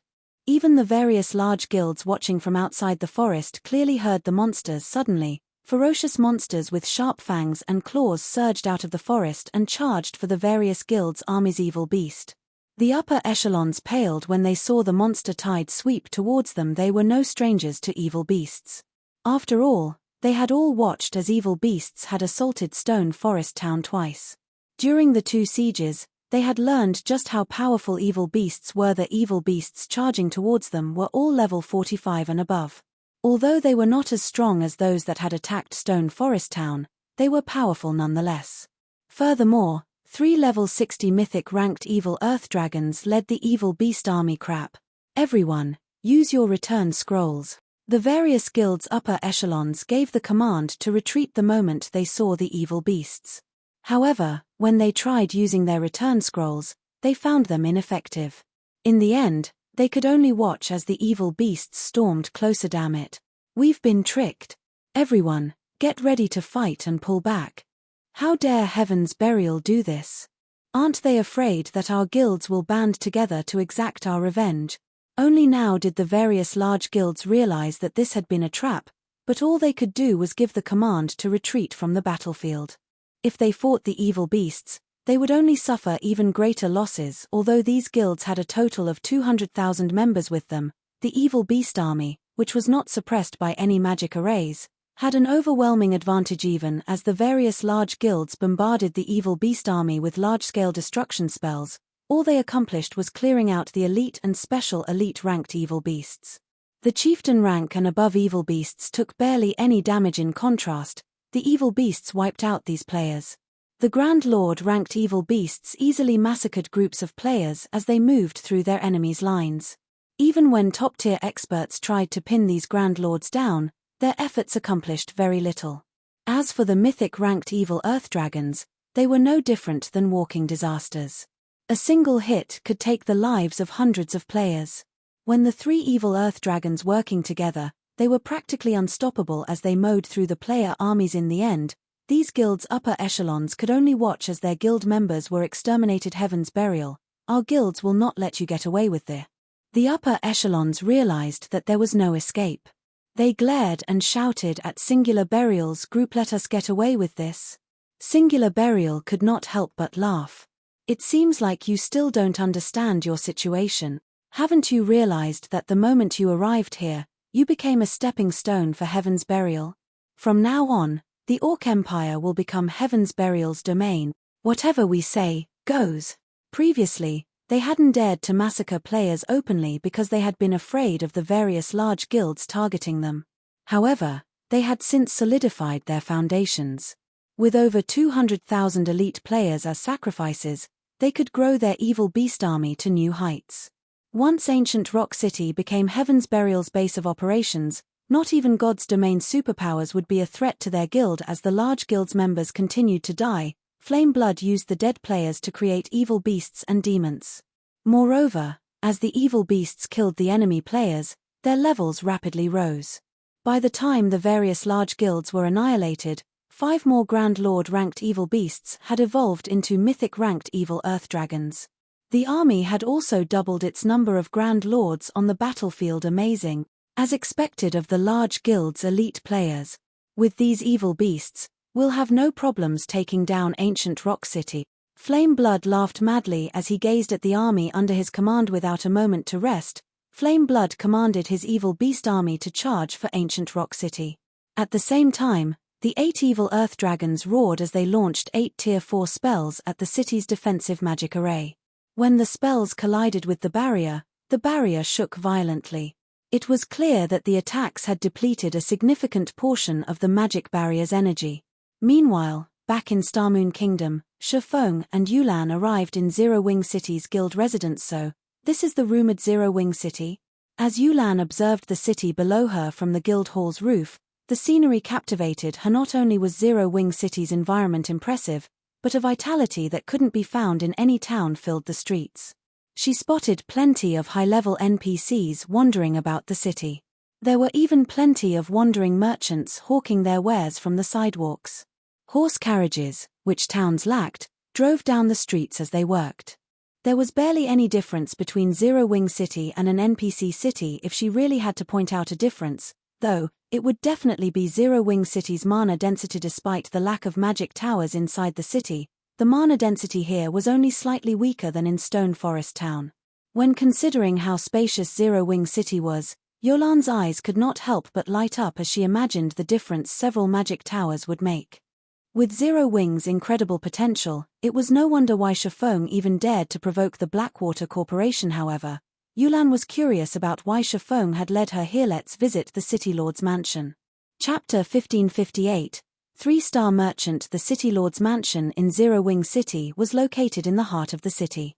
Though, the building resembled more of a mountain, rather than a mansion. Tall walls surrounded the mansion.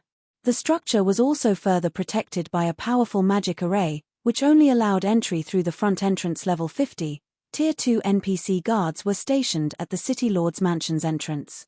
The mansion's magic array also reinforced these NPC guards' strength. At this stage of the game, it wouldn't matter how many players tried to break into the City Lord's mansion.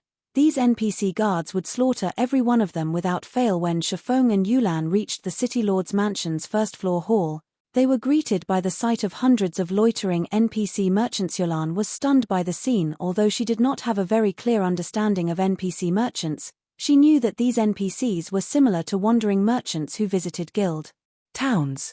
Only, these NPC merchants were more stable and wouldn't abruptly appear one day and disappear the next. They allowed players to obtain a steady supply of rare items. Normally, a town was considered impressive if 20 or 30 wandering merchants visited it at a single time. Meanwhile, the important town's underworld developed only had around 40 wandering merchants present in them at any one time. Yet, Zero Wing City had hundreds of these NPCs.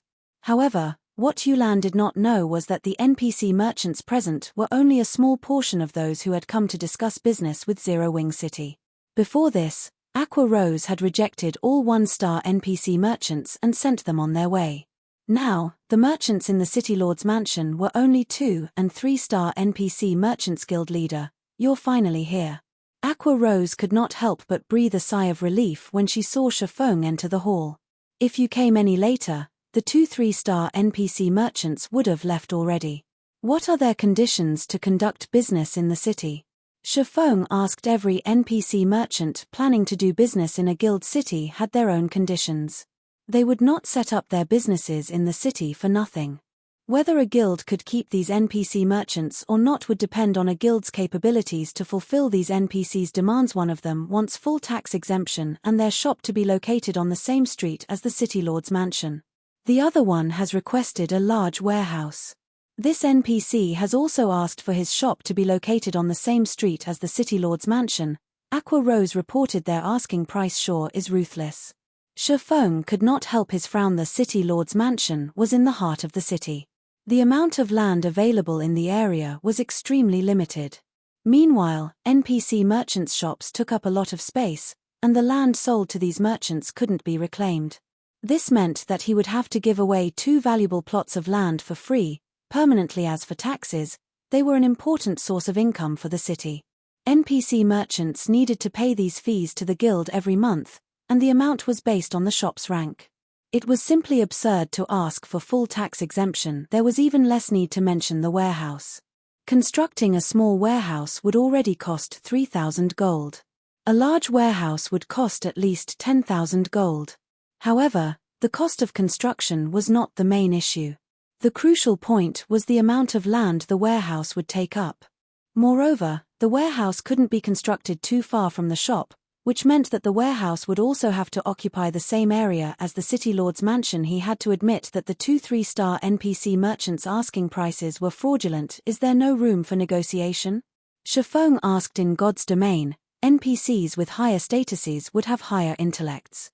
Fortunately, it wasn't entirely impossible to convince NPC merchants to change their conditions. I've tried talking to them multiple times, but both NPCs are dead set on their requirements. Aqua Rose felt helpless about this situation. She had tried her best to negotiate for better conditions, but the NPC merchants were quite determined and had remained unfazed. Suddenly, Yulan asked, "Can you let me give it a try?" "You?" Aqua Rose glanced at the cloaked woman beside Feng. The woman had felt familiar, and upon closer inspection, she recognized Yulan. Curiously, she asked, "Aren't you the manager for Underworld's trading firms? Why are you here?" As far as she could remember, Yulan had always been a very capable woman. Not only had she managed Overwhelming Smiles trading firm until it nearly rivaled the Candlelight trading firm, but she also wielded considerable combat power. I invited her here. Yulan is now a member of our guild, Feng explained. The corners of Aqua Rose's mouth twitched slightly as she turned to Feng with an incredulous gaze. Yulan had been close to becoming one of Underworld's upper echelons. Underworld, which was an extraordinary organization that had more strength and growth potential than most first-rate guilds. The organization also had ample funding. As long as the organization nurtured enough experts, it could definitely rival super first-rate guilds in the future. Yet, rather than remain as an upper echelon in a future super first-rate guild, Yulan had actually joined Zero Wing, which was currently besieged by numerous powerful enemies. Aqua Rose had no idea what method Feng had used to lure Yulan to Zero Wing, following which, Feng approved Yulan's suggestion. "Alright, I'll leave this matter to you. In any case, there was no harm in trying. Currently, Zero Wing City's background was minimal. Attracting 2 3-star NPC merchants had been enough of a surprise already. It was only natural that these NPC merchants would have significant demands and I'll try my best." Yulan nodded. She then turned to Aqua Rose and asked, "May I borrow the information you have on Zero Wing City?" Aqua Rose hesitated at Yulan's request. Zero Wing City's information was top secret in the guild. Others shouldn't so easily be given access. It's fine, let her see it. In any case, she is already a core member of the guild. Also, this information can't be kept a secret forever. Feng said now that Zero Wing City was complete, it was only a matter of time before information leaked to the public. It wouldn't really matter if Yulan knew the city's details since Feng had agreed. Aqua Rose then sent Yulan the information she had on Zero Wing City. After reading the information for some time, Yulan closed the display, took a deep breath, and entered the reception room where the 2 3-star NPC merchants sat to negotiate. Meanwhile, Feng began to select the 2-star NPC merchants that the city needed. NPC merchants sold a large variety of items, and some NPCs were bound to sell similar items. In that case, he had to choose the NPC merchant with the lower conditions and disregard the NPC merchants with higher conditions that sold the same items. After all, Zero Wing City had limited space. A large amount of land was still needed to build other advanced constructions. He could not waste too much land on these NPC merchants. After 10 minutes of reading through the list, Feng selected 63 2-star NPC merchants. Not only did these NPC merchants sell unique items with very few similarities, but their demands were also fairly reasonable. They were also willing to set their shops up in various parts of the city, which helped to alleviate the issue of too many crowds in a single area. After Feng and Aqua Rose decided the shop locations for every 2-star NPC merchant, Yulan emerged from the reception room. Guild leader, here are the 2 NPCs' conditions, Yulan said. She then handed Feng 2 contracts. What? When Aqua Rose saw the new conditions on the contracts, she was astonished. She could not believe that the 2 stubborn NPCs, who had refused to budge no matter how she had tried to persuade them, had actually given in. Moreover, their conditions had loosened quite a bit. Although their demands regarding the location of their shops hadn't changed, the NPC that had demanded full tax exemption now only wanted a 50% tax break, whereas the NPC that originally wanted a large warehouse had now settled for a small warehouse. I've tried to convince them to lower their conditions as much as possible, but both of these merchants think that Zero Wing City lacks a competitive edge, so they refuse to relent fully, Yulan said in embarrassment. Yulan, do you have the merchant subclass? Aqua Rose suddenly realized a possibility. If Yulan were a merchant, she might have the ability to obtain these results. In that case, though, Yulan would have to be a relatively high-ranked merchant, as the 1-star merchant players she had asked for help previously had failed. I just got promoted to a 3-star merchant. Yulan nodded. A 3-star merchant? Yulan's reply astounded Aqua Rose. Now, she was even more confused as to how Feng had roped Yulan into Zero Wing. Even the strongest merchant in Zero Wing was still some ways away from becoming a 2-star merchant. Only super guilds likely had 2-star merchants at this stage of the game. Meanwhile, the higher a merchant player's star rank was, the stronger their negotiation ability would be with NPCs. With a high-rank merchant player, a guild could reduce prices when paying the system management fees for shops. Whether it was the development of a guild or a trading firm, a high-rank merchant would be a powerful asset. Guild leader, you really are amazing. You actually poached a 3-star merchant from Underworld. If Underworld finds out about this, they would definitely fight us for her, Aqua Rose whispered to Feng. But what Aqua Rose didn't know was that Underworld wouldn't be the only ones looking for trouble. Even the Blackwater Corporation, which currently backed Underworld, would be enraged. Just as Feng was about to sign the contract for the 2 3-star NPC merchants, the sound of a system announcement reached his ears. Star Moon Kingdom Region System Announcement.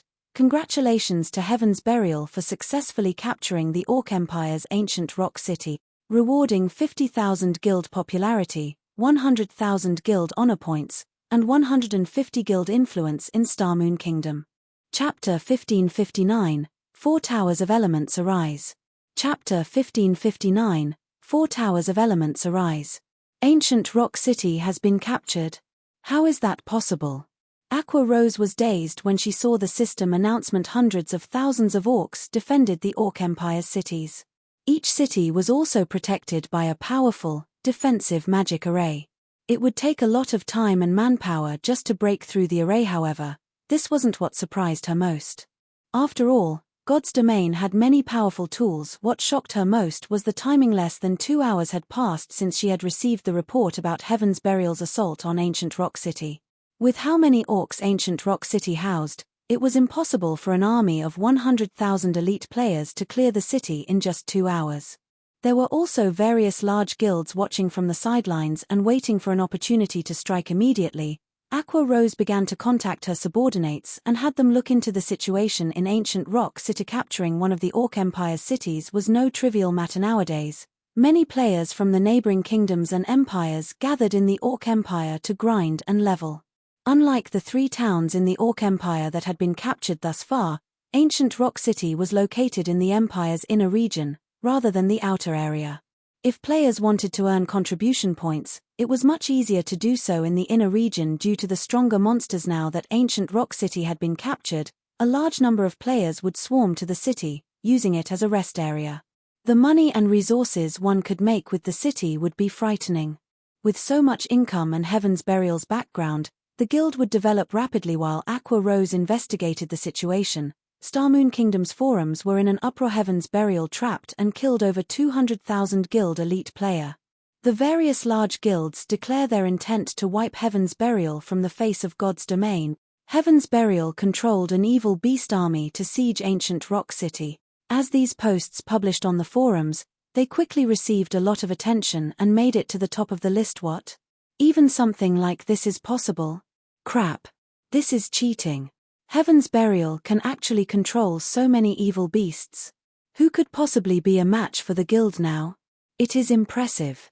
But at the end of the day, evil beasts stand against the human race. If NPCs discover these evil beasts, they will mobilize to wipe them out. Moreover, the evil beast army Heaven's Burial controls has suffered significant damages. Didn't you guys see that over 80% of the evil beast army was wiped out in this battle? However, Heaven's Burial now controls ancient Rock City and a town in the Orc Empire. Even without the threat of the evil beast army, which guild could possibly be a match for Heaven's Burial? I'm afraid that it won't be long before Heaven's Burial becomes the #1 guild in the several neighboring kingdoms. I wonder if Heaven's Burial is recruiting? For a time, various conversations about Heaven's Burial filled Starmoon Kingdom's forums. Nobody could have imagined that Heaven's Burial, a guild which Zero Wing constantly suppressed, would rise as a dark horse now that the Orc Empire effectively belonged to Heaven's Burial. Everyone believed that it wouldn't be long before the guild stole the position of Starmoon Kingdom's overlord. As for the various large guilds working together to take Heaven's Burial down, everyone thought it was nothing more than a joke. Now that Heaven's Burial had captured ancient Rock City, even without the evil beasts, the guild could turn the city into an iron fortress during its protection period, establishing an unshakable foundation in the Orc Empire. There were no teleportation arrays in the Orc Empire. Players had to rely on their own 2 feet to get there. If the various large guilds engaged in a war of attrition against Heaven's Burial inside the Empire, they'd be at an overwhelming disadvantage. After all, Heaven's Burial's members could resurrect in ancient Rock City. At the same time, they could teleport to the city with guild transfer scrolls, providing swift reinforcements. The various large guilds could not afford to go to war with Heaven's Burial for some time. Meanwhile, inside ancient Rock City, Heaven's Burial's members had already begun to reconstruct the city. They were prepared to turn the city into Heaven's Burial's main headquarters. Ha ha ha. Wonderful. This is just wonderful. It won't be long before we can open ancient Rock City to the public. Guild Leader Singular, you and your guild have done magnificently. With this city as our base, we won't have to worry about a lack of funds or resources when developing elsewhere. We might even attract a few more major corporations to work with us, Lei Jingyang said. He could not help but laugh as he watched over ancient Rock City from the city walls. Our success is all thanks to you, young Master Lei. If not for your Tier 4 domain scroll, we wouldn't have been able to defeat the Guardian boss so smoothly. Had we been any slower in the fight, the evil beast army might have been annihilated. Singular Burial sighed ruefully. Although he had been confident about capturing ancient Rock City, now that the city was actually in his hands, he felt as if he were dreaming. The orcs defending ancient Rock City weren't like those in the fields. The city's magic array had buffed these defending orcs, and although they had a large number of evil beasts and evil demons, they had only held back the orcs temporarily, failing to annihilate them completely. While most of the orcs in the city had been distracted, they had used the 8 mythic-ranked evil earth dragons and mercenary NPCs to open a path towards the city's guardian boss. Only after using a Tier 4 domain scroll had they managed to kill the level 72 orc general. In the end, they had sacrificed 6 evil earth dragons, over 80% of the evil beast and evil demon army, and over 40,000 elite players to capture ancient Rock City. Although the sacrifices had been great, they were insignificant compared to the potential profits they could gain through ancient Rock City. Guild Leader Singular, now that we've captured ancient Rock City, we'll have to expand the guild. Are you really planning to go along with the original plan to deal with Starmoon Kingdom's Zero Wing? Lei Jingyang asked curiously. Now that Heaven's Burial could use ancient Rock City as its foundation, truthfully, it was a huge waste of time to focus the guild's development in Starmoon Kingdom. In Lei Jingyang's opinion, the correct decision would be to focus the guild's development in the 2 neighboring empires. After all, The empires had far more players and resources compared to Star Moon Kingdom, of course. It is about time we show Star Moon Kingdom who its true overlord is. Singular Burial snapped, a cold glint flashing in his eyes when he heard the name Zero Wing. Heaven's Burial had been forced to abandon its development in Star Moon Kingdom precisely because of Zero Wing. As a result, Heaven's Burial had become a laughingstock in the public eye and had been forced to shift its focus to neutral maps. Now that Heaven's Burial had ancient Rock City as assurance, it had to recover its previous glory. Moreover, Singular Burial still held a grudge against Feng for killing him with a single attack back in the Frozen Scar. How could he possibly shift his guild's development to other kingdoms and empires before getting his revenge? Meanwhile, back in Star Moon Kingdom's Zero Wing City. Guild leader, this is bad. Aqua Rose frowned slightly when she read the latest situation report from her subordinates. Now that Heaven's Burial has secured a gold mine like ancient Rock City, although they still lack the military prowess to do anything to us, they have begun to intervene in Star Moon Kingdom's market. Not only have they lowered prices of the items they sold in the kingdom by 20%, but they've also placed a bounty on our entire guild. They'll pay 20 silver for each normal member killed, 1 gold for elite members, 10 gold for core members, 1,000 gold for the guild's upper echelons, and 20,000 gold for you, guild leader. They're clearly trying to defeat us using money. Defeat us using money? Feng could not help his smile when he heard Aqua Rose's report. This is interesting. Guild leader, you're still in the mood to smile? So far, many players on the forums have expressed interest in the bounty and have begun to plot against us. Aqua Rose said, flabbergasted by Feng's light-hearted response. How's the 4 Towers of Elements construction going? Feng asked as he stopped messing with Aqua Rose. The base structures have been completed. However, we can't do anything about the core sections, Aqua Rose said, shaking her head. That's farce. Only the cores are left. Feng was a little surprised. He had never expected to complete the tower's construction so quickly. Alright, then. Let's head over to the towers. He had waited for this moment for a long time now. In the past, he had only ever visited guild cities that possessed the 4 Towers of Elements. He had never thought that he would get to construct the towers personally in this life. Chapter 1560, Competition of Wealth. Chapter 1560, Competition of Wealth. Take a look at the 4 Towers of Elements. Aqua Rose gave Feng a confused look. Although Heaven's Burial had just placed a bounty on Zero Wing and wouldn't be able to affect the guild's development for some time, the consequences would be incredibly severe if they didn't prepare properly. In the best-case scenario, the enemy would only weaken the guild slightly. In the worst-case scenario, the guild would crumble. Players' main goal in joining a guild was to level quickly and obtain better equipment. Nobody wanted to become prey, spending all of their time avoiding other players. However, Aqua Rose had no choice but to follow Feng's orders and trail behind him towards the 4 Towers of Elements. Meanwhile, Star Moon Kingdom's official forums were in an uproar. Sure enough, Heaven's Burial really took action. What a generous bounty. Heaven's Burial is actually paying 20 silver for each normal member. I don't even earn that much in a single day. I know, right? Although it won't be easy to kill Zero Wing's core members, it's a different story for the guild's normal and elite members. If I can take advantage of this opportunity, I might earn enough money to get myself a mount. Forming a hunting party. Whoever's interested in making some money, contact me quickly. It seems that Heaven's Burial is serious this time. I wonder which guild will rule over Star Moon Kingdom in the end. It is definitely going to be Heaven's Burial. Didn't you see Heaven's Burial's background? Now that it has a treasured land like ancient Rock City, it won't have any lack of funds. As expected of the guild that took down an Orc city. Zero Wing is doomed. Even if Heaven's Burial does not directly attack, it can easily whittle Zero Wing down until it crumbles. Everyone engaged in heated discussions about the bounty Heaven's Burial placed on Zero Wing's head. The bounty tempted many powerful players. Meanwhile, the kingdom's dark players immediately set their sights on Zero Wing. Not only could they secure better equipment by killing Zero Wing's members, but they'd also earn a significant income by doing so. Moreover, with so many players targeting Zero Wing's members, the guild couldn't direct its anger at a specific group. Hence, they could kill Zero Wing's members without worry.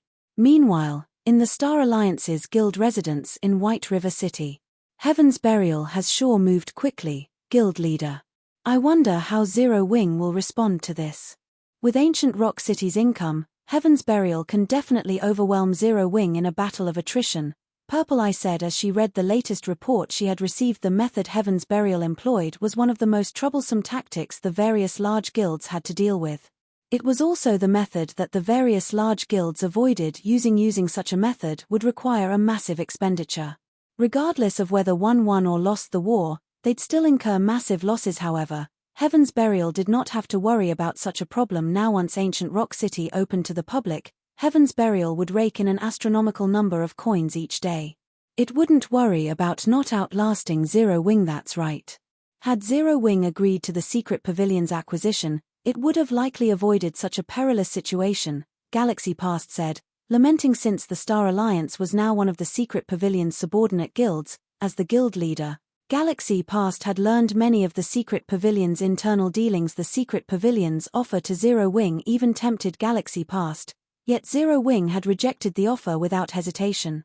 Had Zero Wing accepted the Secret Pavilion's offer, Heaven's Burial wouldn't have dared to pull such a stunt. With the Pavilion's support, Heaven's Burial would likely burn out long before Zero Wing.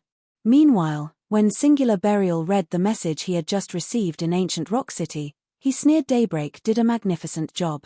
I can't wait to see how Zero Wing intends to survive in Starmoon Kingdom. Singular Burial was delighted as he read the report Daybreak Fog had sent him. When Zero Wing had declared that Stone Forest Town would no longer allow entry to merchant players and adventurer teams that visited Red Iron Town, it had caused Heaven's Burial tremendous losses. Now, he would ensure that Zero Wing would experience the same feeling. Guild leader Singular, you are ruthless. Zero Wing will definitely lose its position as Starmoon Kingdom's #1 guild. In the end, it might be forced to leave Starmoon Kingdom entirely, Lei Jingyang said, laughing. Zero Wing only has itself to blame for making an enemy of Heaven's Burial. Singular Burial growled. It won't be long before I can eliminate Zero Wing from Starmoon Kingdom entirely. Although it was very costly to place a bounty on every player in Zero Wing, it would be devastating to the guild if Zero Wing's members had to deal with constant ambushes out in the fields. It would only be a matter of time before they withdrew from the guild. After all, repeated deaths would impede their progress in God's domain.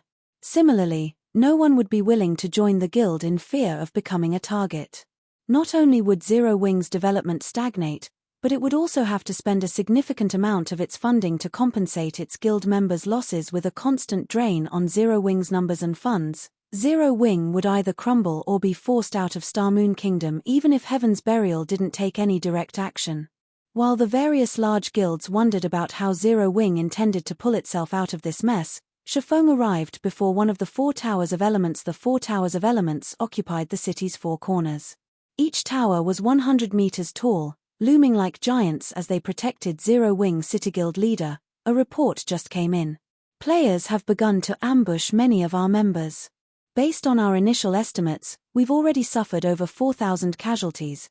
Aqua Rose frowned as she looked at the report a subordinate had sent. The guild would have to pay a lot of coins as compensation with so many casualties. If this situation continued for a long time, not even the profits they earned from the Candlelight trading firm would be enough to compensate the guild members. Moreover, this was still not the most crucial issue. The guild's prestige was their bigger concern. There sure are a lot of players prioritizing money over their own lives. Even Feng was a little astonished. Zero Wing's recruitment standards were very high. Unless there was an overwhelming difference between the two sides' combat power, players would have a very difficult time killing Zero Wing members and would doubtlessly sustain serious damage. And yet after such a short time since Heaven's Burial announced its bounty, Zero Wing had lost over 4,000 lives. This situation somewhat exceeded Feng's expectations. Guild leader, what should we do? Aqua Rose asked. Since Heaven's Burial wants to play, then we'll play, Feng said, chuckling. First, have our guild members move in teams from now on. Anyone who refuses will not receive any compensation should they die. Also, announce to the public that anyone who dares to kill Zero Wing's members will be permanently blacklisted and barred from all of Zero Wing's towns and cities. In addition, place a bounty on every player in Heaven's Burial.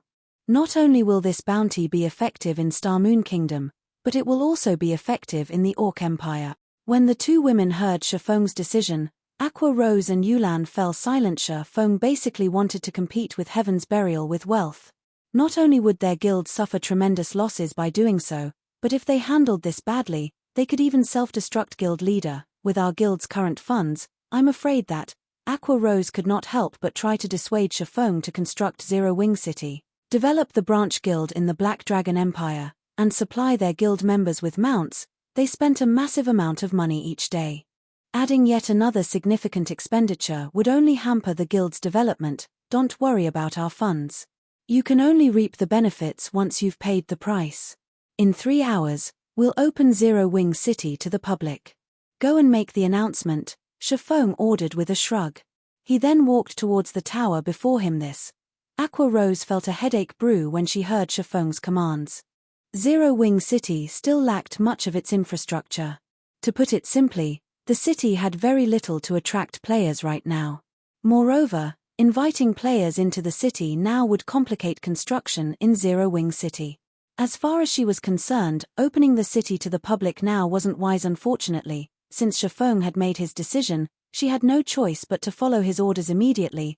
Aqua Rose made the necessary arrangements and posted Feng's declaration on the official forums in Zero Wing's name. Chapter 1561, Mana Rain. Chapter 1561, Mana Rain.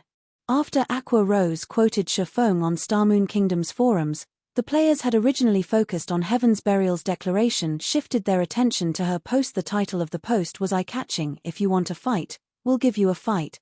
This is insane. Zero Wing must have lost its mind. Is this for real?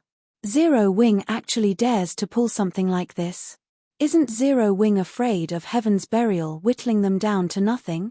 Amazing. As expected of Zero Wing, TMPH, Zero Wing is just trying to save its reputation by doing something like this.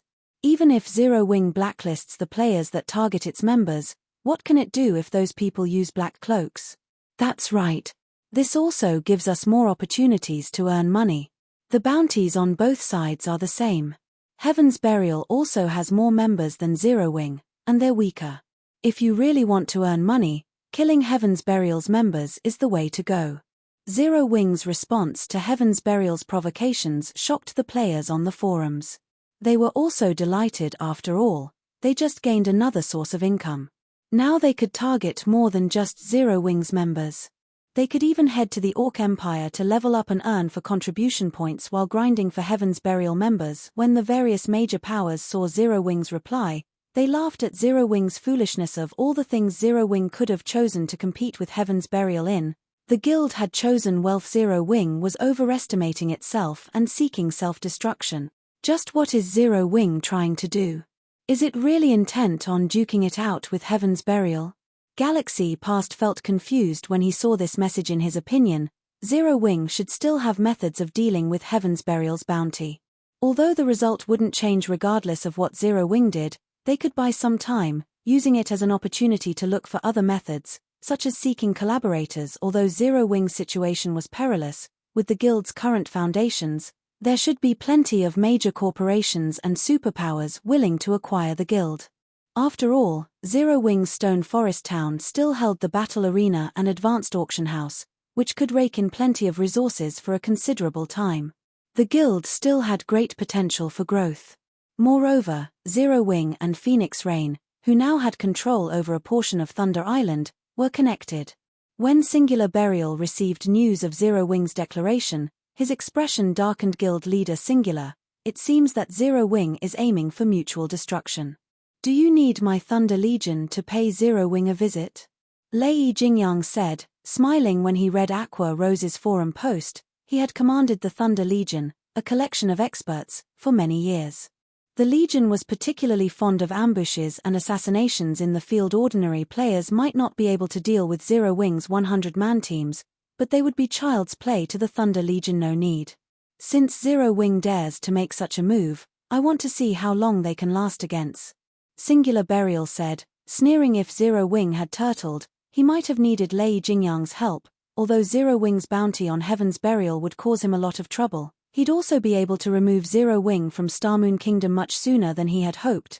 He also refused to believe that Zero Wing's financial strength could surpass his at this moment. A slightly chubby, middle-aged man approached Singular Burial and reported, "Guild leader, the city's basic infrastructure has been repaired. The NPC guards we hired have arrived as well. We can open Ancient Rock City to the public at any time now. Many adventurer teams and merchant players have requested to garrison and set up stalls in the city." Good. Open the city to the public. Let the players waiting outside the city come in, Singular Burial commanded hurriedly. He was joyful when he heard that they finished the city's infrastructure. "Gather the adventurer teams and merchant players, and I'll go meet them." The so-called basic infrastructure referred to smithies and hotels. These buildings provided essential services to the adventurer teams grinding in the Orc Empire. With these businesses, Heaven's Burial could collect a lot of repair fees and accommodation fees. Moreover, his people were constantly perfecting Ancient Rock City. In the future, Heaven's Burial could sell various consumable items as well, earning a fortune. The Orc Empire was a neutral map. Players had great difficulty traveling to and from the Empire. If players wished to stay in the Empire for long periods, basic consumable items were a must. As long as Heaven's Burial sold these consumable items, a large number of players would come to purchase them. They wouldn't have to worry about a lack of customer. Zero Wing's Stone Forest town simply couldn't compare to the wealth Heaven's Burial could collect from Ancient Rock City. Understood. I'll have them gather in Ancient Rock City immediately. The middle-aged man then turned and left to notify the various adventurer teams and merchant players. When Ancient Rock City opened to the public, news of this spread like wildfire, reaching the ears of the neighboring kingdoms and empires in a matter of minutes. The Orc Empire had only had 3 guild towns in the past. Moreover, all 3 had been in the Orc Empire's outer region, making it troublesome to grind for contribution points. Players had still needed to travel to the Empire's inner region due to the low number of monsters in the outer area. As a result, many players dismissed the idea of traveling to the Orc Empire entirely. However, now that a guild city occupied the Empire's inner region, not only would players save on travel time, but they could also accept quests more easily. After all, cities offered far more quests than towns. Moreover, the rewards of these quests were more abundant. Meanwhile, in the distant Zero Wing City, Aqua Rose frowned as she read through the reports her subordinates had sent. Ancient Rock City's popularity had far exceeded her expectations. Based on the latest reports, over 2 million players were moving into the Orc Empire. Needless to say, these players would visit Ancient Rock City when they needed to recuperate. Many more players from the neighboring countries were also preparing for their trip to the Orc Empire. With so many players, one could just imagine the wealth Ancient Rock City would generate. As Aqua Rose racked her brain for a solution, she felt the space around her suddenly tremble. Moreover, these tremors steadily intensified. It felt as if the space around her would shatter at any moment. Aqua Rose lifted her head to look towards the 4 towers of elements. The 4 towers seemed to be the epicenters of these tremors. Suddenly, a 4-fold magic array appeared above each of the 4 towers of elements, radiating an aura so powerful that even an expert like Aqua Rose couldn't help but shudder in fear. A short moment later, a link formed between the 4 fourfold magic arrays hovering above Zero Wing City's 4 corners. A towering pillar of light then emerged from each of the arrays, rising endlessly into the sky. These 4 light pillars represented the 4 main elements: earth, water, wind, and fire. As the light pillars rose, a frightening amount of mana began to gather above Zero Wing City. The pillars gathered mana from tens of thousands of yards around the city, and very quickly, the mana around the city became so dense that it transformed into a white mist. As the mist gathered above the city, it began to condense into droplets and rained down, washing Zero Wing City in liquid mana. Everyone in Zero Wing City was dumbfounded. None of them had ever felt such dense mana before. Their minds were clearer than ever. However, this mana rain did not last long. The sky above the city soon returned to its normal state, and the mana density in the city began to decrease. Even after the city's mana density stabilized, Zero Wing City's mana was far denser than in Stone Forest Town. At the very least, Zero Wing City's mana density was 30% higher than in the Guild Town. Chapter 1562, The Power of the 4 Towers of Elements. Chapter 1562, The Power of the 4 Towers of Elements. What's going on with the city's mana?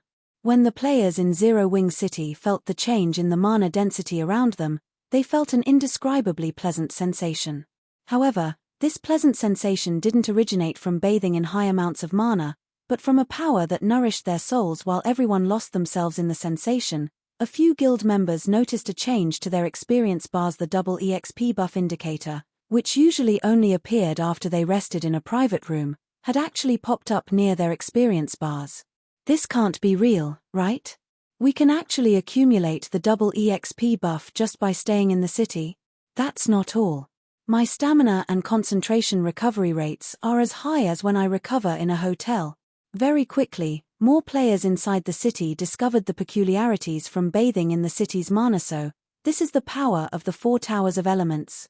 Aqua Rose could not help but grow ecstatic as she stared at one of the 4 towers of elements erected before her. She had been curious about Feng focusing on an advanced construction like the 4 towers of elements rather than setting up the city's basic infrastructure.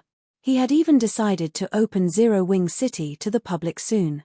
Now, she finally understood his decisions. Although Zero Wing City still lacked many basic features a city ought to have, this special mana density was enough to secure Zero Wing's position in Starmoon Kingdom. No guild town could ever rival Zero Wing City with its advantages, whether it was in terms of guild development or the ability to attract players. Not only would Zero Wing City's incredibly high mana density be helpful to combat players, but it would also benefit lifestyle players. The city's mana also allowed players to accumulate the double EXP buff and improved their stamina and concentration recovery rates. These benefits might not attract players seeking to adventure in the Orc Empire, but to players who wanted to develop in Starmoon Kingdom, Zero Wing City would be a holy land. Moreover, it was considerably easy for players to travel to Zero Wing City. Zero Wing had already garrisoned in Evernight City, and they could open a teleportation channel between Evernight City and Zero Wing City at any time. Aqua, make a trip to Evernight City and set up the teleportation array linking Zero Wing City and Evernight City. Once you're done, announce the link to the public. Feng, who had just emerged from the tower after drawing the final magic array, ordered. All right, I'll head out immediately. Aqua Rose nodded, clearly excited.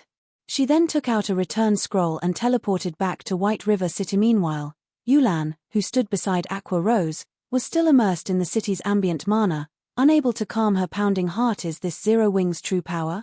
Yulan could not help but raise her head and look at Feng, indescribable shock filling her heart. She had to admit that Zero Wing was truly awe-inspiring. She finally understood why Feng didn't fear the Blackwater Corporation. In response to the surprised expression on Yulan's face, Feng merely chuckled. After all, this was only the beginning. Next, we'll need to build even more hotels and mana towers. Feng smiled at Zero Wing City's numerous empty plots of land. In reality, the 4 towers of elements effects weren't as simple as everyone assumed. It was an advanced construction that required 7 luminaries crystals. After all, not only would players enjoy double the recovery rates when resting in hotels, under the tower's influence, but the double EXP buff's accumulation rate would also double. With this, Zero Wing City's normal hotels were even more effective than 1-star private rooms in guild residences. Naturally, this improved the effect of guild residences' private rooms in Zero Wing City as well. This perk would make it far easier for players who strove to level up. Although players could only accumulate up to 1 level of the double EXP buff, that was extremely valuable. Just being able to accumulate the double EXP buff while resting was amazing.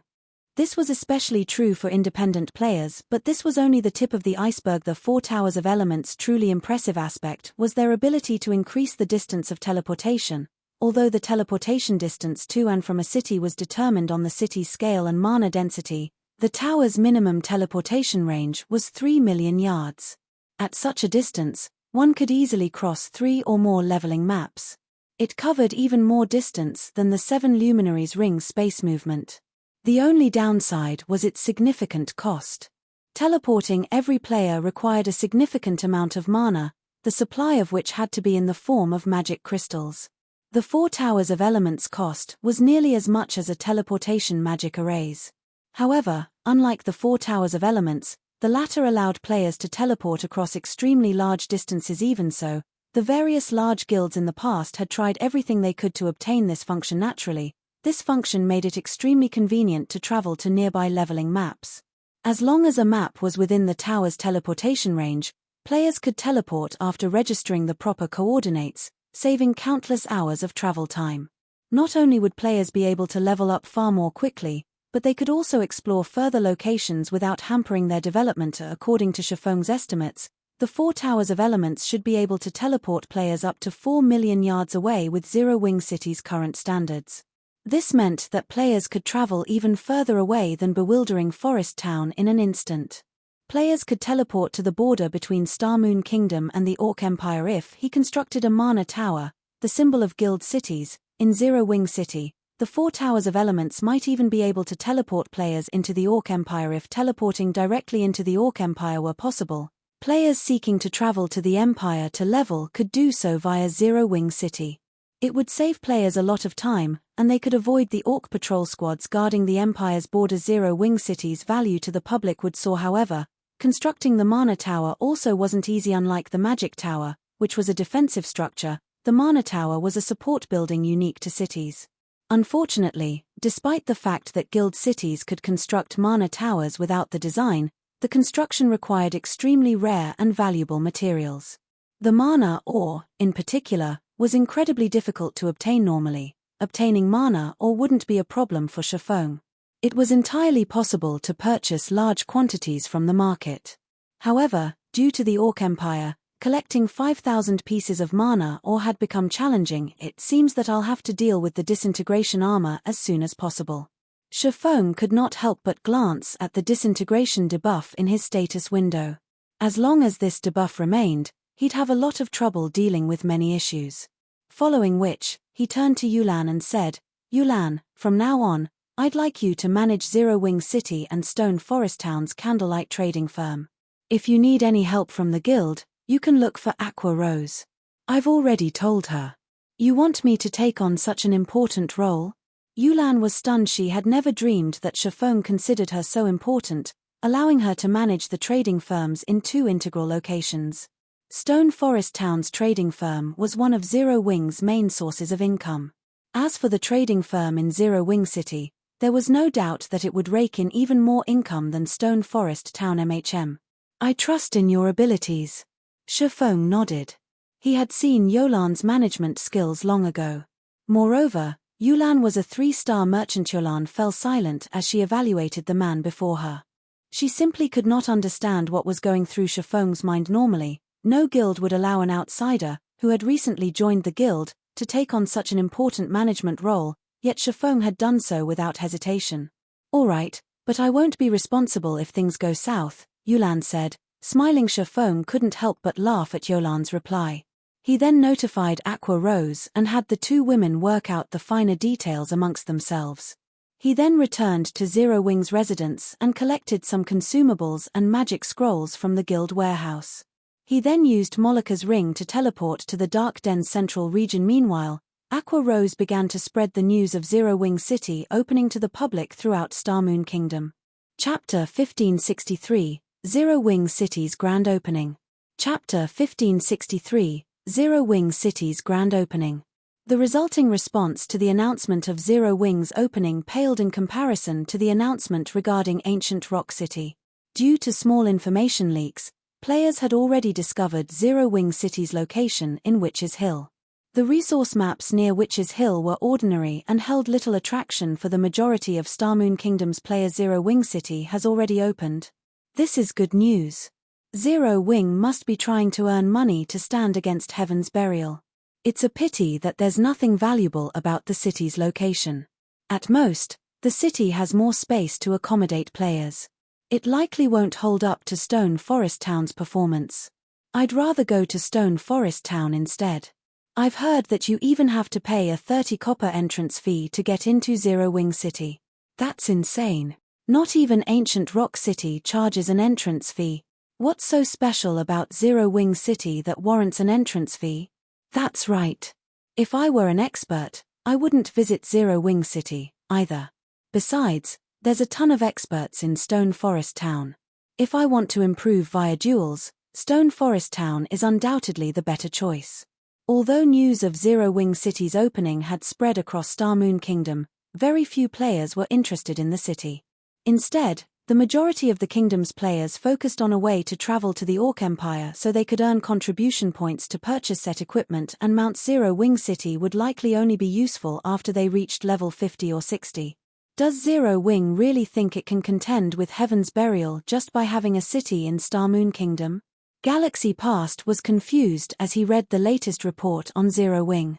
Do they really plan to fight to the bitter end? While a guild city could generate more income than a guild town, the necessary investments were much higher. Zero Wing had only recently completed Zero Wing City, and the city's infrastructure wasn't yet perfected. The city still lacked the benefits of Stone Forest Town, not to mention Ancient Rock City. Ancient Rock City was an orc city. It already had all of the essential facilities. The city only lacked a teleportation array. However, Ancient Rock City's location was absolutely perfect.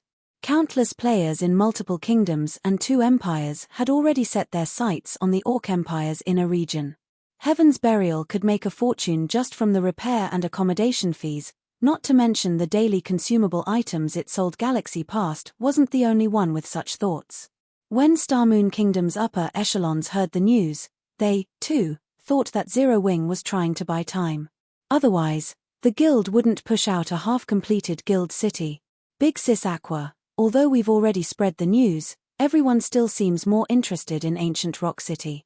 Thus far, only a few merchant players and adventurer teams have contacted us about garrisoning in Zero Wing City. A level 29 female summoner reported to Aqua Rose helplessly. The female summoner wore a light purple dress with a 1-star merchant's insignia pinned above her left breast. Before the announcement of Ancient Rock City's opening, plenty of merchant players had contacted them about conducting business in Zero Wing City. Various well-known adventurer teams had also expressed their interest in purchasing private houses. Unfortunately, before they had prepared the necessary contracts, Heaven's Burial had opened Ancient Rock City to the public. In the end, these merchant players and adventurer teams had abandoned Zero Wing City, making their way toward the competing Ancient Rock City. It's fine. Catching everyone's attention is enough for now. We just need to wait. Aqua Rose had expected this situation, so she wasn't surprised in the least by the public's reactions. If the merchant players and adventurer teams contact us again, tell them that these are our conditions. The female summoner was momentarily speechless as she read the list of conditions Aqua Rose had given her. They'd be lucky enough if they found any merchant players interested in renting Zero Wing City's shops. The new conditions Aqua Rose proposed were simply absurd. Initially, they had only planned to charge 120 gold per week for the shops in Zero Wing City's outer areas. This was already expensive compared to the rental prices in guild towns. The high-potential shops rental had been set at 200 gold per week, and those in the city's core would have cost 300 gold per week. Very few merchant players could afford such a high price. Normally, only guilds' trading firms could afford these shops' rent. Without sufficient sales, merchants might not even earn back the cost of their items after taking into account the weekly rent. Yet, Aqua Rose had raised the fees. If the merchant players were to find out about this, they would most likely choke from anger. Now, each shop in the outer areas would cost 240 gold per week, while shops with high potential had risen to 400 to 500 gold per week. Shops in the city's core would cost 700 to 1,000 gold to rent per week. These prices were insane. They'd be seeking fools to rent Zero Wing City's shops, rather than merchant players. With 1,000 gold, one could purchase a relatively valuable shop in another guild's town, yet in Zero Wing City, one could only rent a shop for a week. Only a fool would accept such a deal. We're sticking with these conditions. Whether they want to rent the shops or not is up to them, Aqua Rose informed the hesitating female summoner. Seriously, I understand. The female summoner had no choice but to nod. Aqua Rose was the boss, not her. As news of Zero Wing City's grand opening spread, some curious players made their way towards the city. Once players had reached their levels, the 30 copper entrance fee wouldn't hamper their development too much. At worst, they'd only pay the city one visit. Evernight City, Teleportation Hall. As always, Evernight City's teleportation hall was crowded with players. Boss, are we really going to Zero Wing City? A level 42 male assassin asked the mighty-looking swordsman before him. Barely anyone is visiting the city right now. Didn't we come to Starmoon Kingdom to improve our techniques? What's the point of visiting an empty city? Are you dumb? Don't you know how popular Stone Forest Town is right now? If we go to Stone Forest Town, we'll have to wait for a long time before we can rent a combat room. Moreover, our aim is to spar with members of our team, not other experts. Zero Wing City's environment might not be as good as Stone Forest Town's, but no one's there right now. We can rent the combat rooms there for special training. Once we've trained, we can visit Stone Forest Town, the level 44 swordsman said, laughing. Their adventurer team would have no trouble covering the 30 copper entrance fee for each of their members. Time was far more precious than the small expenditure. Hearing the swordsman's reasoning, the other team members agreed with their commander. Right now, their goal was to train in a high-mana environment, following which, the adventurer team's members followed the swordsman as they teleported to Zero Wing City. What a bunch of fools. They're actually going to Zero Wing City to train. Do they not know that Zero Wing City was only recently built? How could the mana density there possibly compare to Stone Forest Towns? Even if they have to waste some time while they wait in Stone Forest Town, it's better than going to Zero Wing City. When some of the players in the teleportation hall saw the adventurer team teleport to Zero Wing City, they could not help but laugh. However, in Zero Wing City, even after non-Zero Wing players arrived, the spacious teleportation hall was eerily silent despite the 100+ players within. Only after some time did sound echo throughout the building. What's going on? Why is the mana density so high? It is quite high. I've been to Stone Forest Town before, so I know how the mana density is there, but Zero Wing City's mana density is at least 30% higher. Wait. Look. It isn't just the mana density that's higher. My stamina and concentration recovery rates have increased significantly, as well. Guys, look at your experience bars. Mine actually shows the double EXP buff. This is amazing. I had only expected to rest and train here, but I can even accumulate the double EXP buff. The 30 copper coins were definitely well spent. The players that had just arrived in Zero Wing City quickly noticed the city's mana and its benefits, and they were ecstatic. 30 copper coins wasn't even a fraction of the cost of a hotel room in Stone Forest Town, yet after spending the few coins, they could constantly accumulate the double EXP buff regardless of where they were in Zero Wing City. They could also recover their stamina and concentration far faster. And these effects would last throughout their stay. They didn't even have to rent a room in a hotel. Chapter 1564, Popular Zero Wing City. Chapter 1564, Popular Zero Wing City. Following a brief moment of shock, the players visiting Zero Wing City for the first time left the teleportation hall. When these players left the building, they were shocked by what they saw. None of them had expected anything like this. The guild had only recently constructed Zero Wing City. Logically, it should still be relatively empty, but although there weren't many players on the street, there were plenty of NPCs. Several wandering merchant NPCs had already set up their stalls and were busy hawking their wares. As well, these wandering merchants sold a lot more items than those in Stone Forest Town. Normally, wandering merchants had no lack of rare items for sale. Adventurer teams and independent players were often willing to wait an entire day to purchase these rare items. However, these items were usually beyond the reach of ordinary players unless they were incredibly lucky. Yet, not a single player stood before Zero Wing City's wandering merchants. The players, fresh out of the teleportation hall, turned to look at each other and gulped. They then dashed toward the nearest wandering merchant NPC without hesitation, terrified that other players would snatch up the rare items first. Even if they couldn't use these items themselves, they could resell them and make a profit. The 30 copper coins they had spent to teleport to Zero Wing City was worthwhile.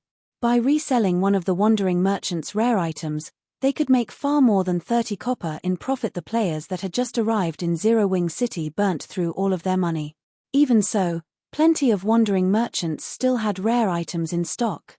Scorpion, notify the commander immediately. Tell him to bring every coin we have. This is our chance to make a fortune. When faced with the large number of rare items before them, everyone forgot their original goal in visiting Zero Wing City. They contacted their friends or adventurer teams to borrow enough money to take advantage of this valuable opportunity. As more players entered Zero Wing City, more people found out about Zero Wing City's benefits.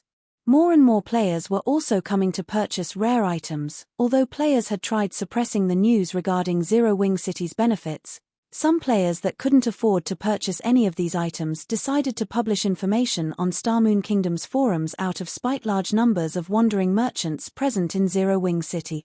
Zero Wing City's mana density is even higher. Stone Forest towns. Players can accumulate the double EXP buff just by staying in the city.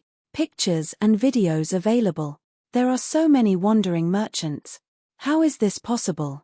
You can accumulate the double EXP buff just by staying in the city.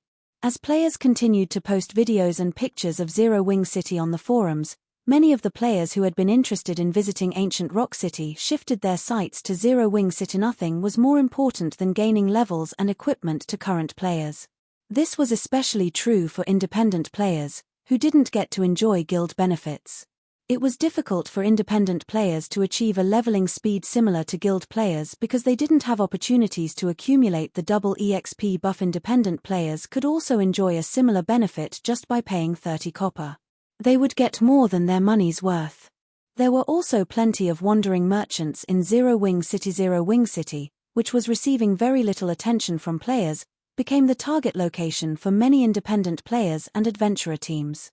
The players that hadn't had any intentions of traveling to the Orc Empire quickly made their way to Zero Wing City when they heard the news, hoping to get a good look at the city. As a result, Zero Wing City's player population skyrocketed. Many players in Stone Forest Town rushed over to Zero Wing City.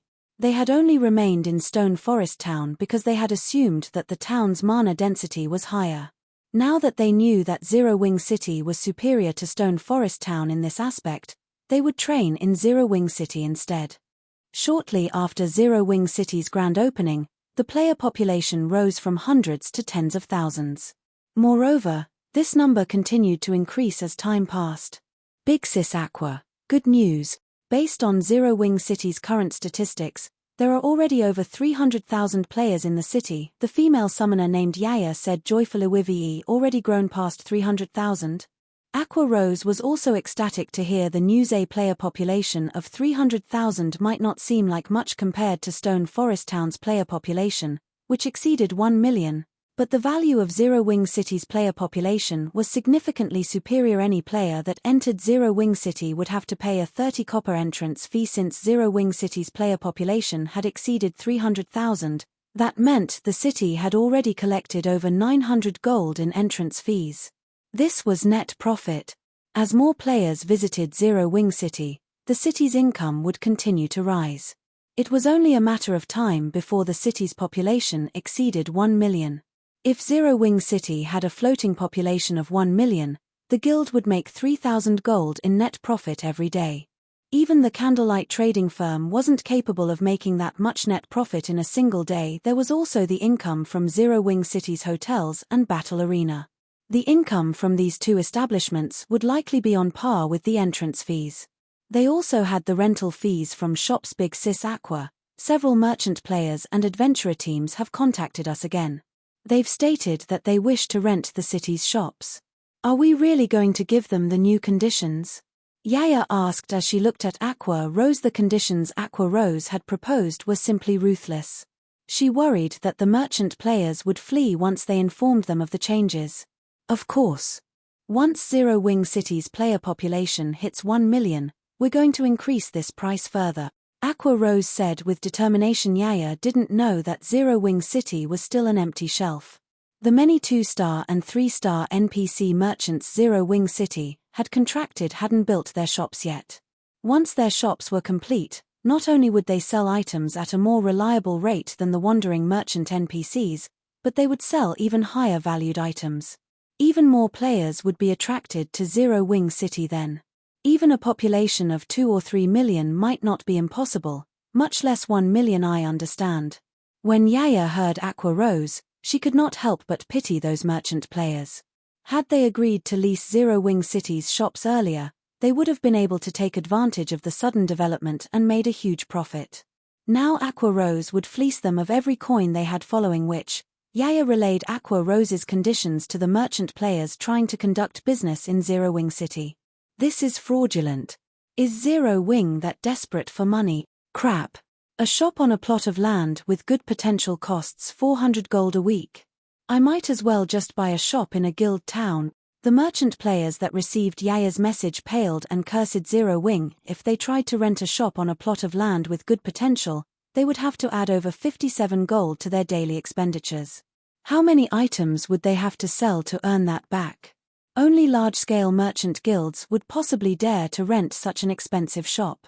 These large-scale merchant guilds were made up of merchant players spread across multiple countries. With their wide range of connections, they would be able to obtain many items that would be of great interest to players. 400 gold for a plot of land with good potential. It seems Zero Wing is confident in its city's development. Susie, whom Feng had met in Stone Forest Town's advanced auction house, smiled when she received Yaya's reply. This is a good opportunity. I might not be able to rent a shop on a plot of land with good potential, but I should be able to rent a shop in the city's outer area. Although a large number of merchant players chose to give up on doing business in Zero Wing City, there were still a few of them that decided to bite the bullet and rent a shop in the city's outer area. Although the rental fee of 240 gold per week was still expensive, at least they could save on some of their cost. As Zero Wing City became increasingly popular, Feng had arrived at the Dark Den's central area using Moloka's Ring the World Summit. This was a place created by numerous gods. Chapter 1565, Land of Gods. Chapter 1565, Land of Gods. When Feng returned to the World Summit's outer area once again, he felt that the place had changed since his last visit. More precisely, it wasn't the World Summit that had changed, but himself. When he visited the World Summit previously, he had merely been a Tier 1 player. He had been weaker in both perception and physique. He also hadn't had a clear understanding of what kind of place the World Summit was. This time, however, he noticed far more details. He could feel a strange power filling the area. This power gave off a cloud-like feeling. Although it felt vague, it had even suppressed the disintegration power's effects in his body. The disintegrated debuff had weakened his basic attributes by 50%. Now, his basic attributes were only 30% less than normal. This strange power's effect was striking. Moreover, the closer he got to the World Summit, the stronger the strange power became. Sure enough, the World Summit is extraordinary. It should be quite possible to obtain god crystals here.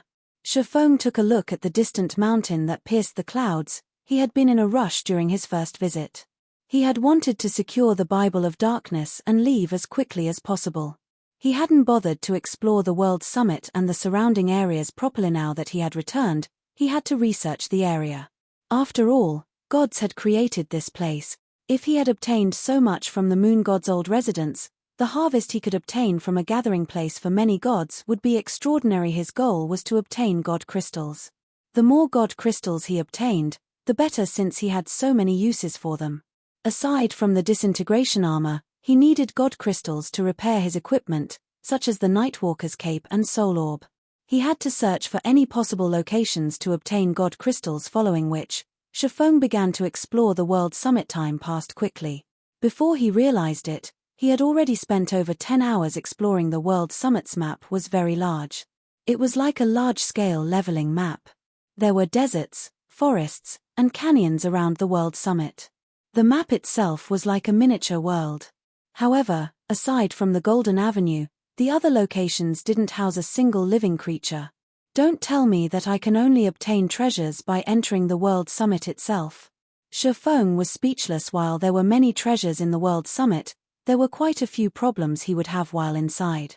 The amount of time a player could remain in the World Summit was based on the strength they displayed previously. He had fought desperately to gain barely enough time to secure the Bible of Darkness.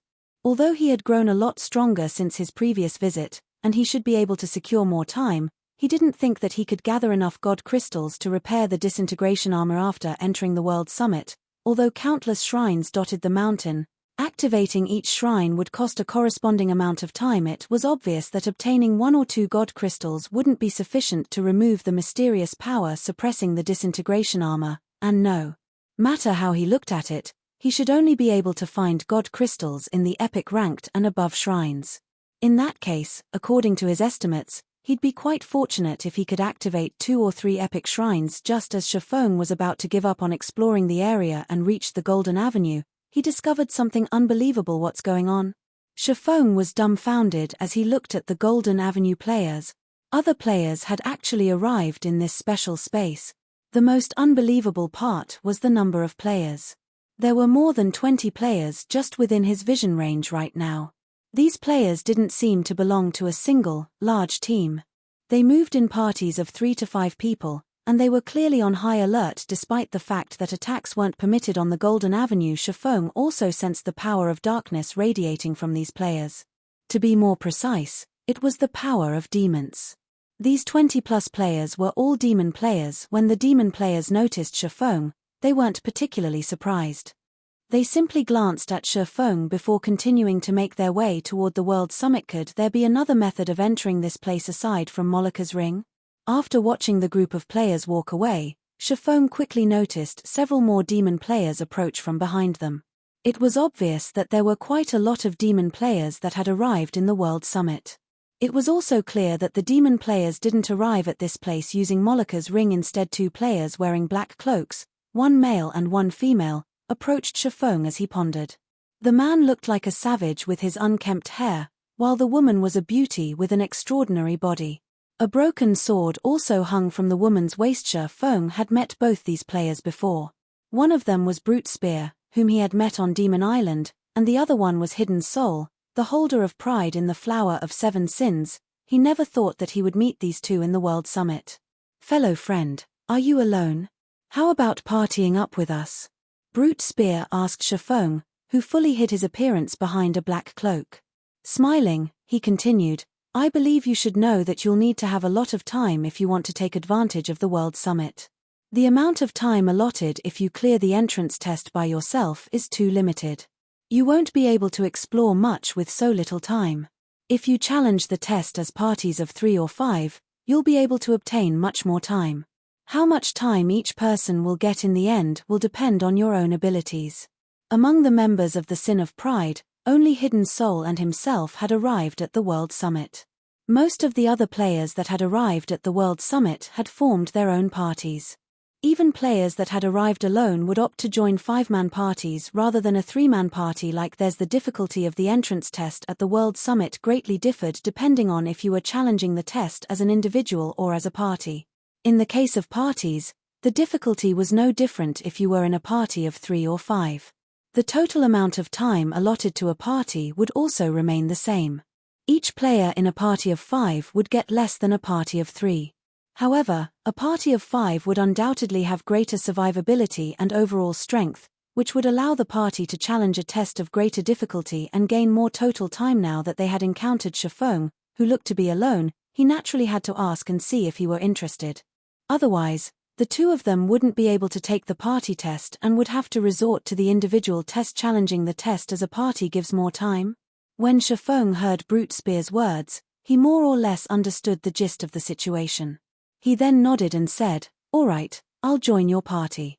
Based on Brute Spear's words, he could tell that the man was relatively familiar with the World Summit previously. Feng had come as an individual, so he didn't notice that there was a party mode for the test. Judging by how experts like Brute Spear and Hidden Soul were willing to accept a stranger like himself into their party before even confirming his strength, he could tell that the party test was much more rewarding than the individual test. Otherwise, Brute Spear wouldn't bother inviting him at all. Experts on Brute Spear and Hidden Soul's caliber were relatively prideful. If they were capable of achieving their goal on their own, they wouldn't ask for help, especially not from a stranger. Hahaha. Wonderful. Brother, it seems you're quite a sensible person as well. If something can be done in a party of 3, there's naturally no need to do it in a party of 5. Let's hurry up and head for the test, then. Brute Spear laughed when Feng agreed to his invite. Hidden Soul merely glanced at Feng before continuing on her way toward the World Summit silently. It was clear that she held no interest in knowing a hanger-on like Feng. "Brother, don't mind it. Our commander is always like this," Brute Spear explained awkwardly. "That's understandable." Feng didn't say much about Hidden Soul's response. After all, his thoughts were exactly the same as Hidden Soul's. They were merely using each other for their own benefits and were far from being friends. There was naturally no need to act chummy with each other. Feng, Hidden Soul, and Brute Spear walked along the Golden Avenue and made their way towards the World Summit. Chapter 1566, Epic Party Test. Chapter 1566, Epic Party Test. After reaching the altar at the World Summit's foot, Feng discovered that there were easily over 100 players. The majority of these players wore black cloaks, but there were some that didn't hide their identities and levels there sure are a lot of experts. Feng looked at everyone. Has the development of demon players reached such an extent already? Even the weakest player present was level 48, while some had already reached level 49. These players could easily rank at the top of an empire's ranking list. These players also had the capability to transform into demons, which would further enhance their strength. The players that hid their names and levels were likely also powerful. There were many non-human races in God's domain. The demon race ranked near the top in terms of strength. However, these races generally developed slowly during the early stages of the game. On their way here, Feng had learned from Brute Spear that every demon player capable of entering this place was a demon noble. This was a benefit available only to demon players who had become demon nobles. However, it was not easy to come to the World Summit, either. They not only had to pay 1,000 magic crystals, but they also had to complete many quests from a demon king. They would only gain one chance to enter the World Summit after they had accumulated sufficient contribution points. There was only one opportunity to enter the World Summit every 3 days in God's domain. It was extremely difficult for demon players to obtain a noble rank. There were over 100 demon nobles here now. One could already imagine how many ordinary demon players there were in God's domain. Meanwhile, even at the lowest demon noble rank, Tier 1 demon players would have their physique and basic attributes improved enough to rival ordinary Tier 2 players when they transformed into demons. The 100+ demon players present could already be considered Tier 2 players. A party of 5 was just finishing their battle at the altar when Feng's group approached it.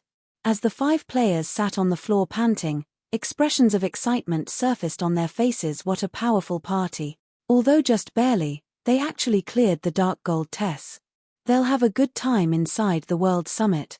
Not only would they gain the key to open Dark Gold shrines, but they can also visit a few Fine Gold shrines. It's a pity that they're a 5-man party. If they were a 3-man party instead, they'd have enough time to visit 2 Dark Gold shrines even if their test just barely made the mark for Dark Gold rank. If they hurry, they might even get to enter 3 Dark Gold shrines. Even so, it's already a good result. After all, the previous few parties have cleared the Fine Gold test. Envy and admiration filled the players below the altar as they looked at the party on it. There were also some that pitied the party. Based on everyone's reactions, it was clear that they were all familiar with the World Summit's entrance test. Even without the system's notifications, these players could guess the rank of the test the party of 5 undertook. No wonder they said that parties get more time.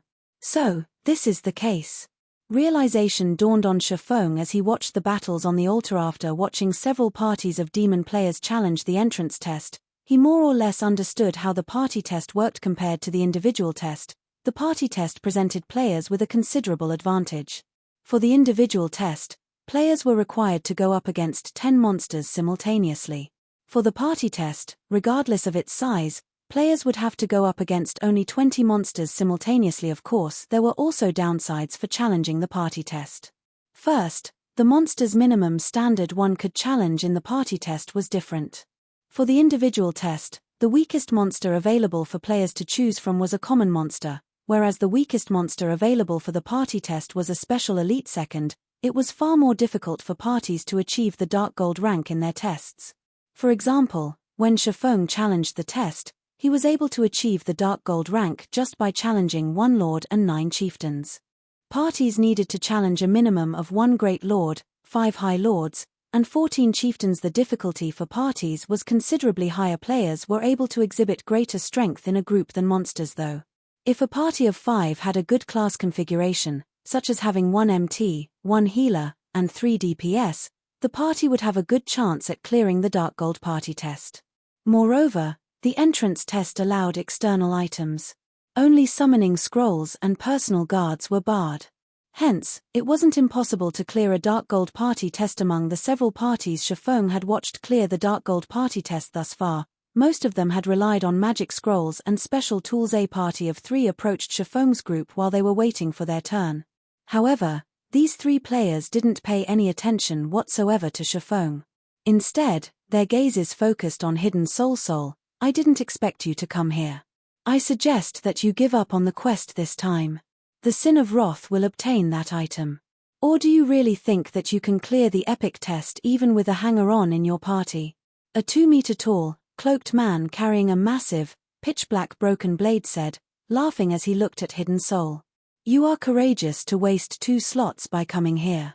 If not for your elder brother strongly recommending you, you'd never have obtained the position you have today.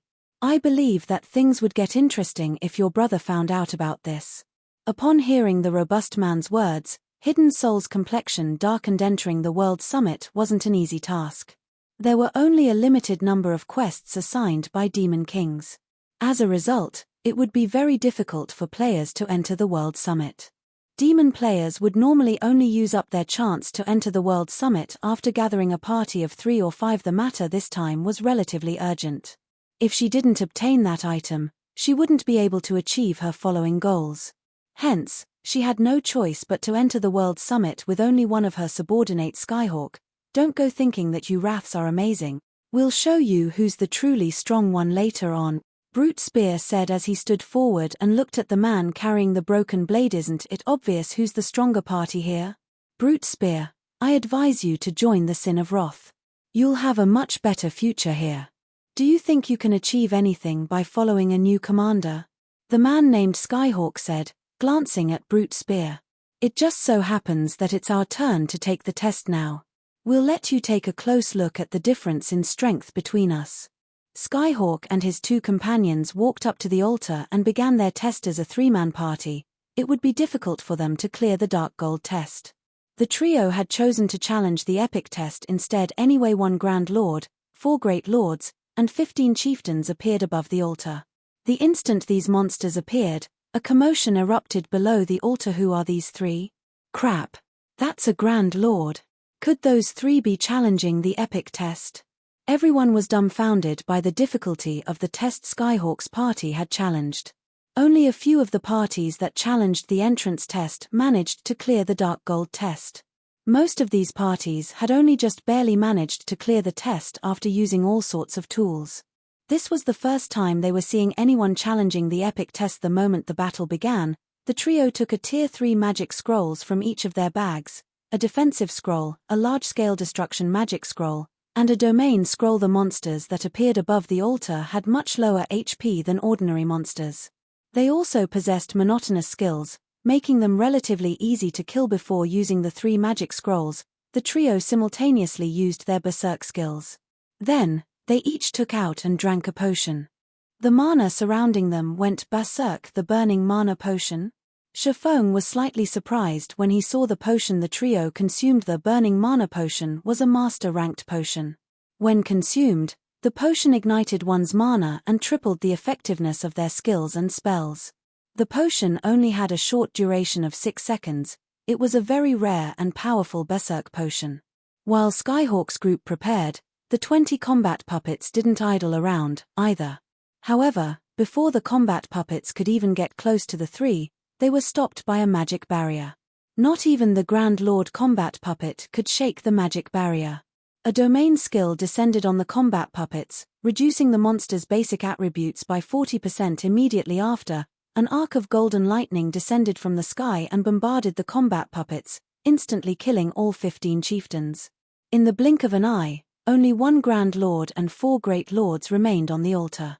Although the 5 remaining combat puppets only lost a small portion of their HPs, the large-scale destruction spell injured them badly, their combat power decreasing even further after the domain skill weakened them. The Guardian Knight standing on Skyhawk's right moved forward and used an AoE taunt, instantly securing the aggro of the 6 combat puppets. The cleric standing on Skyhawk's left continuously cast healing spells on the Guardian Knight. Skyhawk controlled the 5 thorny vines summoned by his domain skill and continuously bombarded the combat puppets with attacks, each attack dealing tens of thousands of damage. Meanwhile, even the Grand Lord ranked combat puppet only had a maximum HP of 16,200,000 after being weakened after a few short minutes. The remaining 6 combat puppets collapsed to the ground. Skyhawk's party smoothly cleared the epic test. They were too strong. Who are these people? Everyone below the stage was dumbfounded. When the previous parties had challenged the entrance test, they had ended up dead tired by the time they had completed it, yet despite challenging an epic test, Skyhawk's party cleared it without breaking a sweat. Standing on the altar, Skyhawk sent Hidden Soul a provocative glance before laughing and stepping down from the stage to rest. It was as if he had said, "Can you do that? Damn it. When did they gather such a set of Tier 3 magic scrolls?" Brute Spear growled in frustration as he looked at Skyhawk's party. Envy flashed in his eyes. Although Hidden Soul didn't comment, she didn't look pleased. "It'll be our turn in a moment. I've already stated our goal. We aim for epic rank. If you wish to withdraw, you can do so now. I won't try to force the matter. You've already seen the difficulty of the epic test. If you wish to continue, I only have one request, although I don't know how powerful you are exactly, and that is to figure out a way to distract one great lord," Hidden Soul said as she turned to Feng. Truthfully, the epic test was far more difficult than she had expected. Although she had prepared, she wasn't confident of clearing the test. Players only had one opportunity to challenge the entrance test during each visit to the World Summit. If they failed, they would have to wait until they returned. "There are no problems on my side." Feng nodded. Epic rank had been his goal all along, Commander, you see? "I knew I picked the right person," Brute Spear said and laughed when he saw Feng's unwavering attitude. Hidden Soul simply smiled and didn't say anything else. After another party finished their test, Feng's group's turn to challenge. It finally arrived. "All right, let's go." Hidden Soul started walking towards the altar. Chapter 1567, Different Goals. Chapter 1567, Different Goals. As Feng's three-man party ascended the altar, Skyhawk and the others, who rested and recovered their concentration and stamina before the mountain, turned to watch. "Commander, Hidden Soul's party is up next." "What a joke. An assassin, a berserker, and a swordsman? Do they really plan to challenge the epic test with that kind of party configuration? If she really lets these slots go to waste, not even her brother can help her keep her position." After sending Hidden Soul a contemptuous glance, Skyhawk closed his eyes and focused on recuperation, paying no attention to the upcoming battle. He had severely depleted both his stamina and concentration in the previous intense battle. Although the World Summit was a relatively safe place, it was not completely void of danger. He had to remain in peak condition. As soon as Feng stepped on the altar, the sound of a system notification reached his ears. "System, defeat all enemies before you, and you will be granted entry to the World Summit system. As a three-man party, you will gain 30 minutes for every special elite killed, 100 minutes for chieftains, 500 minutes for lords, 1,000 minutes for high lords, 2,000 minutes for great lords, and 5,000 minutes for grand lord. System, your party must choose 20 monsters to face. If you are unable to defeat your opponents, you will die. System, as a three-man party, the party leader may choose 10 monsters, while party members may choose 5 monsters each. The chosen monsters will prioritize the players that chose them. Your party has 10 minutes to consider. Failure to do so will result in automatic forfeit. You will die if you forfeit. Based on our previous discussion, I'll choose 1 Grand Lord and 9 chieftains. Brute, you'll choose 3 Great Lords and 2 chieftains. Maple Leaf, you'll choose 1 Great Lord and 4 chieftains. Try to buy as much time as possible. Brute and I will deal with the chieftains as quickly as possible, and then we'll focus on your Great Lord, Hidden Soul said as she looked at Feng. Understood. Feng nodded. Feng hadn't given Hidden Soul and Brute Spear any of the names he usually used. Instead, he had given them a fake name that he had thought up on the Flythe World Summit was a paradise of treasure. It was also a hub for demon players. It certainly wasn't a good idea to expose either his Yi Feng ID or Black Flame ID. Hence, he had decided to use another name to avoid complications. Moreover, he had the Nightwalker's cape. Even if others used high-ranking identification skills on him, they couldn't see through his concealment. When Feng nodded, Hidden Soul chose her monsters. However, once Feng chose his Great Lord, he didn't immediately select 4 chieftains. Instead, he chose 1 Grand Lord and 3 chieftains. Now that he had the rare opportunity of joining a party in the World Summit, he had to earn as much time as possible. After all, he needed to secure a large number of God crystals, not just 1 or 2. Even though an epic party test would award a lot of time, it wasn't enough for his purposes. Moreover, since Hidden Soul and Brute Spear were confident of dealing with their own monsters. Trading one chieftain for a Grand Lord wouldn't matter much by the time Feng finished with his selection. Hidden Soul and Brute Spear had finished choosing their monsters. Following which, they quietly waited for their chosen monsters to spawn. When their allotted 10 minutes ended, a magic array formed above the altar. Combat puppets then dropped from the magic array. Once the 20 combat puppets had spawned, gasps filled the air. What? More players are challenging the epic difficulty? Wait. Why are there 2 Grand Lords? Did they select one by accident? That shouldn't be the case. How could they possibly mess up such an important decision? If they really made a mistake, they'll lose their lives. Everyone below the altar was dumbfounded when they saw the combat puppets. In their opinion, the epic party test was already difficult enough. Adding a single Great Lord would amplify the test's difficulty, not to mention adding an extra Grand Lord. Although Skyhawk's party seemed to have cleared the epic test relatively easily, it had been the result of precise calculation. The Guardian Knight had only tanked 1 Purgatory puppet and 4 Magisteel puppets due to the domain skill's suppression. However, had there been 1 more Magisteel puppet, the Guardian Knight would not have been able to maintain his HP above a safe margin. In that case, Skyhawk's party would have likely died before the combat puppets. The players weren't the only ones who were stupefied. The sudden arrival of 2 Grand Lords on the altar stunned Hidden Soul and Brute Spear. Purgatory puppet, Grand Lord. Level 49. HP 27 000 27 000. Magisteel puppet, Great Lord. Level 49. HP 16 000 16 000. Silver puppet, Chieftain. Level 49. HP 1 400 0001 400 000. It seems that I guessed correctly. Feng could not help but breathe a sigh of relief when he saw the combat puppet's levels. He was currently level 60.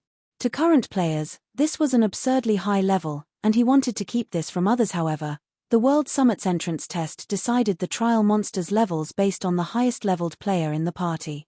Hence, Feng had utilized the growth system and temporarily lowered his level to the next highest leveled player in the party. Although doing so would reduce his basic attributes, it would not affect the quality of his equipment. This mechanic had been created to allow high-level players to help their lower-leveled companions grind and level quickly, as players of significantly higher levels would take the majority of a monster's EXP. Now, however, this mechanic had helped Feng avoid exposing his level and lower the difficulty of the test. Has Hidden Soul lost her mind? Skyhawk was astonished when he saw the 2 Purgatory puppets on the altar. He had personally experienced the power of a Purgatory puppet. Although it didn't have as much HP as a normal Grand Lord, its combat power was the real deal. If not for the Tier 3 domain skill suppressing and attacking the Purgatory puppet, his party wouldn't have defeated the Grand Lord. Based on his information, the Sin of Pride shouldn't have any Tier 3 domain scrolls. Even if Hidden Soul had one, how could a berserker like Brute Spear possibly hold 2 Grand Lords on his own? Hidden Soul's party didn't even have a healer. Everyone was flabbergasted. But what they didn't know was that Hidden Soul was more confused than any of them. However, once the combat puppets appeared, they didn't give Hidden Soul much time to consider the surprising development. Immediately, the 20 combat puppets charged at the 3 players before them. Commander, what should we do? Brute Spear panicked. We don't have any other choice. We'll use our berserk skills and the 2 mana soul crystals. Then we'll use Tier 3 magic scrolls to kill the chieftains. Kill as many as you can. Hidden Soul gritted her teeth as she took a crystal shard from her bag that radiated a dark purple glow and threw it on the ground reluctantly. Brute Spear retrieved a similar crystal shard and did the same. When the 2 mana soul crystals shattered, the space around the party grew stagnant. As a result, the approaching combat puppets' movements stiffened slightly. At the same time, their basic attributes decreased by 20%. Unfortunately, despite being weakened, the Purgatory puppets were still significantly stronger than Great Lords of the same level in terms of attributes. Meanwhile, although both Hidden Soul and Brute Spear wore top-tier equipment, their attributes could only rival a Great Lord of the same level even after they activated their berserk skills. They were still no match against the weakened Purgatory puppets. Despite knowing this, however, Hidden Soul clenched her jaw and fought with everything she had. Both Hidden Soul and Brute Spear simultaneously used a Tier 3 magic scroll, with one containing a control spell, and the other containing a large-scale destruction spell. The scrolls temporarily immobilized all of the combat puppets, but after the large-scale destruction spell struck, the silver puppets still had over 50% of their HPs remaining. Seeing this, Hidden Soul quickly took out and used another large-scale destruction magic scroll in quick succession. Hidden Soul used 3 Tier 3 large-scale destruction magic scrolls, killing all chieftain-ranked silver puppets. Although the large-scale destruction spells dealt a lot of damage, their effects were no match for those that Skyhawk had used after consuming the mana burning potion. As a result, Hidden Soul's large-scale destruction spells. A moment later, both Purgatory puppets arrived before Hidden Soul and only heavily injured the Great Lord-ranked Magisteel puppets. As for the Grand Lord-ranked Purgatory puppets, they had only lost some HP. Their bodies were still intact, brandishing their one-handed sabers against the female assassin. Each of the Purgatory puppets had 2 pairs of arms, so Hidden Soul had to face 8 sabers simultaneously. As the Purgatory puppets attacked, they sealed off all paths of retreat. Seeing this, Hidden Soul had no choice but to activate Wind Steps and utilize the brief period of invulnerability the skill granted to block the incoming attacks and retreat. She planned to kite the Grand Lords, since fighting them head-on would be suicidal. Unfortunately, before she could get 10 yards away from the monsters, both Purgatory puppets caught up with her. One Purgatory puppet appeared beside her and sent an energy slash to cut off her path, while the other attacked from behind so fast. Realizing that she couldn't advance, Hidden Soul spun around and met the Purgatory puppet behind her. Hidden Soul gracefully avoided half of the Purgatory puppet's dozen or so attacks. She deflected the remaining strikes with her daggers and used the force to push her away from both puppets. At the same time, she also used the force of the attacks to push herself away from both Purgatory puppets. As a result of deflecting several of the Purgatory puppets' attacks, Hidden Soul lost over 8,000 HP. After activating her Berserk skill, Hidden Soul only had slightly more than 90,000 HP in total. Hence, she couldn't ignore such high damage yet. Seconds after Hidden Soul escaped from the pincer attack, the other Purgatory puppet leaped powerfully and arrived before her, launching yet another pincer attack. And here I thought Hidden Soul was strong enough to actually challenge 2 Purgatory puppets. She's definitely going to die. Her party wouldn't be able to hold its ground against 1 Purgatory puppet. They don't even have a healer. The suppression they're using against the puppets isn't strong enough. Even if they used regeneration potions to recover their HPs, they wouldn't last long. In the end, no matter what they do, they'll still die. That's right. She has overestimated herself. Does she think she can do anything just because she has high combat standards? The Guardian Knight and Cleric in Skyhawk's party quietly ridiculed Hidden Soul as they watched the female assassin desperately flee from the 2 Purgatory puppets. As for Skyhawk, he no longer bothered to pay attention to the battle on the altar. The outcome of this test was already evident. Is this the end? Hidden Soul could not help her bitter smile when she saw that her HP had fallen below the 30% threshold. The 2 Purgatory puppets launched another 2-pronged assault against the assassin, but just as everyone assumed the battle would end, the air above the altar rippled suddenly. The Purgatory puppets, Hidden Soul, and Brute Spear felt weaker. A shadow then appeared behind one of the Purgatory puppets, followed by a blue flash. The Purgatory puppet was abruptly thrown over a dozen yards away, slamming into the altar as it landed. Maple. Seeing this, Hidden Soul and Brute Spear turned to their mysterious companion with wide eyes.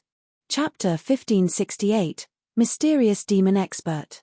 Chapter 1568, Mysterious Demon Expert. Feng's sudden interference stunned every watching player. Impossible. That's a Grand Lord. What did he do? Grand Lords had an overwhelming strength advantage against Tier 1 players of the same level. At this stage of the game, aside from peak MTS, players could barely block a Grand Lord's attack after activating a Berserk skill. Yet, not only had Feng blocked the Purgatory puppet's attack, but he had also sent it flying. Before anyone could react, Feng moved again and appeared before the other Purgatory puppet. His sacred sword curved past the puppet's 4 sabers and struck the Grand Lord's chest like a bullet. The Purgatory demon's body shot backward upon coming into contact with Killing Ray, smashing into the ground after flying across over a dozen yards. At the same time, a damage of over -20,000 appeared above its heading the blink of an eye. Feng had successfully pulled Hidden Soul from her precarious situation. Feng then used the aura of Water's life domain, recovering 10% of both Hidden Soul and Brute Spear's HP every second for 30 seconds before Hidden Soul could say anything. Feng got ahead of her and said, "We don't have time. I'll make things simple.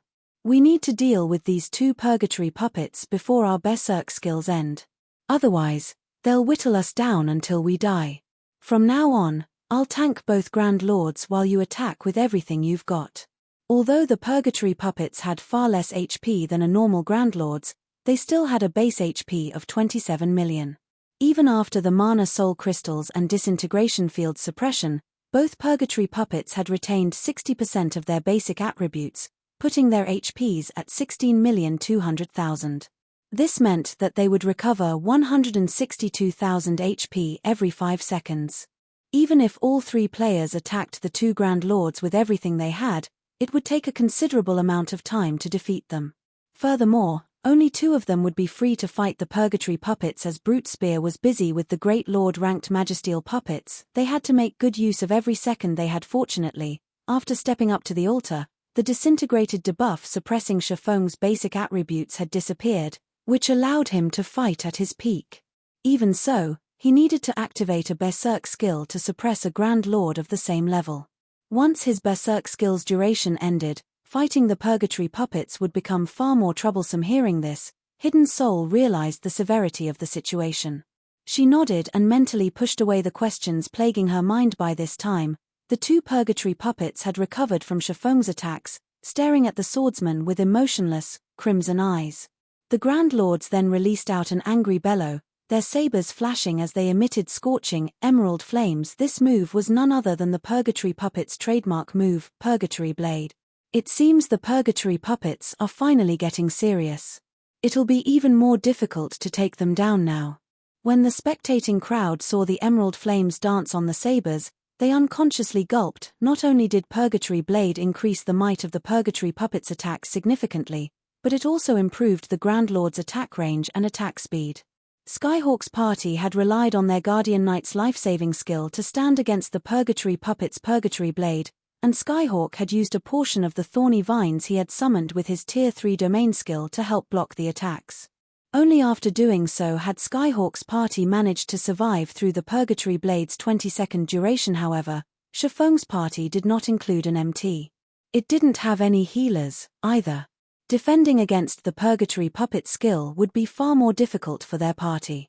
The Grand Lord's attack range bonus from the skill was also terrifyingly vast, making their attacks impossible to dodge. "I'll aggro one," Hidden Soul hurriedly declared after seeing the Grand Lords activate Purgatory Blade. It is impossible for non-MT classes to tank both at the same time. Their party's situation wasn't like Skyhawk's. Skyhawk's party had only faced one Purgatory Puppet, whereas their party had to deal with two. When Skyhawk's Purgatory Puppet had used Purgatory Blade, even the Guardian Knight nearly died after activating a life-saving skill. Needless to say, the Grand Lord's attacks would annihilate any other class. "No, I can hold both of them by myself. You just need to focus on dealing damage," Feng said, grinning as he dashed at the two approaching purgatory puppets.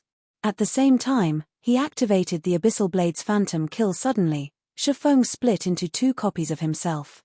Each copy then moved to take on a purgatory puppet, a doppelganger.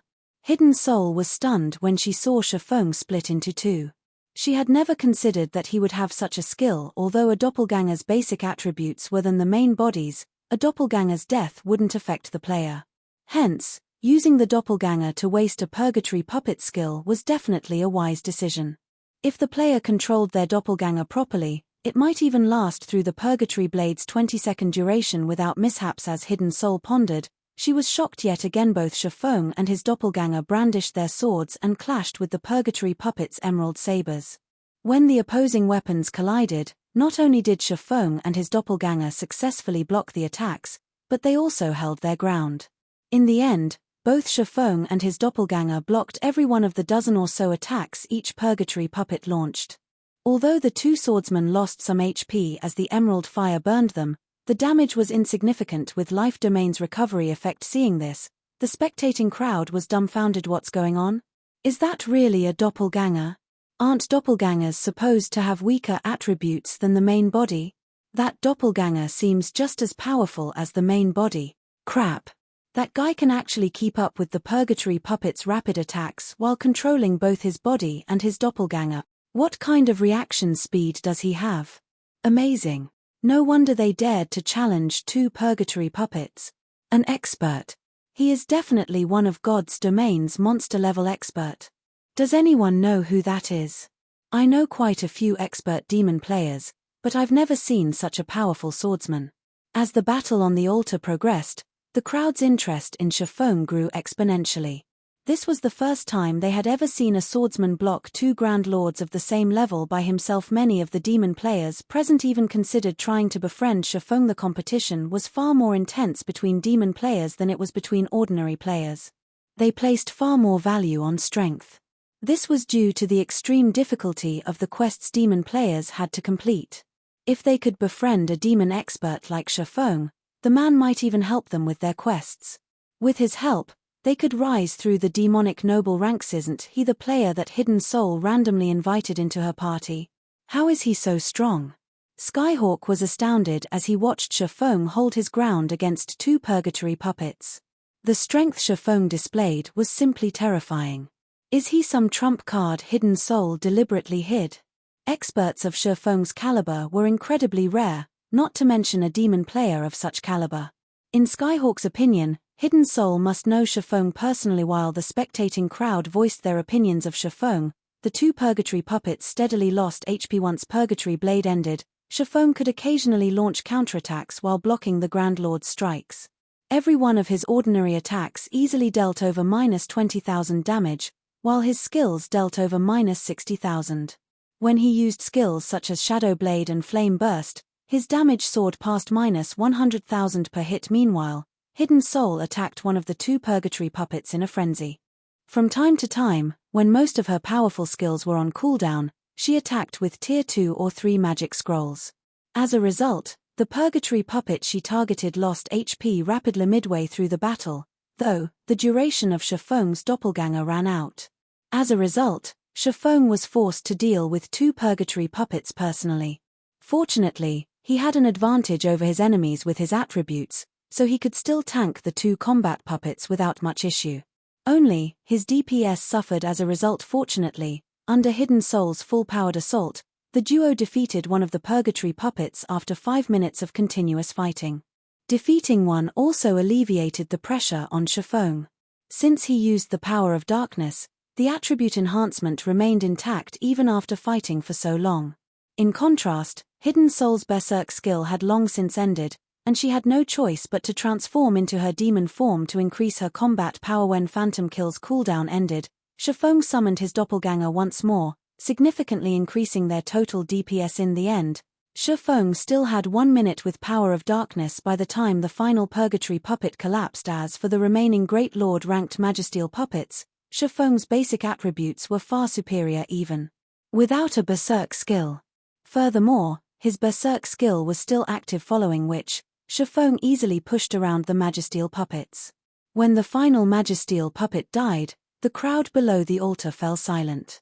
These players only recovered from their daze after a few seconds. Feng and his 2 companions heard the sound of a system notification. Chapter 1569, Inferior Legendary Rank. Chapter 1569, Inferior Legendary Rank. As the final Magisteel puppet's HP reached 0, both Hidden Soul and Brute Spear breathed a sigh of relief. Commander, we succeeded. Brute Spear excitedly announced they had merely intended on giving the entrance test a try. After all, they already knew how difficult the epic party test was. Moreover, their party's configuration wasn't particularly favorable, which only lowered their success rate. They never thought that they would actually defeat the 2 purgatory puppets and pass the entrance test. That's right, we succeeded. Even Hidden Soul, who had maintained a solemn expression, could not help but reveal a joyful smile. She then shifted her gaze to Feng, the questions she had previously suppressed resurfacing in her mind. Now that she thought about it, she hadn't chosen 2 purgatory puppets accidentally. It was also unlikely that the system had made an error. Moreover, Feng had been calm when he faced the two Grand Lords, as if he had expected the situation. This proved that the swordsman had chosen the extra purgatory puppet. Moreover, Feng should have no information about her or Brute Spear's strengths, yet he had made such a decision. This proved that Feng was confident in his own capabilities to take down two purgatory puppet. Not only was Feng such a powerful swordsman, but he was also capable of reaching the world summit. Based on what she knew, God's domain didn't have an expert like this man. Someone so powerful wouldn't be able to hide their identity from everyone. Meanwhile, Skyhawk's party stared at Feng and Hidden Soul in astonishment. How is this possible? They actually did it. Commander, what should we do now? They killed one more purgatory puppet than we did. They definitely have more time than us. The Guardian Knight and Cleric in Skyhawk's party panicked when Hidden Soul's party cleared the test. Time was everything in the World Summit. Players with more time would find more opportunities to grow stronger, and this was especially true as players tried to reach the epic shrines. Gaining an additional 5,000 minutes would give a team enough time to enter at least 4 more additional epic shrines. Although I don't know where that woman found such a powerful team member, more time won't help them find that item. Skyhawk wore a twisted, ugly expression. Immediately, he commanded, "All right, we've rested enough. Let's enter the World Summit." Saying so, Skyhawk approached the World Summit's entrance. Hee. Commander, look. It seems that Skyhawk can't sit still any longer. He's in such a rush to leave, Brute Spear said, laughing in delight as he watched Skyhawk's party depart. However, unlike Brute Spear, Hidden Soul had lost interest in Skyhawk's party as questions about Feng's identity filled her mind. As she was about to move forward and thank Feng, the sound of a system notification reached her ears. System, you have completed the SS rank difficulty test. Rewarding Inferior Legendary Shrine Key. Time awarded increased by 40%. You have received 8,480 minutes. An Inferior Legendary Shrine Key and 8,148 minutes. Hidden Soul was stunned. Immediately, she looked at the system notification window to confirm that the announcement hadn't been a hallucination. She had never expected such a bountiful reward. Based on her calculations, the best performing party could only learn around 7,000 minutes after completing an epic party test, yet despite her party's average performance, she had earned over 8,000 minutes. Most importantly, the shrine key was inferior legendary rank. This was the first time she had ever heard of such a key. One could only open a shrine of equal or lower rank with a high-rank shrine key in the World Summit. Without a key of corresponding or higher rank, players wouldn't be able to unlock the doors to the shrine. Even Feng was ecstatic. His performance had been the best in the party, and thus, he had received more time than his companions. In total, he had earned 13,580 minutes, 6 times the amount he had earned during his first visit. He would have ample time to search for God crystals in the World Summit. Brother Maple, we really have to thank you for your help. We'll be able to proceed with our quest far more smoothly. If you run into any trouble in the future, feel free to contact me. If you want to deal with someone, my commander and I can deal with most of God's domain's expert. Brute Spear said, grinning as he walked up to Feng. Hidden Soul nodded and expressed her agreement with Brute Spear's offer. She admitted that Feng was quite strong in a head-on confrontation. However, she was a professional with assassination and ambushing. She doubted that she'd lose out to Feng when focusing on a single target. All right. If I need anyone killed, I'll make sure to give you a call, Feng said, nodding. He did not try to reject Brute Spear's goodwill. Although the Flower of 7 Sins wasn't yet fully developed in God's domain, it wasn't an organization that ordinary superpowers had any hope against. Moreover, there wasn't any enmity between him and the organization. Most of the encounters he had had with the Flower of 7 Sins thus far had been due to other players hiring its services. Such dealings were very normal for an assassin organization. It was unlikely that the Flower of 7 Sins had a grudge against him. Feng added both Hidden Soul and Brute Spear as friends, but due to his demon mask, his name registered as Maple Leaf in their friends list now. If he really had to deal with someone in the future, he could ask Hidden Soul for help. Once the entrance test was over, Hidden Soul and Brute Spear decided to rest before entering the World Summit. The previous fight had taken a huge toll on their stamina and concentration. Feng, however, had no intention of resting. Instead, he parted ways with Hidden Soul and Brute Spear before entering the World Summit on his own. Feng hadn't wanted to avoid resting, but he didn't want others to discover his intentions. After some light conversation, Feng made his way towards the World Summit's main entrance. As he departed, Hidden Soul felt a little lost and crestfallen. Commander, we really got lucky. If we hadn't come across Brother Maple, we would have had to watch Skyhawk's party enter the World Summit and search for the item. If Skyhawk knew that we earned inferior legendary shrine keys, he'd lose his mind, Brute Spear said, sighing ruefully as he watched Feng's departing figure. It's a pity that Brother Maple seems to have some business of his own. If we could have convinced him to enter alongside us, we'd have a far better chance of obtaining that item. Commander, you should have at least tried to convince him. Who knows? He might have agreed. He's already helped us quite a bit. Don't get too greedy, Hidden Soul said as she eyed the grinning berserker. Commander, the boss has been looking for an expert to help him for a while now. Why don't we recommend Brother Maple?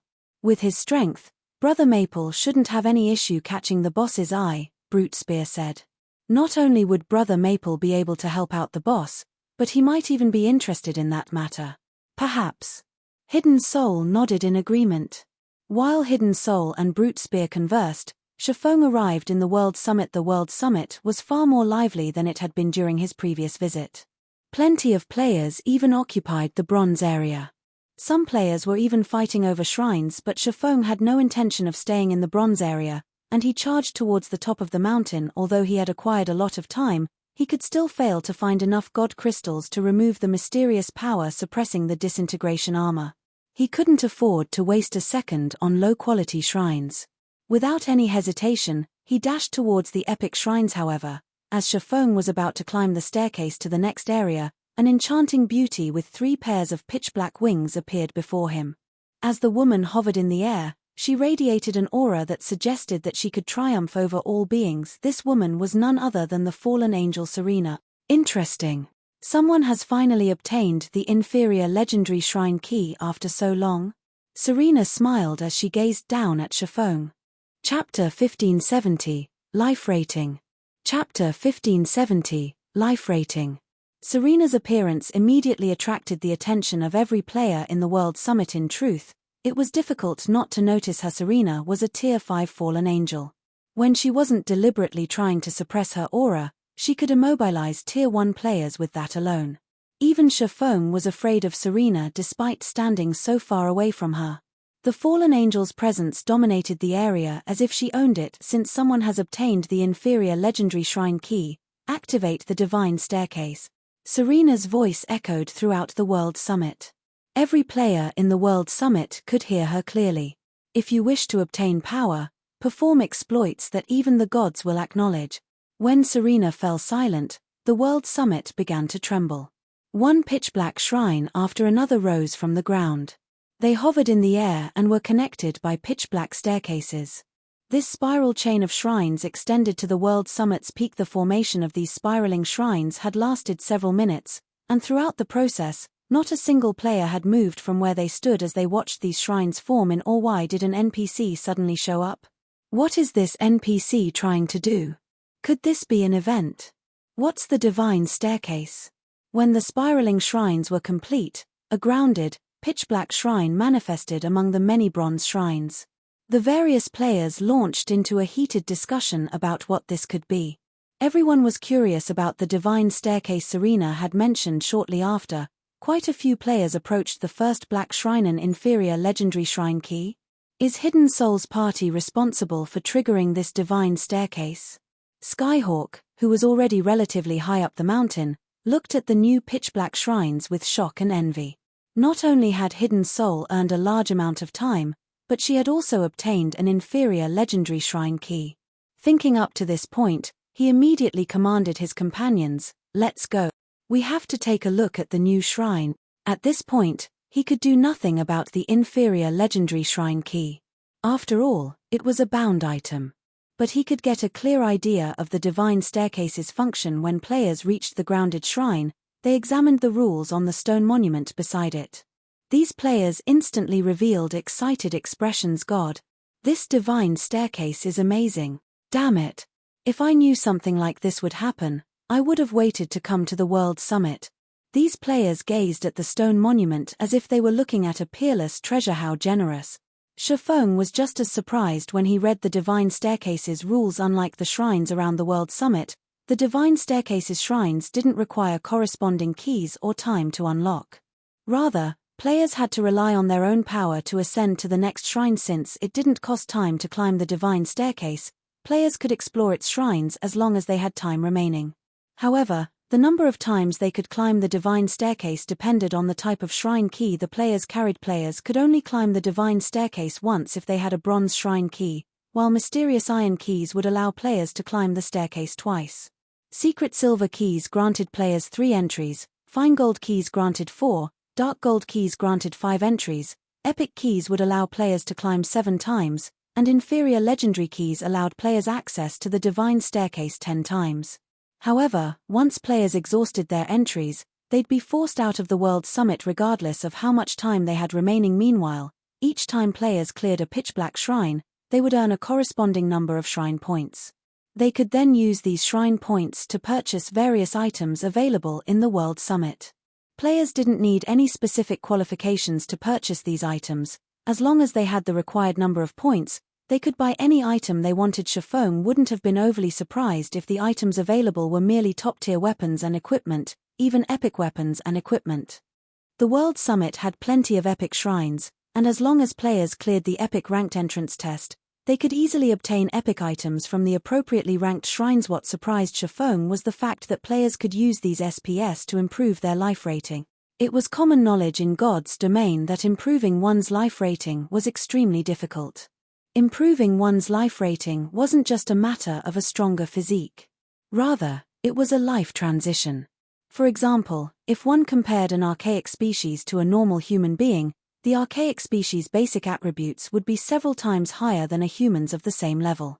This was the difference of a higher life rating. This was also why archaic species became more difficult to deal with as they rose in level. Although players could improve their life ratings by upgrading their tiers, the improvement was minuscule. For example, an ordinary Tier 5 player's life rating was only slightly higher than an ordinary Tier 1 player's. This was also the reason that Tier 5 players were significantly weaker than Tier 5 monsters. The attribute difference wasn't much during the early levels, and players could easily close the gap with top-tier weapons and equipment. However, as players rose in levels, particularly after passing level 100, the advantage of a higher life rating would become apparent and would only become more evident as players progressed in the game, at which point, players might be able to kill other players of higher tiers, but they'd be dreaming if they thought they could take out monsters of higher tiers. Only after reaching Tier 6 would players truly transition. Tier 6 players' life rating was worlds apart from ordinary Tier 5 players. At Tier 6, players would also qualify to challenge Tier 6 gods. Meanwhile, players could actually improve their life ratings with the shrine points from the Divine Staircase. Why wouldn't Feng be shocked? Based on his knowledge, the players that had managed to improve their life ratings by other means than upgrading tiers had been exceedingly rare even after 10 years in God's domain. Even if players found some way to do so, it would be incredibly difficult, and they'd have to rely on luck and strength. In the past, God's domain's various superpowers had fought frequently over such opportunities. By securing such an opportunity, they could give their players a better chance of reaching Tier 6. In fact, the benefits of improving one's life rating were even more valuable than ordinary legendary items. Feng had never thought that the Divine Staircase before him would be such an opportunity. However, when he saw the price of improving one's life rating, he was speechless. Even the cheapest Bloodline required 100,000 shrine points, and one exploit passing the first pitch-black shrine only awarded 10 SPS. Although the others would award more, one still had to pass a considerable number of shrines to accumulate enough SPS to purchase the Bloodline. Furthermore, Feng had no idea of how to perform an exploit, and the rules didn't mention anything about it. Even if he collected 100,000 SPS, without an exploit, he wouldn't be able to purchase a Bloodline to improve his life rating. Meanwhile, players could purchase various other items, such as potions, designs, recipes, mounts, siege weapons, god crystals, and other precious items. There were even fragmented legendary items up for trade. Naturally, the fragmented legendary items were extremely expensive. Even the cheapest cost 70,000 SPS, while the more expensive items could cost up to 240,000 SPS and 3 exploits. Moreover, players had to spend the SPS they earned with each visit, as their counter would reset to 0 when they returned. Fortunately, exploits were permanent and would only disappear when players spent them or deliberately deleted them. In other words, if players had a certain item in mind, they had to earn enough SPS in one visit to purchase it. Even so, the crowd before the first Black Shrine drooled over the prospects of treasure. After all, fragmented legendary items were practically illusory to current players. In fact, there hadn't been any news of a super guild obtaining one thus far. Suddenly, many players dashed into the first shrine and began their ascension. Feng didn't dawdle either, entering the shrine before him. This was a rare opportunity to secure a bloodline for himself, and he had plenty of time. It'd be a huge waste if he didn't attempt it. Chapter 1571, Realm Lord. Chapter 1571, Realm Lord. As soon as Feng set foot in the pitch-black shrine, his environment transformed. It felt as if he had just stepped through a teleportation gate and arrived in an entirely different space. A dark forest loomed before him, and the howling of wolves occasionally echoed in his ears. In the darkness of night, he faintly saw pairs of crimson eyes flicker in the treetops. This is a survival battle? Feng wondered as he observed his surroundings. Although it was night here, his vision was unaffected. He could see around him as clearly as if the sun hung above him. Feng spotted over a dozen werewolves armed with crossbows and in excellent equipment standing in the trees around him. In addition, he spotted another dozen or so werewolves with spears and greatswords beneath the tree's cover, radiating an intense killing intent. All of these werewolves were level 55 or above, with the highest at level 58. They ranged between elites and special elites. If an ordinary player attempted to take all of these monsters on by themselves, they'd definitely be torn apart. As Feng observed these werewolves, the sound of a system notification reached his ears. System: clear this divine shrine to obtain a reward. When the system notification ended, a system map appeared in the corner of Feng's vision. A teleportation point had been marked on the map in the heart of the forest. It was obvious that he had to reach said teleportation point to leave the divine shrine. However, before Feng could examine the map closely, the werewolves in the treetops began to attack, the triple-loaded crossbows releasing their bolts at him simultaneously. At the same time, the werewolves on the ground began to close in, forming a tight encirclement around him. How troublesome. It seems that the system banned teleportation skills, as well. I guess I have no choice but to run to the target. When Feng had noticed the werewolves' attacks, he had attempted to use space movement, teleporting to the destination directly. Unfortunately, teleportation skills were prohibited in the divine shrine. He had no choice but to unsheath Killing Ray and retaliate. A rain of bolts from above might be troublesome to ordinary players, but to Feng, the bolts were practically negligible. He easily dodged the bolts and appeared before a level 56 elite werewolf in the blink of an eye. He lightly swung Killing Ray at the melee-focused werewolf shadow blade. Numerous streaks of shadows cut past the elite werewolf, each hit dealing several tens of thousands of damage. Like a cannonball, the 2-meter-tall werewolf's body shot backward and slammed into the werewolves behind it. The monster only returned to the ground after flying over 20 yards. By the time it landed, however, its HP had reached 0. Its body turned to ash and disappeared, leaving several copper coins in its place. These monsters actually drop loot. Feng was slightly confused to see the copper coins on the ground. He had assumed that he'd be striving for nothing here. This was a kind of test, and tests normally didn't provide loot. However, Feng did not bother to kill the other werewolves. Instead, he swiftly maneuvered out of the circle of werewolves, heading straight for the teleportation array in the forest's heart. Combat players like Feng were no stranger to survival battles in God's domain. These situations were common in dungeons. If players focused on defeating the monsters in survival battles, they'd only get caught up in an endless cycle of combat, wasting their time. Feng, of course, didn't have a lot of time to waste, and even if he could kill these monsters easily, he'd still consume stamina. If he ran out of stamina midway through a battle, he'd become a sheep for the slaughter no matter how powerful he was. As he headed deeper into the forest, the werewolves went into a frenzy, chasing after him. However, Feng was simply too fast, and even the special elite ranked werewolves could only watch as the distance between them and their target grew until the swordsman eventually left their sight. After a few more minutes of running, Feng reached the teleportation array in the heart of the forest. However, before he could approach the array, he felt a chill crawl down his spine. The cause of this creeping sensation was none other than a one-eyed werewolf with a massive greatsword that guarded the teleportation array. A realm lord? Feng stared at the one-eyed werewolf in shock. This one-eyed werewolf was over 3 meters tall, and although it was only a level 58 special elite, the mana circling it was extraordinary. It felt like this land's protected child. Spectre werewolf, realm lord, humanoid creature, special elite, level 58 HP 4 200 0004 200 000.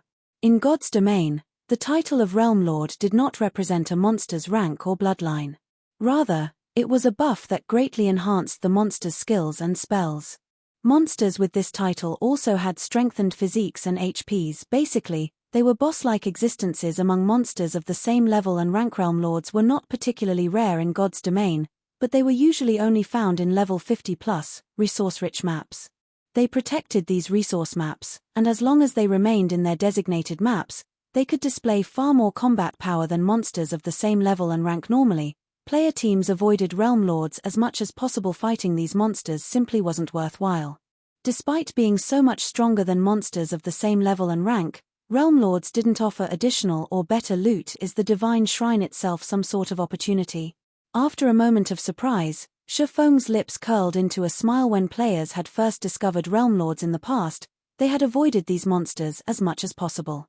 Unfortunately, some battles were unavoidable, and players had been forced to kill certain Realm Lords. As players had killed more Realm Lords, they discovered something astonishing: the Mana Barrier Crystal Fragment. Only Realm Lords dropped this item, and there was no way to obtain the crystal fragments from other monsters on its own. The Mana Barrier Crystal Fragment did not possess much of a function. At most, it could be used as a support material when crafting weapons and equipment, but when players synthesized the Mana Barrier Crystal Fragments into Mana Barrier Crystals, their value rose by over 100-fold. The Mana Barrier Crystals were the various NPC cities' main power source for their teleportation magic arrays.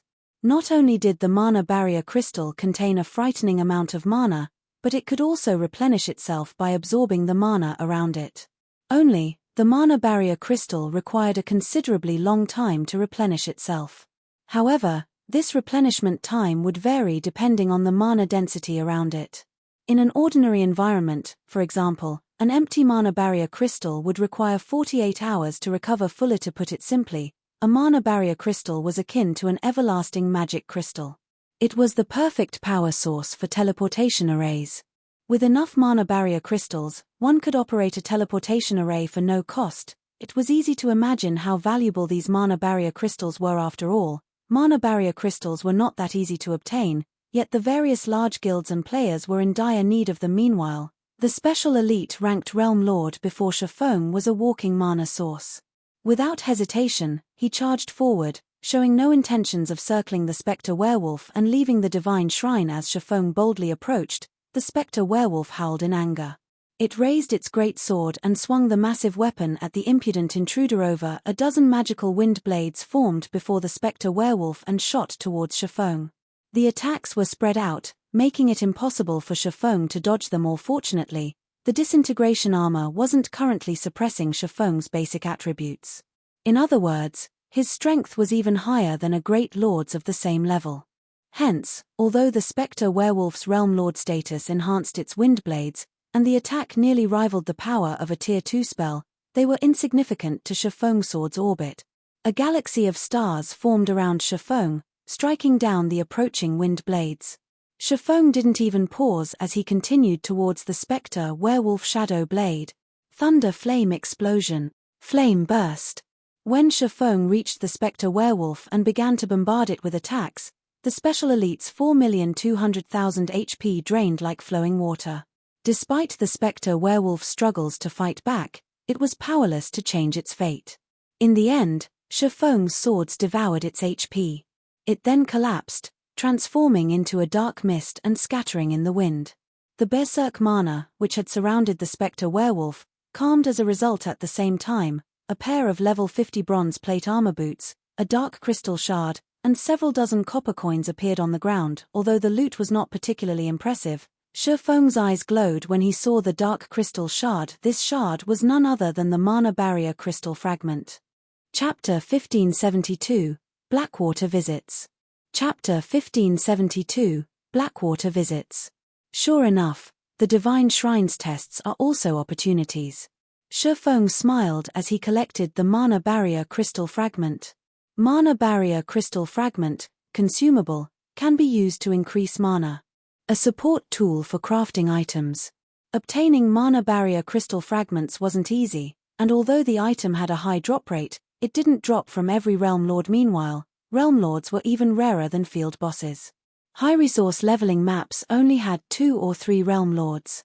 In addition, these Realm Lords' respawn time was much longer than ordinary field bosses. When the various large guilds had discovered the benefits of killing Realm Lords in the past, many guild wars had broken out over these monsters. Obtaining 1 mana barrier crystal fragment after killing a single special elite ranked Realm Lord was a huge boon from the system. Each mana barrier crystal fragment had sold for around 30 gold in the past.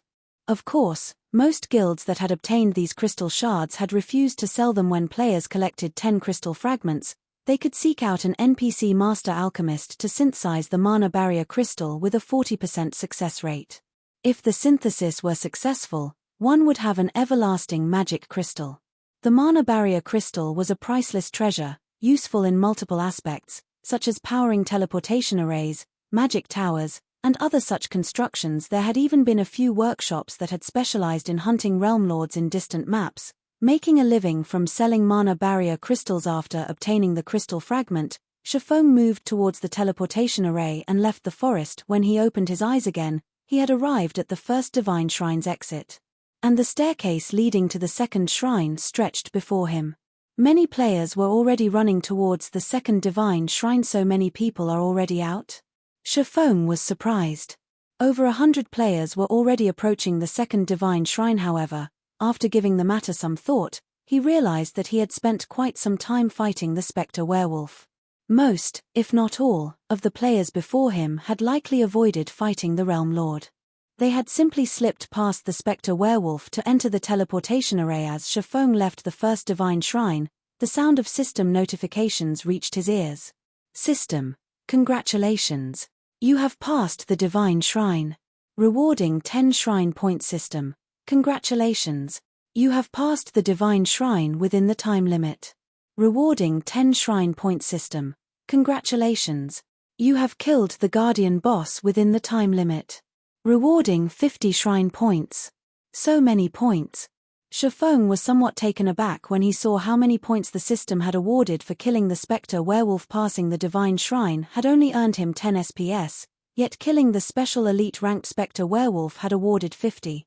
If these other players realized that killing the Guardian boss would award even more points, they'd likely regret their earlier actions. Even the cheapest item available for purchase in the Divine Shrine cost 500 SPS. If one cleared the first Divine Shrine quickly and ignored killing the Guardian boss, they would only receive 20 SPS. With that method, who knew how many Divine Shrines one would have to clear to accumulate 500 SPS? Moreover, as players climbed the Divine Staircase, the Divine Shrines would become more challenging. If players did not earn as many points as possible early on, it would only become more difficult to earn the points they needed later. It seems that I'll have to defeat every Divine Shrine's Guardian boss. Thinking up to this point, Feng realized the fastest way to earn shrine points from the Divine Staircase, following which, he proceeded towards the second Divine Shrine. The second shrine contained a gravel ridge, and its monsters ranged between level 55 and 58. However, the second shrine had far fewer elite monsters, and nearly half the shrine's monsters were special elites. Next to the Realm Lord, a few level 58 elites guarded the teleportation array. To Feng, however, this slight increase in difficulty was no issue. He had only spent a few minutes to defeat the Realm Lord and 3 elites. This time, however, he did not obtain a mana barrier crystal fragment. He had only obtained a level 55 bronze mage top and some coins. Upon clearing the second Divine Shrine, Feng earned 15 SPS. He also received 15 SPS for clearing the shrine within the time limit, and 70 SPS for killing the Guardian boss. Although Feng had cleared the second Divine Shrine, he was clearly lagging behind the other players. Even those who had entered the first Divine Shrine sometime after him were already on their way towards the third shrine. However, Feng did not rush. Instead, he continued to ascend the Divine Staircase at his own pace. Each Divine Shrine was a little more challenging than the last and awarded 5 more SPS when cleared. When Feng entered the 5th Divine Shrine, the test's difficulty visibly increased. Now, every monster he faced was a special elite. In terms of attributes, the monsters were on par with well-equipped, Tier 1 players of the same level. When facing a dozen or so of these monsters at once, even elite players would be in a bind. Even the Guardian boss was now a chieftain-ranked realm lord. Not only did the chieftain possess 10 million HP, but its skills also carried great destructive power. Even Feng did not dare to meet the boss's attacks head-on. Feng only defeated this Guardian boss after a dozen or so minutes of fighting. Meanwhile, as a chieftain-ranked realm lord, the boss had been very generous. It had dropped 2 mana barrier crystal fragments, instantly increasing Feng's haul to 4. Now, he only needed 6 more fragments to synthesize a mana barrier crystal. When Feng had cleared the 5th Divine Shrine, the shrine points he earned also undergone a qualitative transformation. The clear reward alone rose to 100 SPS, while clearing the shrine within the time limit awarded another 100 SPS, and killing the Guardian boss within the time limit awarded 500 SPS. However, the ranking list before the various Divine Shrines also reported that players had already reached the 8th shrine. There were over a dozen players clearing the shrines with astonishing speed. Meanwhile, while Feng continued to challenge Divine Shrines, Zero Wing City's fame in Starmoon Kingdom had exceeded Stone Forest Town's. The city had become a holy resting ground for many of the kingdom's players due to the city's high mana density, the double EXP buff accumulation, and the large number of wandering merchants. It took no time at all for Zero Wing City's player population to break past 1 million. The originally empty city was now so lively that Zero Wing City could rival major NPC cities. Guild Leader Singular, Zero Wing City's player population has grown past 1 million. The city is even charging players an entrance fee. Its daily income is incredibly high.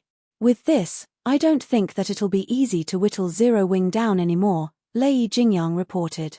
He currently rested in one of Zero Wing City's restaurants, wearing a frown as he watched the crowded street outside. Initially, he hadn't cared about Zero Wing City, but after visiting the city personally, he had to admit that it was extraordinary. Young Master Lei, although Zero Wing City is better than we expected, Zero Wing's celebration of the fact will be short-lived. Singular Burial chuckled. He didn't seem to mind the fact that Zero Wing City earned considerable wealth for the guild. Don't tell me you plan to fight it out with Zero Wing? Lei Jingyang frowned at Singular Burial's reaction. He had expected Singular Burial to finish Zero Wing off in a few more days, but clearly, that plan was no longer viable.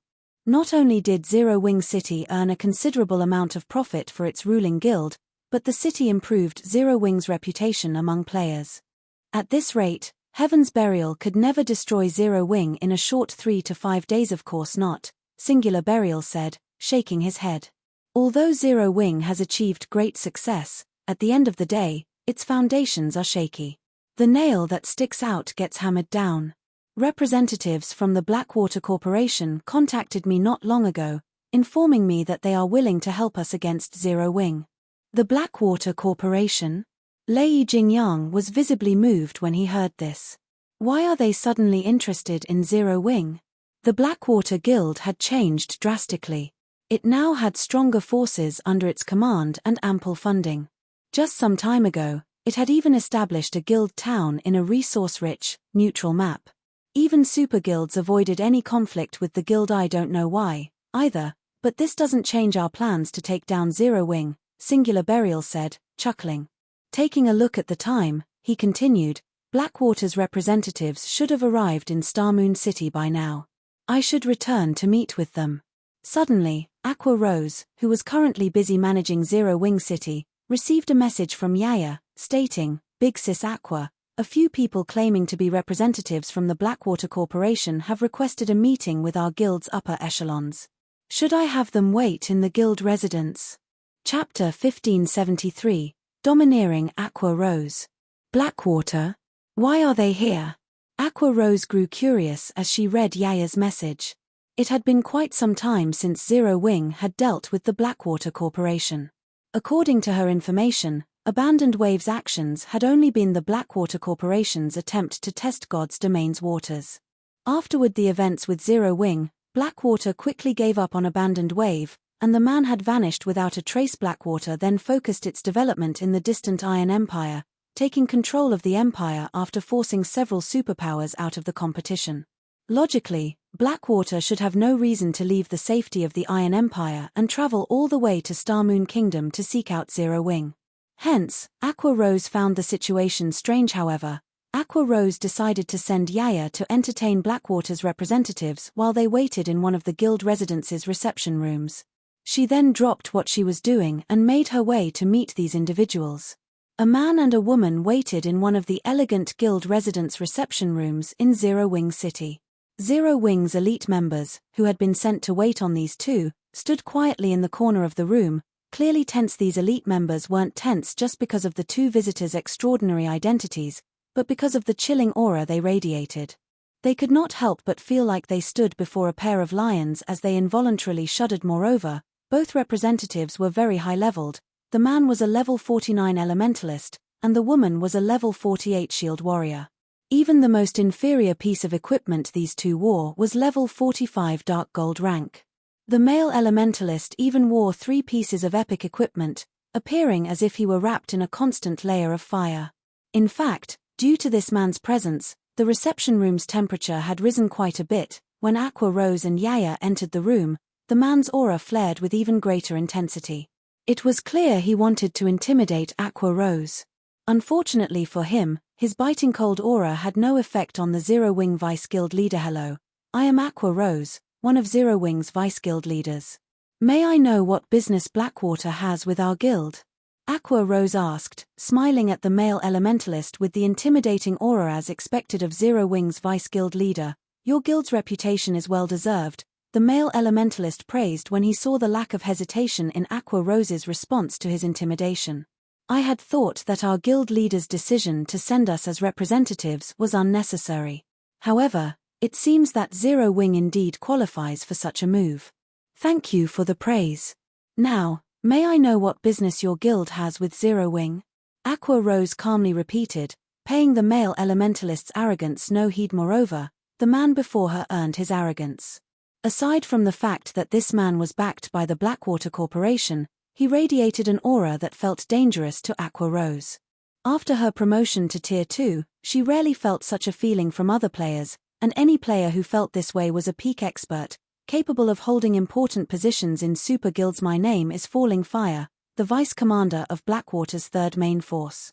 I have come here with a message for Zero Wing from our guild leader. Hand over Yulan and her companions, which you have chosen to shelter, and half of Zero Wing City's profits. Do that, and we can ignore the previous events. Otherwise, deal with the consequences at your risk, the man named Falling Fire informed Aqua Rose. Smiling, he continued, although your guild has performed well in a few major wars thus far, your strength is only effective against small guilds. We'll give you 1 day to consider our offer. I'll be waiting for your reply. Hand over Yulan and the others. As Aqua Rose listened to Falling Fire's message, she came to understand the gist of the situation.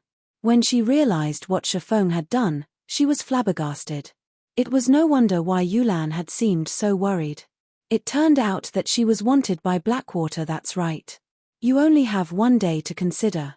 As for Zero Wing City's profits, I'll send specialists to keep an eye on your city. Falling Fire nodded in his opinion. Blackwater had no reason to go out of its way to warn Zero Wing. With the guild's strength, it could easily flatten this small, upstart guild. While Zero Wing's past performance had been astonishing, that only held true for first-rate guilds and smaller. To superpowers like Blackwater, Zero Wing was insignificant. Furthermore, Zero Wing was currently preoccupied with its war against Heaven's Burial. 1 day to consider handing over Yolan's group and half of Zero Wing City's profits. Aqua Rose could not help but laugh when she heard Falling Fire's words. I see.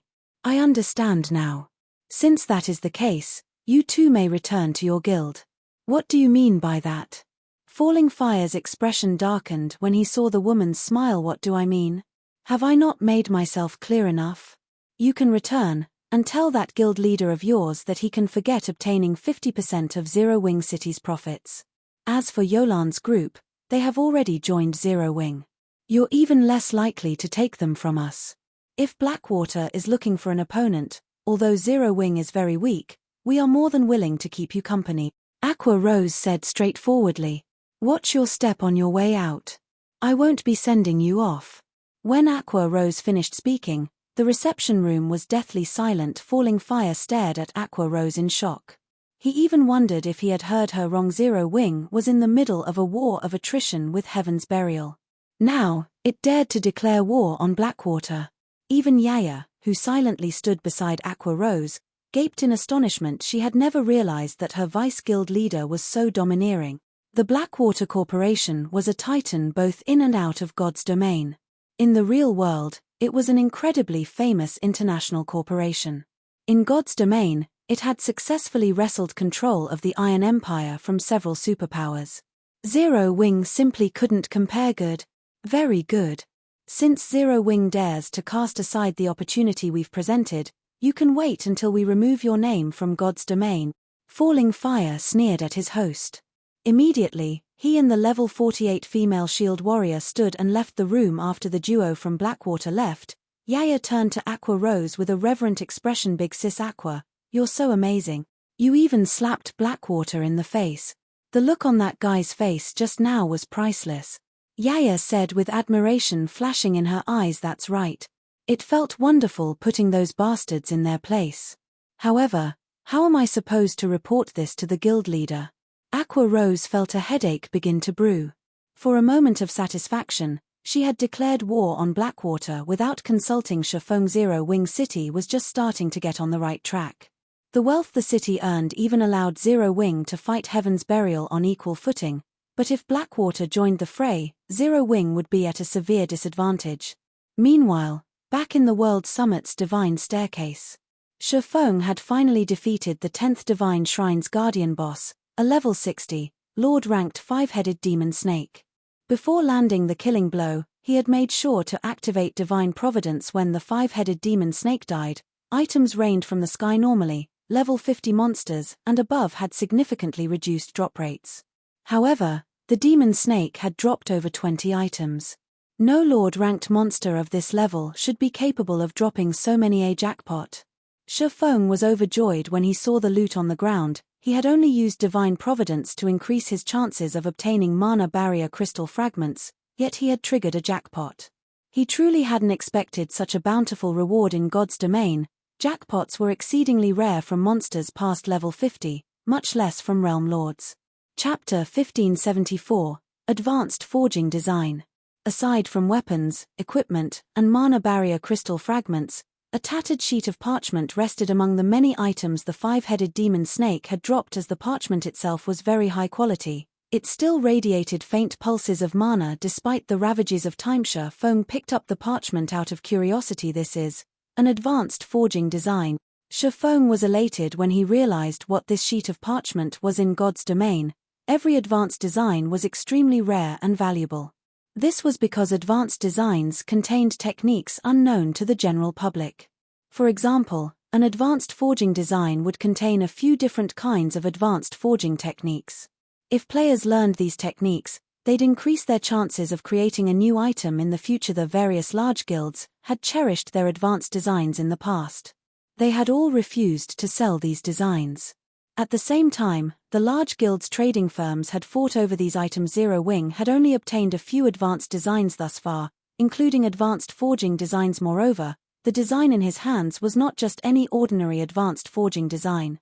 Conqueror's Armor Forging Design Fragment, Advanced Design, Fine Gold Rank. When learned, you will be able to produce the level 50 magic rune armor. Every piece of crafted armor contains a magic array. 5 pieces can be used to form the basic strength battle array. Current fragment count 1/9. I never expected the Divine Shrines to drop something like this. I've really lucked out this time. Feng was at a loss for words as he stared at the Conqueror's Armor design. Not only had the 5-headed demon snake dropped 2 mana barrier crystal fragments, but it had also dropped a fine gold equipment design that came with a battle array. Killing the demon snake had been far more profitable than killing a level 60 Grand Lord. A well-equipped peak expert in God's domain wasn't a force to be reckoned with. In fact, despite being an individual, they were capable of playing a significant role in a guild war. However, that did not mean ordinary players were utterly helpless against peak experts. Ordinary players still had a method they could use to fight peak experts' battle arrays. If a certain number of players wore equipment with the same battle array, they could trigger the battle arrays effects, significantly increasing their combat power. Battle arrays provided more than just a boost to basic attributes, they also improved players' physiques. Most importantly, it allowed players with the same array to share their perception. This helped players remove defensive blind spots, visibly improving their combat standards. Although a basic battle array only allowed players to share a limited degree of their perception, it still elevated players' combat standards to a whole new level. Many of God's domain's small guilds in the past had survived and thrived, even after 10 years, precisely because of battle arrays. Even without peak experts, guilds with powerful battle arrays could take down a peak expert with just a few players or a dozen or so working together. Some small guilds had even stood toe-to-toe with large guilds by relying on these arrays. Of course, battle arrays were not without weaknesses. In exchange for the huge boost in strength, players' stamina and concentration consumption increased massively. When players activated a battle array, their stamina and concentration would deplete several times faster than normal. This limited the amount of time that players had when using battle arrays. However, despite such a glaring flaw, battle arrays had been highly sought after by many guilds. Equipment with battle arrays was extremely rare, and usually only dropped from super large-scale team dungeons. Monsters in the fields had no chance of dropping such items. Moreover, the higher quality a piece of battle array equipment was, the more valuable it was. A piece of battle array equipment could easily sell for several times more than a piece of equipment of the same rank. Although he had only obtained a fragment of a level 50 fine-gold battle array equipment design, it was still quite valuable. If he completed the design, its value would be immeasurable. Since the Divine Shrine's Guardian boss dropped a fragment, the other shrines' bosses should have a chance of dropping them as well. As Feng examined the Conqueror's armor design, he inwardly swore to complete it no matter what. Immediately, he moved towards the teleportation array and proceeded to the next Divine Shrine. By the time Feng appeared on the staircase leading to the 11th Divine Shrine, players had already reached the 15th. He was far behind. System: congratulations. You have passed the Divine Shrine. Rewarding 300 shrine points. System: congratulations. You have passed the Divine Shrine within the time limit. Rewarding 300 shrine points. System: congratulations. You have killed the Guardian boss within the time limit. Rewarding 2,000 shrine points. However, although other players progressed faster than he did, Feng contained the most SPS of any player in the World Summit. Currently, Feng had already accumulated 8,960 SPS.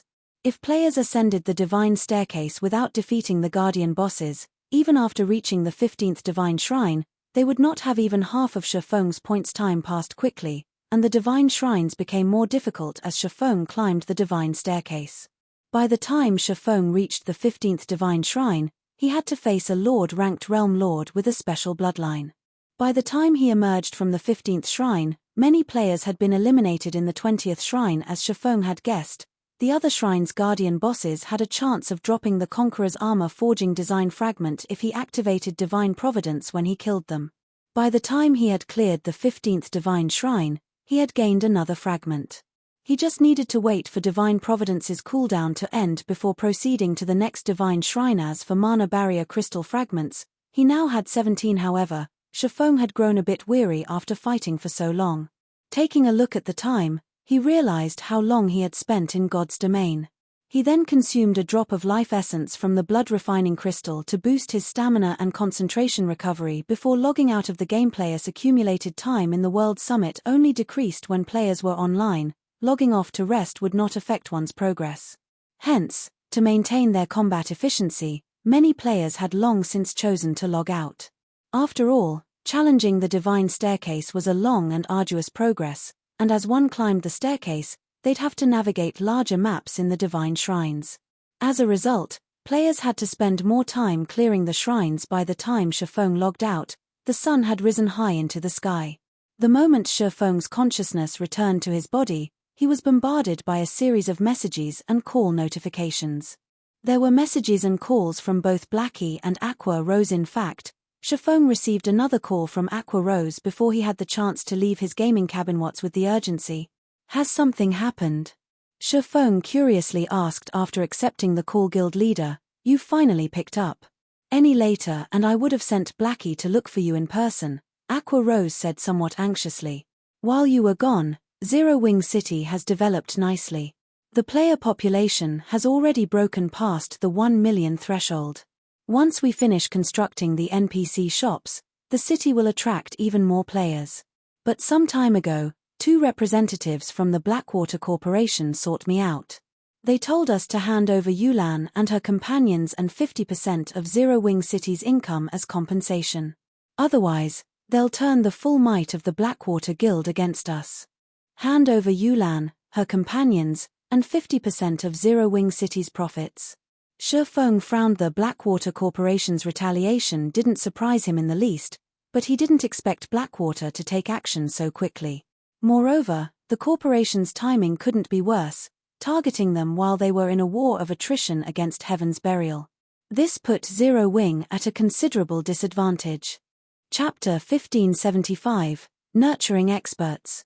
It seems that I'll need to speed things up, Feng thought after hearing Aqua Rose's report. He was quite familiar with the Blackwater Corporation's power. He had witnessed its rise in God's Domain in the past. Despite joining God's Domain so late, Blackwater had still developed into a super guild quite quickly in the past. One could just imagine how frightening Blackwater's potential was. Furthermore, the Blackwater Corporation had invested in God's Domain much earlier in this life. Blackwater's experts had already caught up with God's Domain's mainstream players. Otherwise, it wouldn't have stood a chance against the other superpowers vying for the Iron Empire. Of course, Zero Wing didn't have much to be afraid of if the Blackwater Corporation focused on its development in the Iron Empire. Based on what he heard from Yulan, the guild had only recently taken control of the empire. The guild was just starting to expand. Although Blackwater possessed plenty of experts and funding, it lacked the power to spread its influence across multiple kingdoms and empires as the various super first-rate and super guilds had. While the organization might be able to deal with small guilds right now, it couldn't touch Zero Wing. Unfortunately, that was only true if Blackwater worked alone. If it worked with Heaven's Burial, Zero Wing's situation would take a turn for the worst. Blackwater could leave the reconnaissance to Heaven's Burial while it supplied the guild with a large number of experts. Currently, players who wanted to grind and level up had to travel to distant maps, and most of the high-level maps weren't concentrated in a single area. Even if Feng used the 7 Luminaries Ring space movement, it would take a considerable amount of time to travel from one high-level map to another. How much time have they given us to consider? Feng asked one day, but I let my anger get the best of me, and I rejected their offer instantly. Aqua Rose said in a subdued voice. You rejected them? Feng stared at Aqua Rose in surprise. Did you really reject them? Him. Aqua Rose nodded silently, knowing that she had made a huge mess of things by outright rejecting Blackwater's offer. She had undoubtedly created another powerful enemy for Zero Wing. Ha ha ha. Good. Well done. Feng could not help but laugh when he saw Aqua Rose's guilty expression.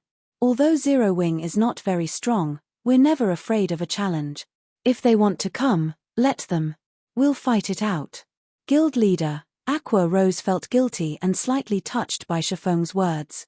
Not only didn't he blame her in the slightest, but he also actively encouraged her. All right, don't worry about it. This isn't the first time we've fought a superpower, Feng said, shrugging. But be careful this time. Keep an eye on their movement at all times. Also, we need to push our guild members to complete their Tier 2 promotions. Every bit of help is useful. Have our guild's internal members focus on leveling quickly, so they can add to the guild's combat power. I'll prepare some top-tier equipment, magic scrolls, and advanced potions for our guild members to challenge their promotion quests. As for the guild's internal members, I'll help them level up with Summer, Aqua Rose said, nodding, following which, Feng mentioned a few good grinding locations for Aqua Rose to use as she helped power level Zero Wing's internal members. The guild's internal members already had solid combat standards, they only lacked levels. Once they were brought up to speed, Zero Wing would have another batch of expert players to help defend it. When Feng finished his call with Aqua Rose, he proceeded to train with the guild's internal members. To help them improve faster, Feng even provided specific guidance to a few talented members.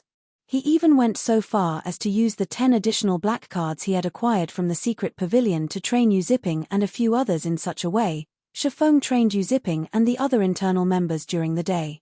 When the sun set, he'd log back into God's domain and grind through the divine staircase. The greatest problem other players in the World Summit faced was the drain on their stamina and concentration, but Feng could rely on his life essence to boost his recovery rate, having no issues in this regard. The only real problem was the divine shrine's increasing difficulty. As a result, Feng had to take more time to clear each shrine. Initially, he had only spent 30 minutes on each divine shrine, though he spent most of that time waiting for Divine Providence's 30-minute cooldown to end. As he ascended the divine staircase, however, the amount of time he needed to clear each shrine gradually increased to 2, then 3 hours.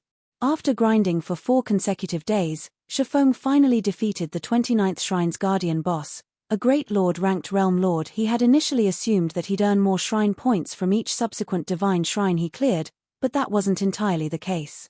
After the 10th divine shrine, the SP reward only increased once every 5 divine shrines, yet these shrines' difficulty constantly increased as he cleared the last.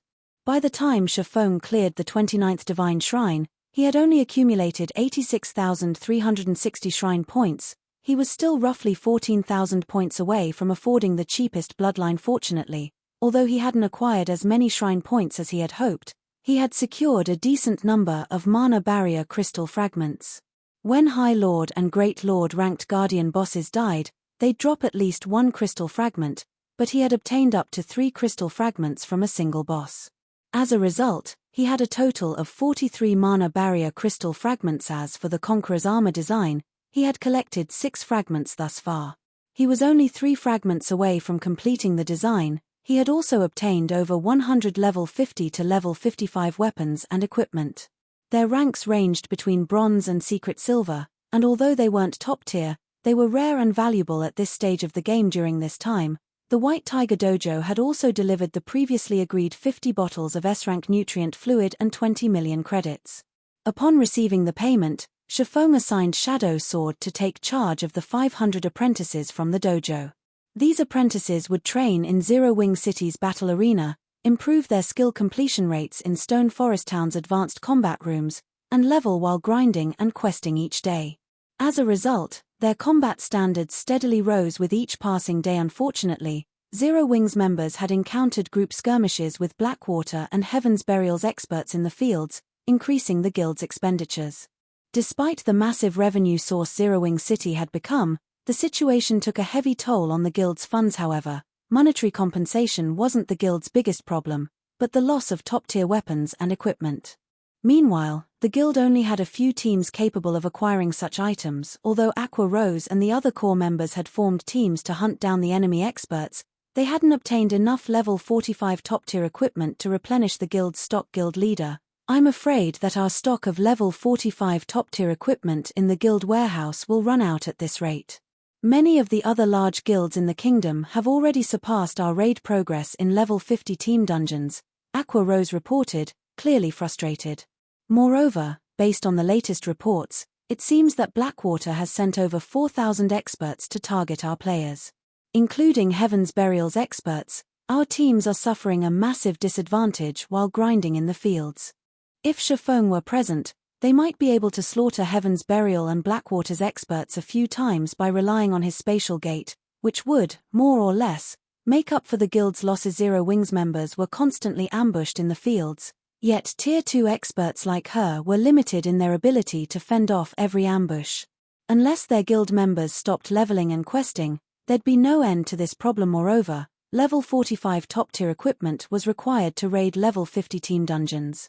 If the guild warehouse ran out of such equipment, they'd have to stop raiding these dungeons. If this persisted, guild members might even lose interest in earning guild contribution points. If that happened, the guild would fall apart. Have Melancholic and the others focus on crafting level 45 equipment, and temporarily stop sales on level 45 secret silver and fine gold equipment. Use some of that stock to replenish the guild warehouse. If worst comes to worst, have Snow send some level 45 top-tier equipment from the branch guild, Feng said after giving the matter some thought. He had never expected Blackwater to be ruthless enough to send 4,000 experts. To make matters worse, that wasn't the guild's full strength. Blackwater's foundations had truly exceeded his expectations. Feng jumped back into his virtual gaming cabin, ignoring the fact that it was currently daytime and he was supposed to be resting. After logging back into God's domain, he immediately made his way to the 30th Divine Shrine. Chapter 1576, Divine Shrine's Opportunity. Once Feng entered the 30th Divine Shrine, the space before him transformed. Currently, he faced a dark cavern. The cavern was very large as a sports arena. Moreover, many tunnels led out of it. From time to time, he also spotted one or two lizardman patrol squads moving in and out of these tunnels. Even the weakest lizardman in these patrol squads was a level 58 special elite, while the strongest was a level 60 lord. The raid difficulty really has increased quite significantly. Feng frowned slightly as he observed the lizard men. It's no wonder so many expert demon players had to stop after reaching the 30th shrine previously. Even the strongest non-boss monster in the 29th Divine Shrine was only a level 60 chieftain in God's domain. Chieftain-ranked monsters were at the Tier 1 standard. Hence, current players, particularly demon players, could still have a relatively easy time dealing with chieftains. However, when a monster reached the Lord rank, they attained the Tier 2 standard and were capable of using Tier 2 skills. It might be fine if all a demon player had to deal with were 2 or 3 lords. The crucial point was that, based on what Feng could see, there was a total of 30 lord-ranked lizardmen patrolling in the cavern alone. If one entered the tunnels, who knew how many more lords they would encounter? Against 30 lord-ranked monsters, even a Tier 2 player would get overwhelmed easily, not to mention a Tier 1 player. An ordinary Tier 1 expert would be fortunate if they could survive even 10 seconds against such a large number of lords. It was no wonder many experts in the World Summit had their progress climbing the Divine Staircase halted at the 30th Divine Shrine. Currently, based on the ranking list Feng saw before he entered the 30th Divine Shrine, only 5 players had successfully passed the 30th Divine Shrine. After observing the patrol routes of the lizard men, Feng activated the 7 Luminaries Rings Aura of Wind and dashed towards the tunnel that the system map indicated provided access to the heart of the cave system. The patrol squads in the cavern moved in fixed patterns.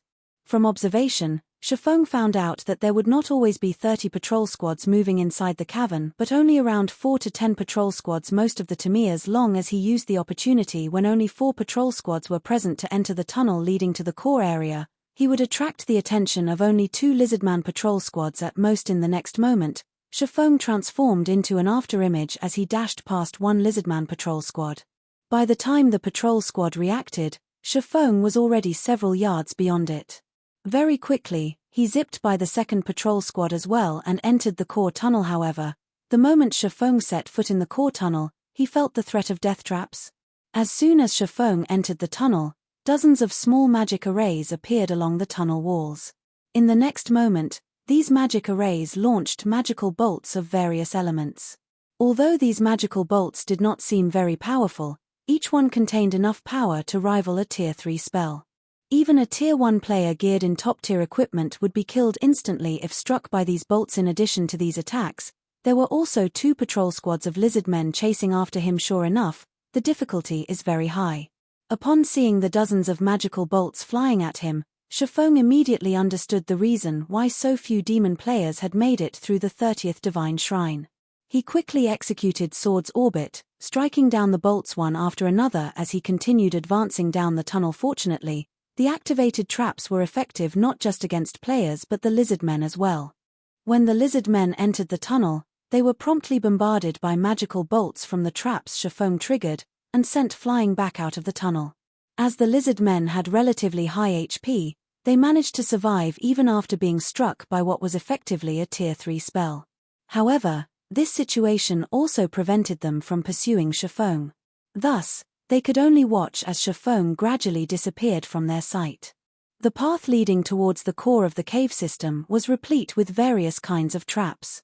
From time to time, Feng would also come across other lizardman patrol squads. As a result, he progressed towards the core at a snail's pace. After walking for over 2 hours, he arrived at a spacious cavern with a stone altar sitting in the middle of it. Stone pillars carved with magic runes surrounded the altar. Meanwhile, above the altar was the teleportation array leading out of the divine shrine. At this moment, however, lizard men were kneeling around the altar. At a glance, Feng spotted over 300 lizard men. Although the majority of these lizard men were only elite ranked, there were 9 Lord-ranked lizard men in the mix. However, the Lord-ranked lizard men were no longer the strongest monsters present, which was instead the staff-wielding lizard man standing at the stone altar. Currently, the staff-wielding lizard man appeared to be offering a prayer of sorts.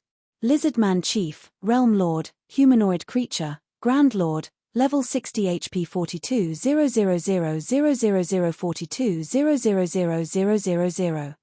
Feng could not help but frown as he looked at the lizardman chief. The guardian boss of the 29th Divine Shrine had been only a level 60 Great Lord. Yet, in the 30th Divine Shrine, the guardian boss had actually become a Grand Lord. The increase in difficulty utterly exceeded Feng's expectations. Although the lizardman chief did not possess the HP of an ordinary Grand Lord of the same level, the enhanced spells of a Grand Lord ranked Realm Lord was no laughing matter. Even if Feng successfully blocked one of the lizardman chief's spell attacks with his weapons, there was a high chance that he would end up losing his life. Seeing this, Feng could not help but hesitate whether he should bypass the lizardman chief and head straight for the teleportation array or stay behind and defeat the guardian boss. He was fully confident of directly passing the 30th Divine Shrine while keeping his life intact. However, he could not say the same if he chose to fight the lizardman chief. While he did not mind losing one challenge opportunity, he did have 10 chances after all. The crucial point was that players would still lose a level if they died inside the divine shrines. Fortunately, though, no items would drop upon death. A Grand Lord was an existence that served as the final boss of team dungeons. It was practically impossible for players to solo such an existence. Just as Feng was mulling over his options, the lizardman chief suddenly started chanting an incantation. The runes carved on the stone altar then lit up with a dark blue glow.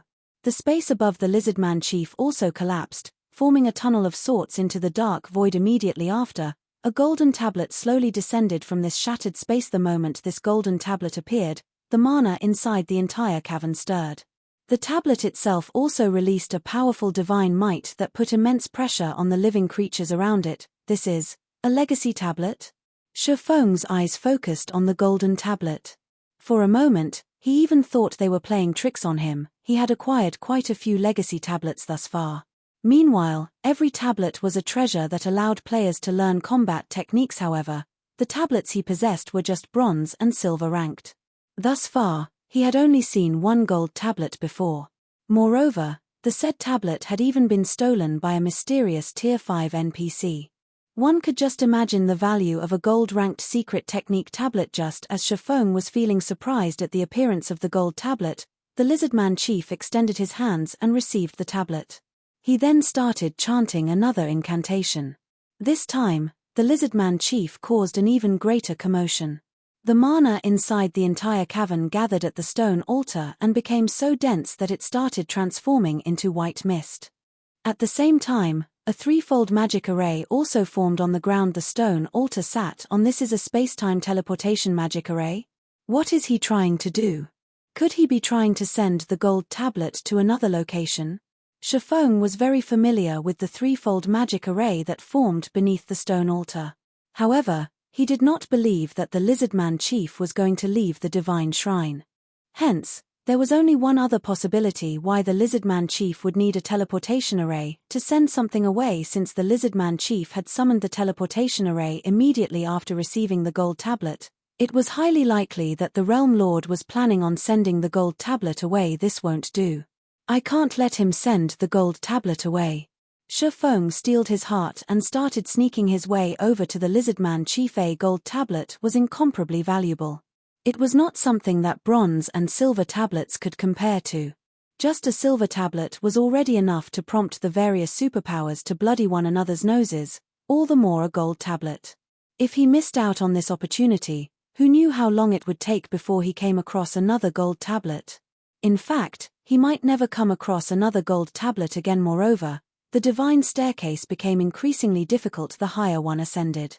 If he could not defeat the Lizardman chief, then it was even less likely that he could defeat the guardian bosses of the subsequent divine shrines. Just as the Lizardman chief was about to send the gold tablet out of the cavern.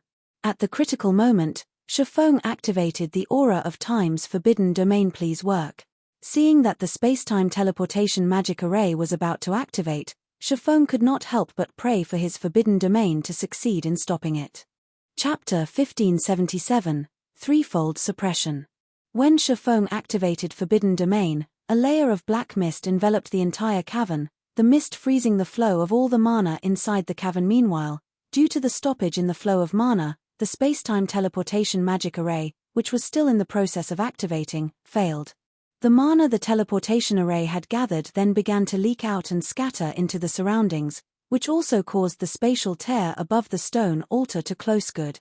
Feng inwardly grew ecstatic when he saw the teleportation array disappearing. The spacetime teleportation magic array, which was activated using the stone altar, was frighteningly powerful. Although forbidden domain could suppress mana, if a source of mana had an insuppressible amount of power, then forbidden domain naturally would be of no avail. Fortunately, the enhanced spacetime teleportation magic array had yet to reach a realm where forbidden domain was ineffective. Meanwhile, the disappearance of the teleportation array had riled up every lizardman inside the entire cavern. Immediately, they all turned to look in Feng's direction. Intruder, you dare interrupt this sacred ritual? Pay for your crime with your life. The Lizardman chief bellowed at Feng, a wrathful expression on his face as he thumped his tail furiously on the ground. Every lizardman present inside the cavern promptly charged at Feng. As for the Lizardman chief, he gathered mana in his staff to destroy Feng's forbidden domain. Among the 300-plus lizardmen charging at Feng were 9 lords and 1 high lord. In the face of such a force, even an ordinary Tier 2 expert would shudder in fear. However, rather than feeling fearful, Feng smiled as he switched the aura of time to the aura of fire. He then unfurled a crimson Tier 3 magic scroll in his hands. Meanwhile, contained within this magic scroll was none other than the Tier 3 large-scale destruction spell Flame Prison. Suddenly, fiery pillars shot up from the ground, trapping all the oncoming lizard men in a prison of flames. Any lizardman that came into contact with the scorching flames received devastating amounts of damage, losing over 1 million HP every second. The spell's activation instantly killed the elite-ranked lizardman. Meanwhile, before Flame Prison's duration was anywhere close to ending, Feng took out an aqua blue Tier 3 magic scroll ice torrent. A torrent of water crashed down from the cavern's ceiling and impacted the ground heavily. Any living creature that came into contact with the water turned into an ice sculpture on the spot. The chieftain-ranked lizardmen, who had received critical damage from the initial wave of attacks from Flame Prison, had their remaining HPs thoroughly consumed, their frozen bodies shattering into tiny frost particles. Loot then scattered all over the cavern's submerged floor. After just a brief moment, only the 9 lords and 1 high lord remained of the lizardman army. How tough!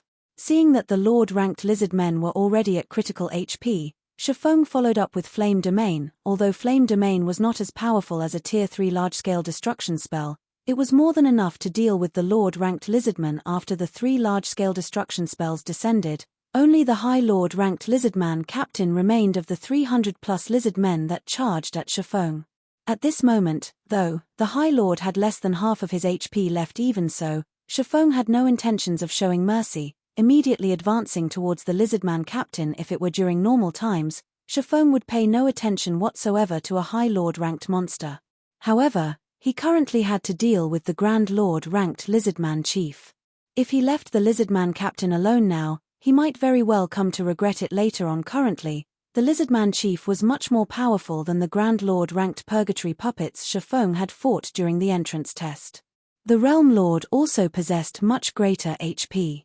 Moreover, Feng was alone right now, and the system disallowed the use of summoning scrolls. Hence, it would be extremely difficult for him to kill the Lizardman Chief, and he definitely could not afford even the slightest bit of carelessness. However, just when Feng arrived before the Lizardman Captain and was about to use Flame Burst to finish off the High Lord, numerous flame spears suddenly shot at him. Upon seeing this, Feng retreated in surprise. Boom. Boom. Boom. When the flame spears impacted the ground, large craters immediately formed. What power! So, this is a Tier 3 spell cast by a Realm Lord? Feng was inwardly astonished as he looked at the flaming craters. It was self-evident that the Lizardman Chief had removed the effects of Forbidden Domain. Although the Lizardman Chief had cast only a Tier 3 spell, its power was already at the Tier 4 standard. If Feng tried blocking such a spell, he might very well lose his life in an instant. Meanwhile, as soon as Feng dodged the flame spears, flames started raining down from midair. At the same time, chains made of flames emerged from the ground and shot at him, giving him no chance to catch a breather. Whether it was the rain of flames or the flaming chains, both were spells capable of killing Feng upon contact. Right now, damn it.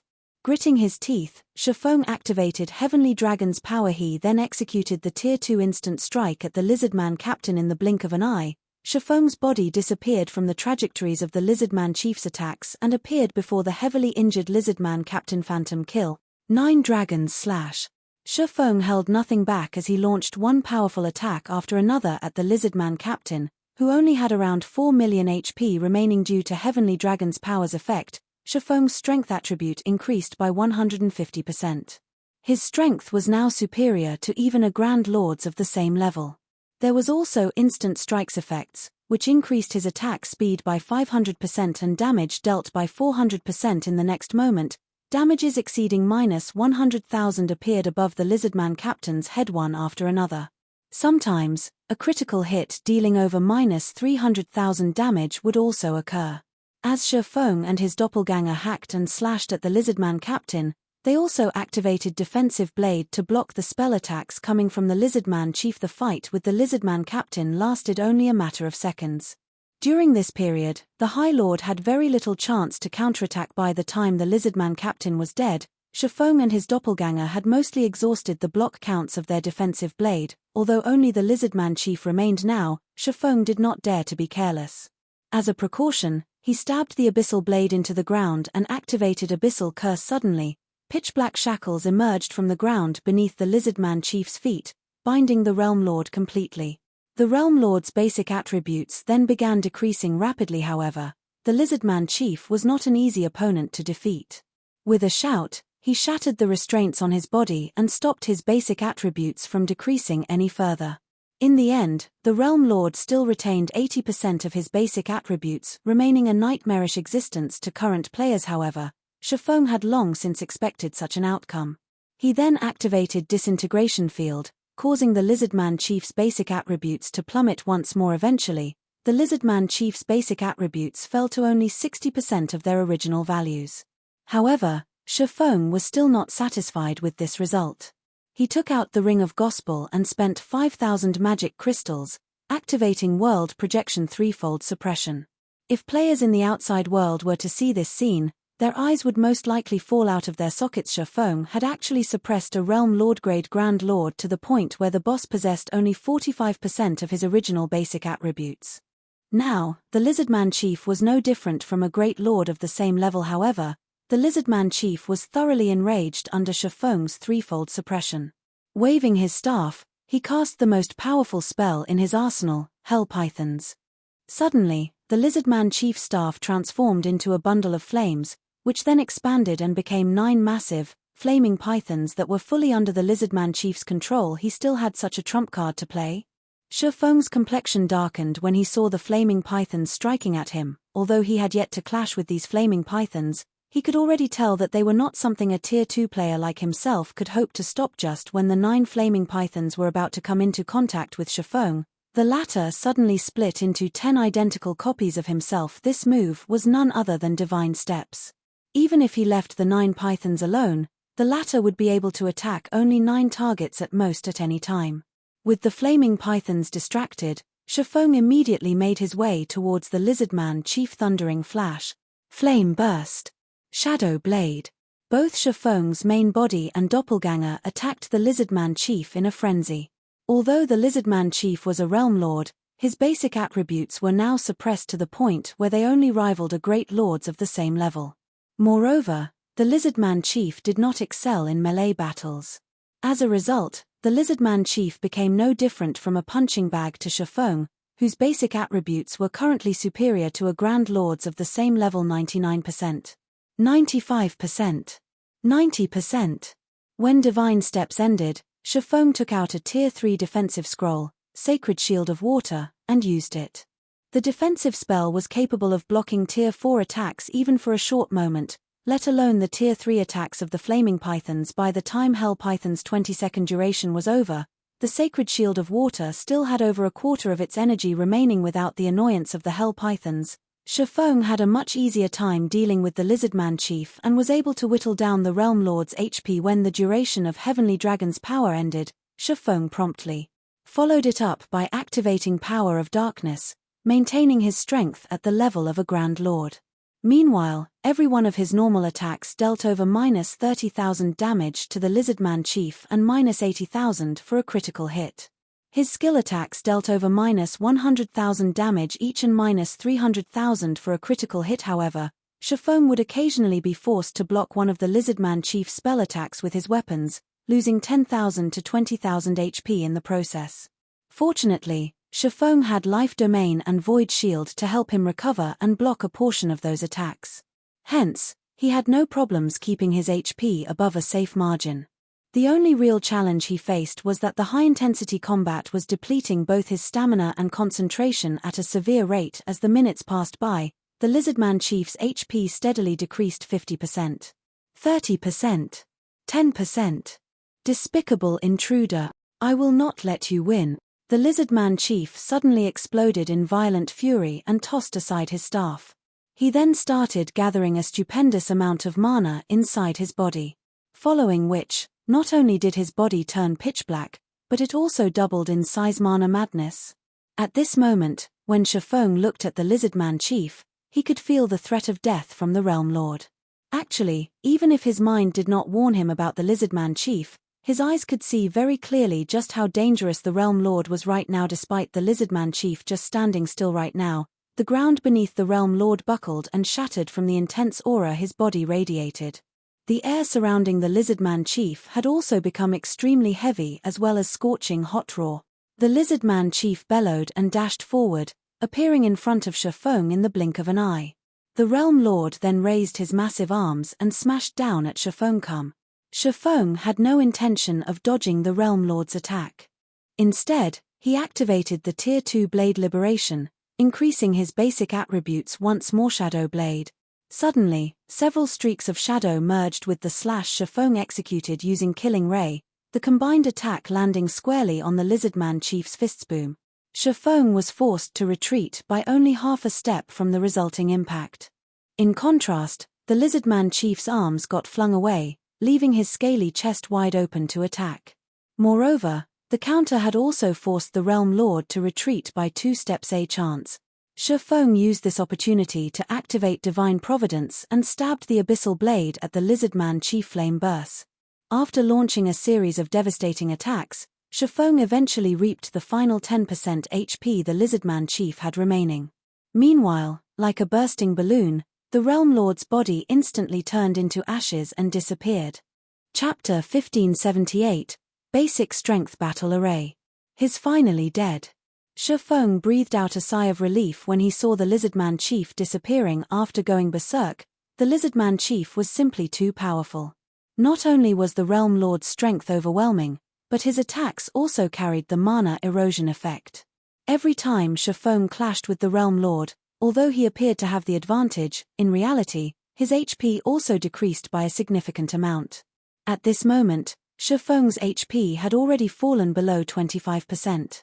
Had the Lizardman Chief been able to endure a few more attacks, the one to die in that battle would have been Feng. Instead, meanwhile, after the Lizardman Chief died, over a dozen items had dropped to the ground, including 3 pieces of level 55 fine gold equipment, 4 pieces of level 55 secret silver equipment, 8 rare materials, and 2 mana barrier crystal fragments. For a level 60 Grand Lord, this loot was quite satisfactory. Not to mention, aside from all these items, the Realm Lord had also dropped 3 design fragments. When Feng saw these design fragments, his eyes immediately glowed. After all, these design fragments were meant for none other than the Conqueror's armor design. With this, I'll be able to start producing level 50 fine gold equipment that has a basic battle array added to it. Feng smiled as he looked at the 3 design fragments. He then combined the 9 design fragments, forming a complete forging design. Conqueror's Armor Forging Design, Advanced Design, Fine Gold Rank. When learned, you will be able to produce the level 50 magic rune armor. Every piece of armor produced will have a magic array carved on it. 5 pieces of armor can be used to form a basic strength battle array. Conqueror's Armor, Chest Piece, Plate Armor, Fine Gold Rank. Level 50. Equipment requirement, Strength 700 and Agility 700. Defense plus 2150. Strength plus 64, Endurance plus 72, Agility plus 60. Additional passive skill dash. Life Sacrifice. The lower the wearer's HP, the greater the power they will receive. Increases to a maximum of 10% strength and 20% attack speed. Additional active skill dash. Basic Strength Battle Array, requires 5 or more players wearing the Conqueror's Armor to activate. Upon activation, increases wearer's strength by 25%, agility by 15%, endurance by 15%, and physique by 10%. Grants basic perception sharing buff. Stamina and concentration consumption rates are also increased by 400%. Maintaining the battle array costs 1 magic crystal every 5 minutes. The effects of this basic strength battle array sure are powerful. Feng could not help his astonishment after reading through the Conqueror's Armor's introduction. He had seen many basic battle arrays before. Meanwhile, a basic battle array would be considered excellent if it increased the attribute it specialized in by 20%. Normally, though, most basic battle arrays only increased their specialized attributes by 15%. The Conqueror's Armor's basic strength battle array, however, actually increased strength by 25% and 2 other basic attributes by 15%. There was also the 10% improvement to physique. The effects of the basic strength battle array could already rival the transformation effects of demon players. In fact, the basic strength battle array provided even greater improvements to a player's combat power than a demon player's demon state did. After all, the battle array's perception sharing buff allowed players to eliminate their defensive blind spots. This, in turn, would improve a player's combat standards significantly. Moreover, coordination between players wearing the Conqueror's Armor would also become much better, and they would be able to execute much more frightening attacks. If a party of 5 elite players was equipped with the Conqueror's Armor, they might be able to defeat even a party of 5 ordinary experts. This was the reason the various large guilds had been extremely desperate to obtain equipment with battle arrays in the past. Moreover, the basic strength battle array was only a basic battle array. If the Conqueror's Armor had an intermediate or advanced battle array instead, it could provide even more frightening improvements to a player's combat power. In the past, it was also because of some special battle arrays that many insignificant small guilds had managed to survive despite not subordinating themselves to a large guild. Currently, the value of the Conqueror's Armor design was worth even more than fragmented legendary items. After going through the Lizardman Chief's loot, Feng approached the stone altar and carefully picked up the gold tablet placed on top of it. Feng was very curious to find out just what kind of combat technique. The tablet recorded to all players. Secret technique tablets were precious treasures that they could use to learn combat techniques from.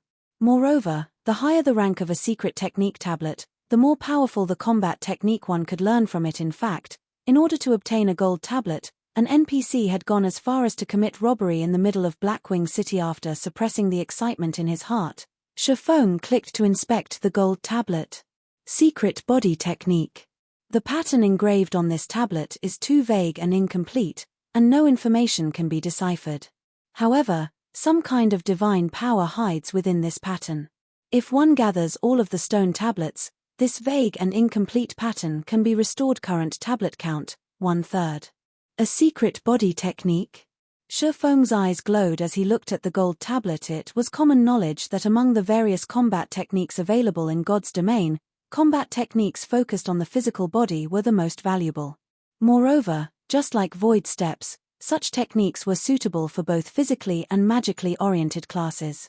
Even if one failed to grasp the combat technique completely, they would still be able to improve their control over their own bodies. After he finished inspecting the gold tablet, before he could even store it away, A golden light suddenly shone down on him. A pleasant feeling filled Feng's body as he was enveloped in this golden light. He also fully recovered all the stamina and concentration he had exhausted previously. System. Congratulations.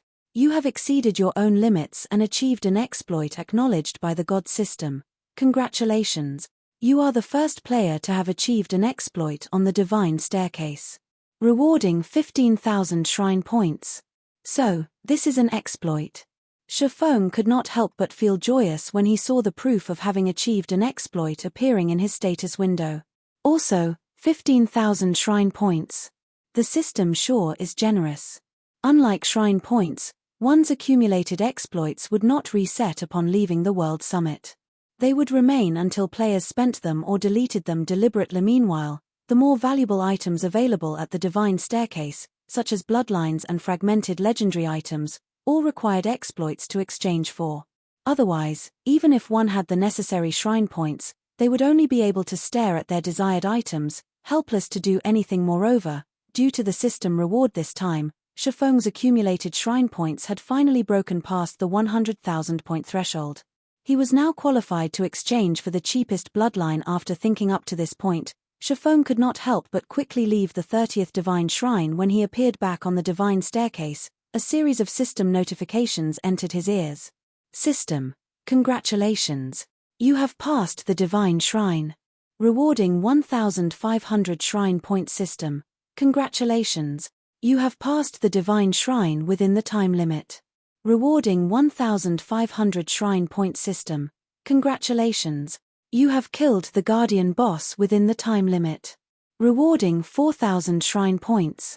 After including these rewards, Feng's total shrine points reached 109,360. However, he still had no intention of ending his challenge. After getting sufficient rest, he immediately proceeded to the next Divine Shrine. Although he currently no longer had enough magic crystals to use world projection for the subsequent Guardian bosses, even if he could not beat the Guardian bosses, he was more than capable of maneuvering past them. In any case, he was not required to defeat the Guardian bosses in order to clear the Divine Shrines and ascend the Divine Staircase. Hence, while avoiding battle with the Guardian bosses, Feng cleared one Divine Shrine after another. Meanwhile, as he was rapidly accumulating more shrine points, some players out on the World Summit had also started to notice something odd. Previously, the highest record on the ranking list displayed before the various Divine Shrines was only at the 33rd Divine Shrine. Now, however, someone had already reached the 35th Divine Shrine. Moreover, this person showed no signs of slowing down as they sped through the 35th Divine Shrine and entered the 36th. Who is this person? Skyhawk, who had just exited the 33rd Divine Shrine, revealed a surprised expression as he looked at the Divine Shrine ranking list. As one reached further Divine Shrines, not only would they face much more difficult bosses, but the traps set up inside the Divine Shrines also became increasingly powerful. In fact, Skyhawk had spent 2 of his 7 attempts on clearing the 33rd Divine Shrine. Furthermore, he had already planned on giving up trying to pass the 34th Divine Shrine altogether. As for the 35th Divine Shrine, he did not even dare think about clearing it. After all, the Divine Staircase's difficulty increased substantially every 5 levels. Despite that, there was actually someone who had successfully done so already and was challenging the 36th. Chapter 1579, Redeeming a Bloodline. After Feng entered the 36th Divine Shrine, the monsters he came across were mostly chieftains. Meanwhile, the monster patrol squads he encountered were mainly led by level 60 lords, with a few led by high lords. Even an expert player would not dare to pick a fight if they came across such monster patrol squads. Their only option would be to run away. In addition, the traps found inside the Divine Shrine had increased in both quantity and quality. Now, every trap was more than capable of killing a player instantly. If players lacked the strength to cope with the traps and patrol squads simultaneously, it was basically game over for them to Feng. However, these monster patrol squads were no problem whatsoever. Only, having to deal with both the traps and monsters at the same time consumed a lot of his time and stamina. Fortunately, he had life essences to help replenish his stamina. Hence, he still managed to arrive at the teleportation array of the 36th Divine Shrine relatively easily. From the 35th Divine Shrine onwards, the Guardian bosses had become Grand Lord ranked archaic species. Even if Feng had enough magic crystals to execute threefold suppression, he was not confident of defeating such a foe. A casual hit from a Grand Lord ranked archaic species could heavily injure Feng even if he succeeded in blocking the attack. If he failed, needless to say, he would be killed instantly. As a result, Feng had to resort to Heavenly Dragon's power and life domain to keep himself alive. He then used the doppelganger summoned through Phantom Kill to activate the teleportation array. After the teleportation array was ready, he swapped positions with his doppelganger and promptly left the 36th Divine Shrine. Although Feng failed to kill the Guardian boss, passing the 36th Divine Shrine still granted him a total of 4,000 shrine points. Through this method, he smoothly ascended the Divine Staircase all the way up to the 40th Divine Shrine, causing a huge commotion among the players in the World Summit. After all, the second-ranked player only managed to clear the 33rd Divine Shrine. Meanwhile, Feng directly chose to give up on the challenge after passing the 40th Divine Shrine. The reason for this decision was the Guardian bosses no longer being Grand Lord ranked archaic species, but mythic monsters, instead, from the 40th Divine Shrine onwards. Whether it was in terms of strength, speed, or combat standards, a mythic monster surpassed a Grand Lord ranked archaic species by a wide margin. Against a mythic monster, skills such as Abyssal Curse and Disintegration Field had minimal effect. Even after Feng had used Heavenly Dragon's power, the Guardian boss of the 40th Divine Shrine still managed to overwhelm him. Had Feng made even the slightest mistake during the fight, he would have definitely been killed instantly. In the end, he was left with no choice but to resort to twofold berserk. However, even after he did so, against an unsuppressed mythic monster, it had taken him everything he had just to keep his life.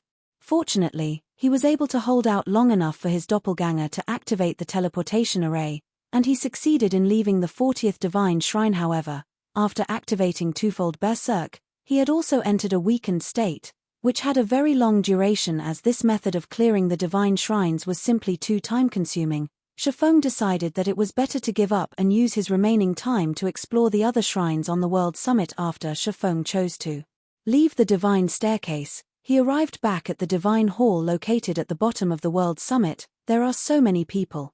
Upon arriving at the Divine Hall, he discovered that most of the demon players he encountered at the World Summit's main entrance were currently present in the Divine Hall buying demon potions, 150 gold per bottle, willing to use level 45 top-tier weapons and equipment to exchange as well, purchasing set pieces for level 50 dark gold or fine gold set equipment.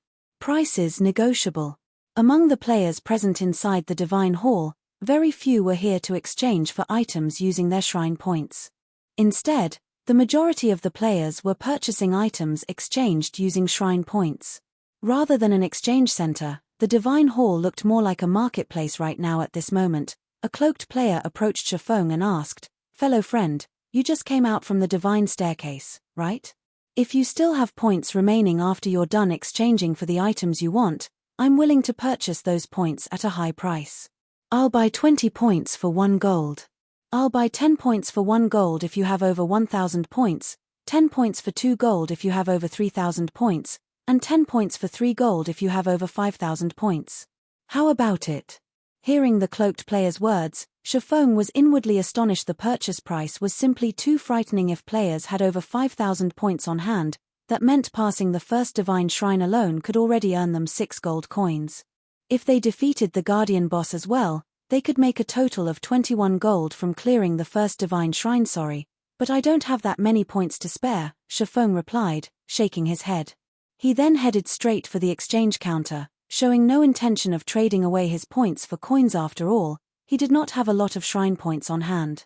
Currently, he had accumulated a total of only 146,360 points. Given Feng's lack of interest, the cloaked player had no choice but to search for willing sellers. When Feng arrived before the exchange counter, a female demon NPC smiled at him and asked, "Hello, sir, may I know what item you wish to exchange for?" "Bloodlines." Feng replied, "Bloodlines?"